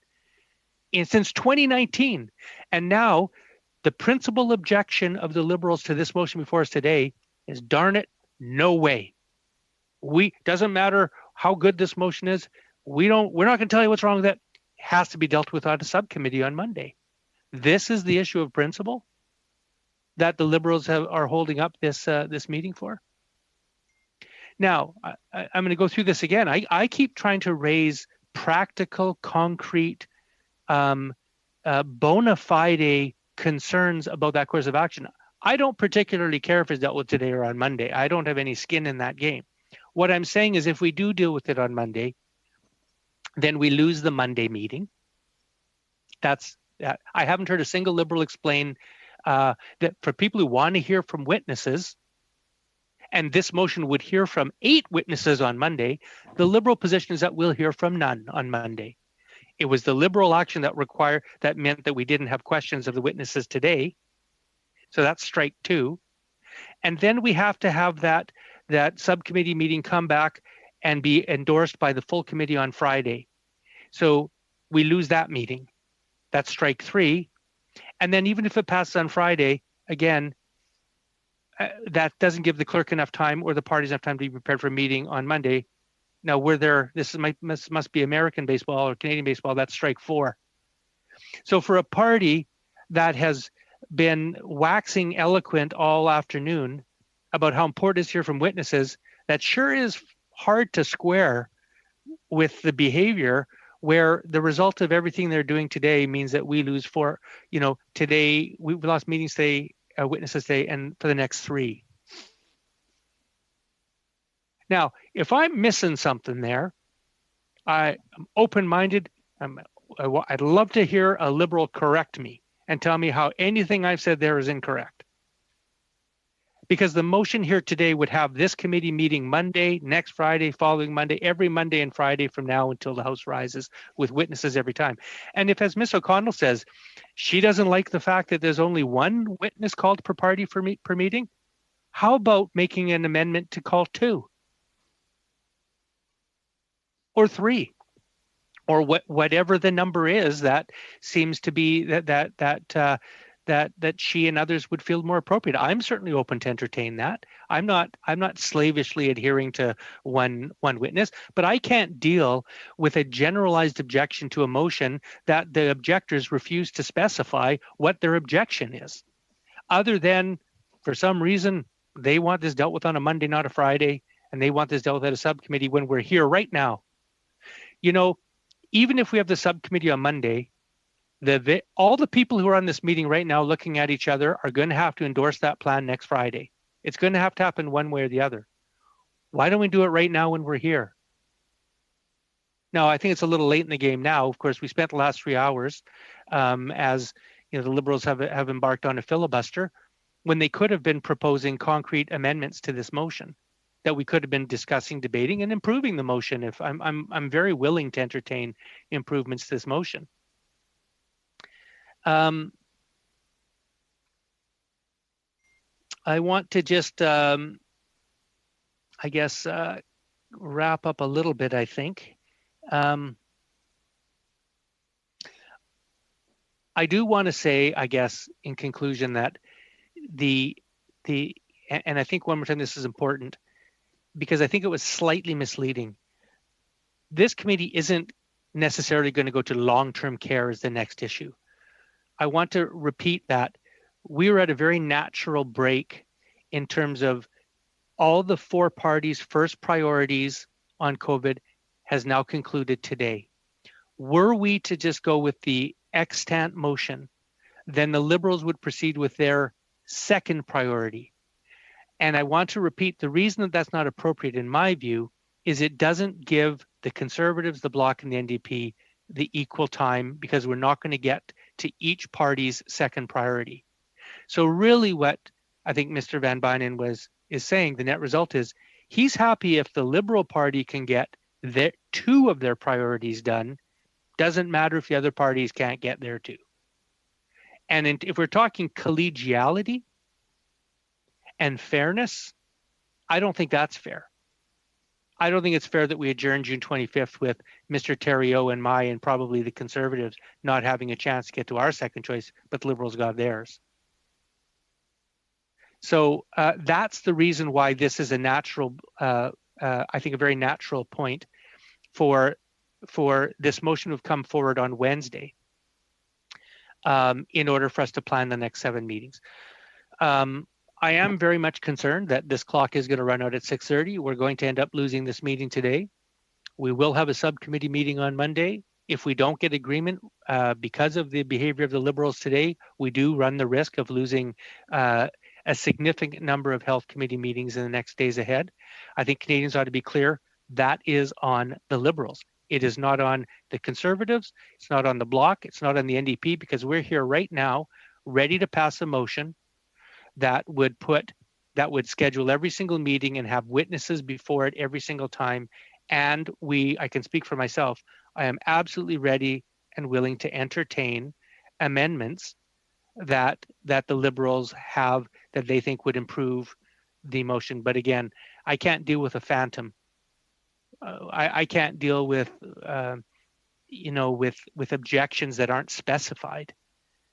And I fear that we're just going to have this discussion on Monday morning. But with that, I think I'll conclude my remarks. I guess I do want to conclude by saying this. I will say this. I do value very much the contributions and the good faith and the skills and talents of all of my colleagues. And I will say to Mr. Van Bynen, if you took offense at what I said, Mr. Van Bynen, I would apologize to you, because that was not my intention. And it's more important to me that that we maintain decorum and respect to this committee than to stand on formality. But I do want to make clear that there was never any intention to do so. Where I'll finish is that I have this image in my mind of and I've read recently that this may not be historically accurate, but of Nero fiddling while Rome burns. And that's kind of what I think is happening today. And that's what kind of got my emotions up, is the concept of anybody filibustering. If it's not over a very, very serious matter of principle, then I do think that what's happened today is this committee has fiddled while many communities across this country are burning. Thank you, Mr. Davies. We go now to Ms. Rempel-Garner, please. Go ahead.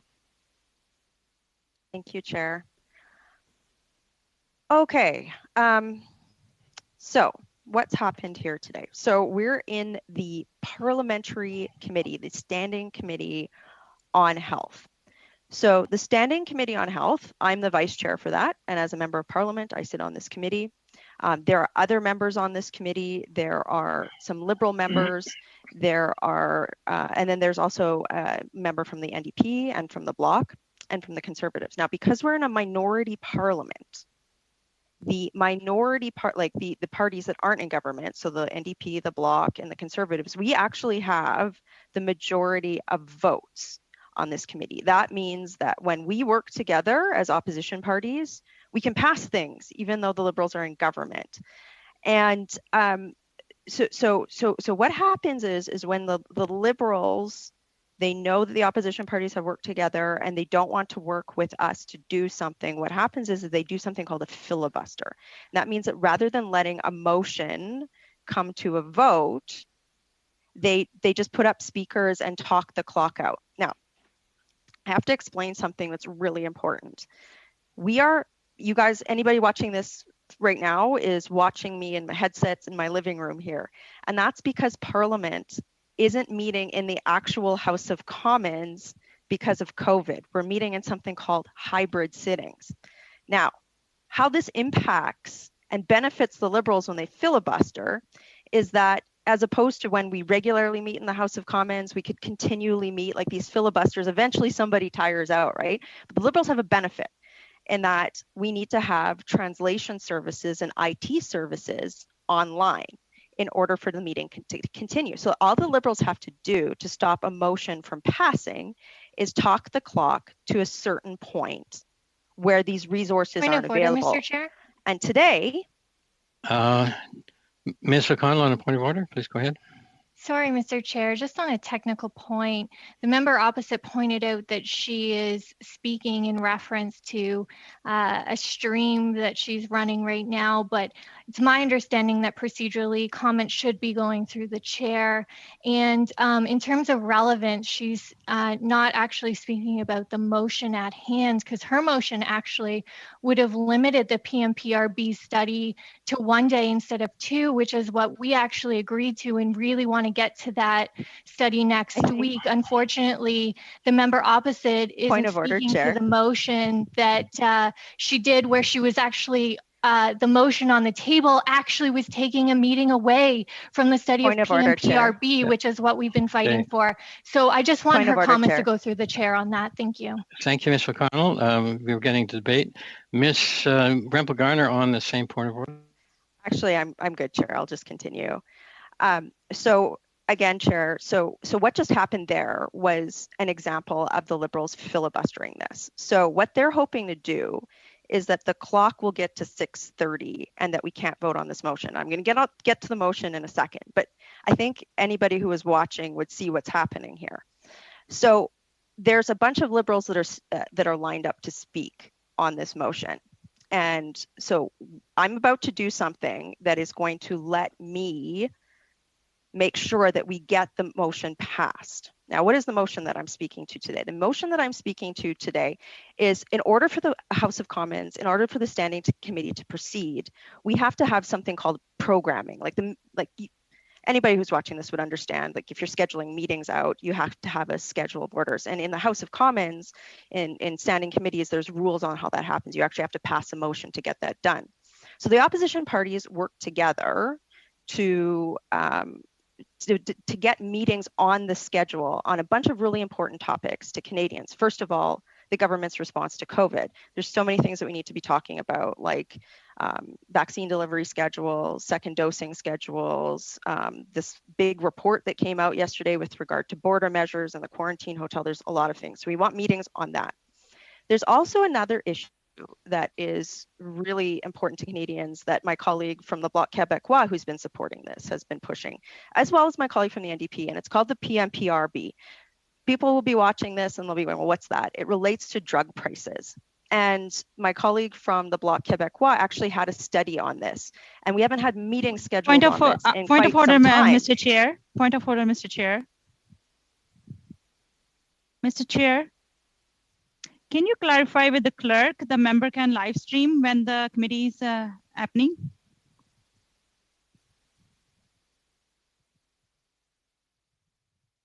You're on mute, Chair. Sorry, I will in fact ask the clerk, is it appropriate to live stream on Facebook a proceedings from the House? That's a good question. Let me check. So it's webcast. Yep, it's webcast. It's through the tradition. It's through the regular web key. So let me get back to you. I'm not sure about the answer. Let me get back to you in 2 minutes. Okay, thank you. But I would suggest that Ms. Rempel-Garner speak to the committee and not to the audience. Sure, I'm speaking to you, Chair. I'm speaking through you. So what's happening here is that the Liberals now they're trying to shut down. Sorry, Mr. any Chair, sort can we of just point of order? The Liberals are trying to shut down. Mr. Chair, getting democracy sent out. They're trying to shut down what I'm doing right now. They don't want anybody in Canada to see this. They don't want to see the dirty little secrets behind Ms. O'Connell on a point of order. Thank you, Mr. Chair. There's no secrets here. The member opposite, frankly, is lying. Her own motion actually was reducing the PMPRB study that we already agreed to. But my point of order, Mr. Chair, is that we should suspend until we get the answer to Ms. Sadhu's question. Mr. Clerk, do we have any kind of timeline for when you might get an answer on that? Give me 2 or 3 minutes. I got an answer for you. I'm calling my. You're on mute, Mr. Chair. Thank you. Very well. We will suspend for 3 minutes. I challenge your ruling. Suspended. I challenge your ruling. I challenge your ruling. I challenge your ruling. I challenge your ruling. We are I challenge suspended. your ruling.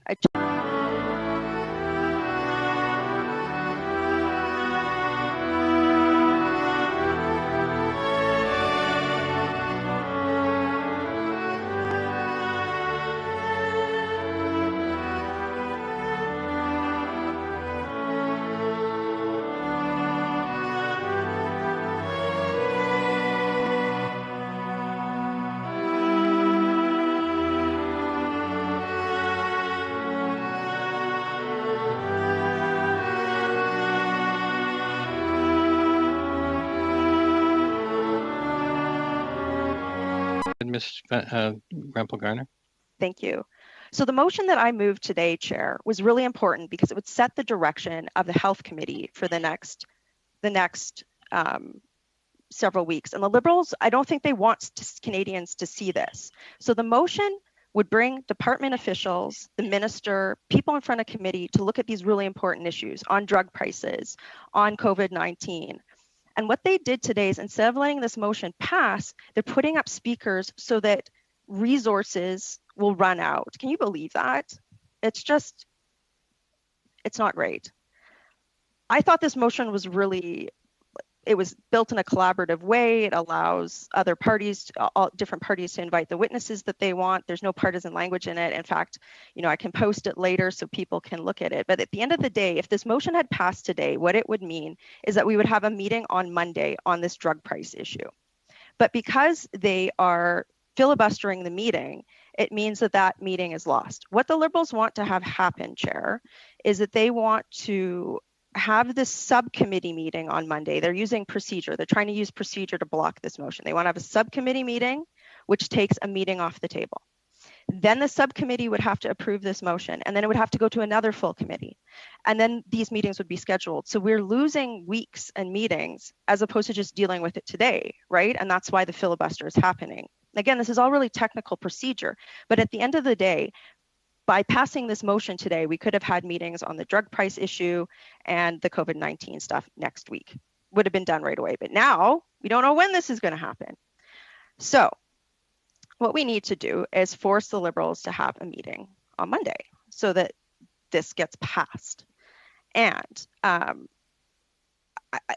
this sort of thing is so frustrating for us because we could have passed this motion today. The Liberals so far, they haven't raised any substantive objections to the motion. They haven't proposed amendments to the motion. That's typically what happens in debate on a motion. Like they would say, okay, well, I don't like this part of it. Could we do that? We've had no debate on that today. If anybody wants to look back, Chair, and see the debate on this motion, there has been no amendments raised by the Liberals on this issue. They've just been talking, I think they talked about Minecraft for a while, actually. They read something about Minecraft. It's really interesting. So I need to look at other options because we're going to run out of resources here. There's a bunch of Liberal hands up. Can you believe that Parliament is shut down because we don't have IT resources or translation resources? Thank you to the translators, by the way, but usually when in regular times, you can see how COVID affects Parliament is that, these filibuster things get out. So I need to look at other options. And in order for me to do these other options so I can have not lose all these meetings that we have, I have to do something procedurally here right now so that I can use another tactic to get a meeting on Monday. So, Mr. Chair, all this said, I just want to thank my colleagues, particularly from the Bloc and the NDP. Mr. Theriault has been fighting really hard on the drug price issue. So has my colleague, Mr. Don Davies from the NDP, but particularly on COVID. I think this committee has been a really good example of how opposition parties can work together in a minority parliament in order to hold the government to account. And so with that, Mr. Speaker, with the intent of making sure that we can get a meeting on Monday and make sure that the Liberals can't use procedure to make sure that that doesn't happen, I move to adjourn the meeting. The motion to adjourn is in order. I will ask the, do we have agreement to adjourn the meeting? Let me first say. No. So I'll ask the chair to conduct a vote, or sorry, the clerk to conduct a vote. Thank you for the promotion. Ms. O'Connell? No. Mr. Kellaway? No. Mr. Polowski? No. Ms. Sidhu? No. Mr. Van Bijnen? No. Mr. Barlow? Yes. Mr. D'Entremont? Oui. Mr. McGuire? Yes. Ms. Rampel-Garner? Yes. Monsieur Thériault? Oui. Mr. Davies? Oui. So, Mr. Chair, we have 5 nays, 6 yeas. So, motion. Thank you, Mr. Shameful Clerk. that, Mr. Chair, on a point of order, it's shameful that the member Meeting's over. opposite just shut down Parliament. Yeah, thank you, Mr. O'Connell. Well, Watch thank you. live on my feed for what we're doing next. Excuse me, the meeting is still underway. So thank you to the clerk and to all the staff and the interpreters who have borne with us through all of this. And thank you to the passionate debate that we've had here today and to all the members. And with that, we are in fact adjourned. Thank you.